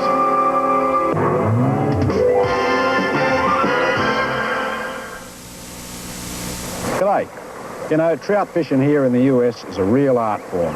The finesse of fly tying, the skill of laying out a perfect cast, and the chance for a Foster's or two at the end of the day. It's a golden throat charm. I think I'll try the wombat-haired water bucket. Aussie bait, an American tackle.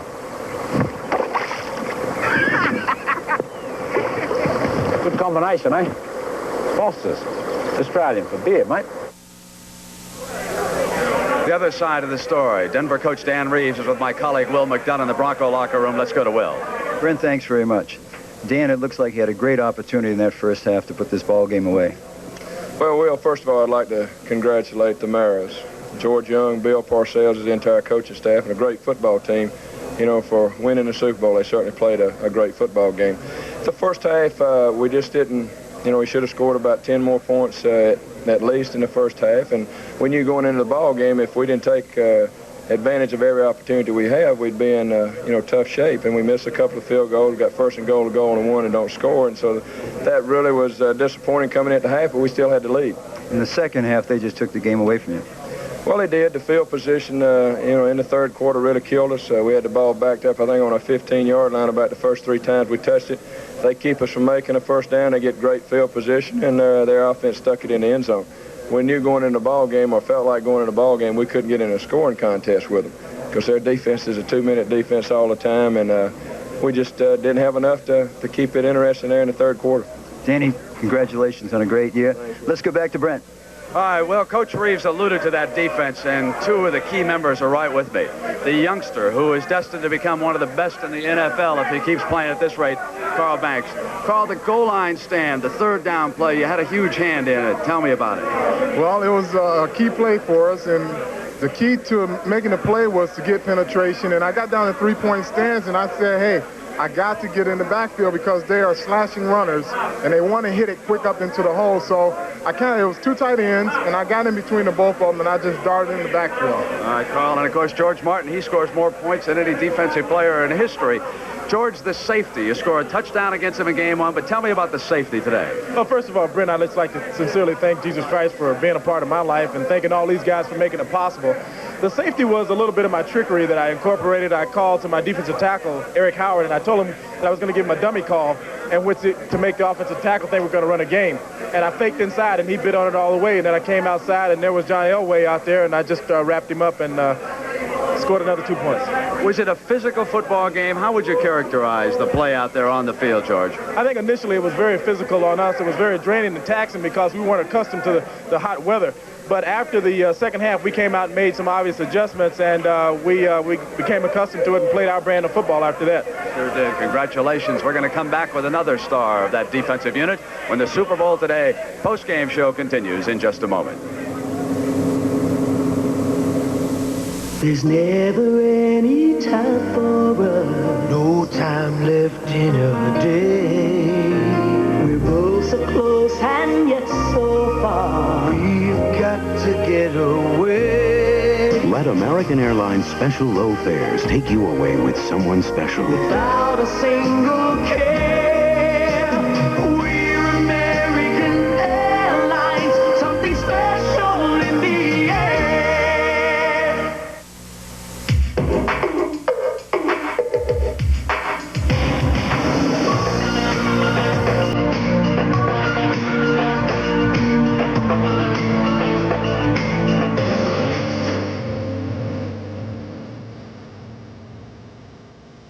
So exceptionally smooth.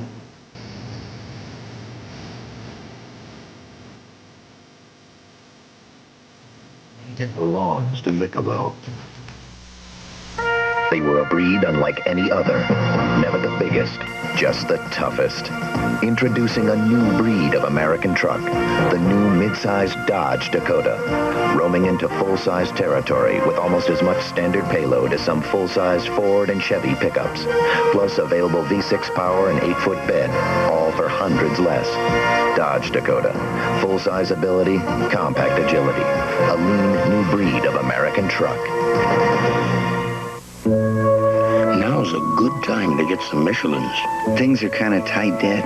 We could save some money with another brand. You'd be surprised. A Michelin's not much more than ordinary radials. And I got 60,000 miles from mine. 60,000? Maybe it pays to get the Michelins. Besides, what's a few extra dollars when you're buying them for something you can't put a price on? Michelin, because so much is riding on your tires.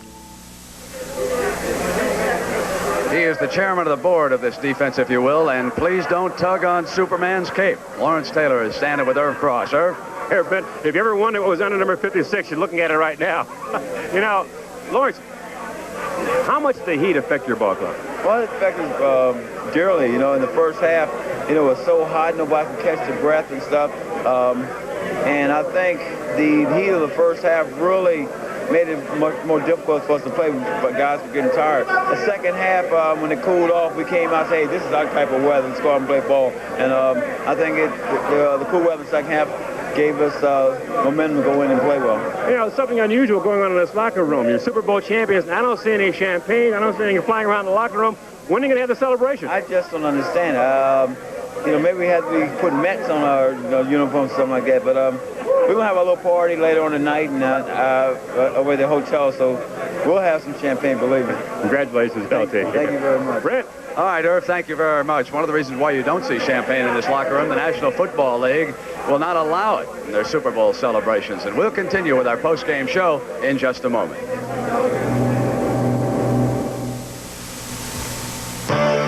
Students are always going places. Now there's a powerful computer that can go with them, the IBM PC Convertible. It goes from chemistry to economics, from ancient civilization to modern civilization. The IBM PC Convertible is a smart gift because students can carry an IBM computer anywhere, even into the future.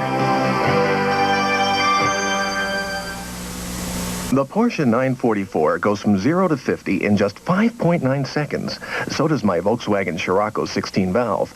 But with the Porsche, you get the thrill of paying $12,000 more.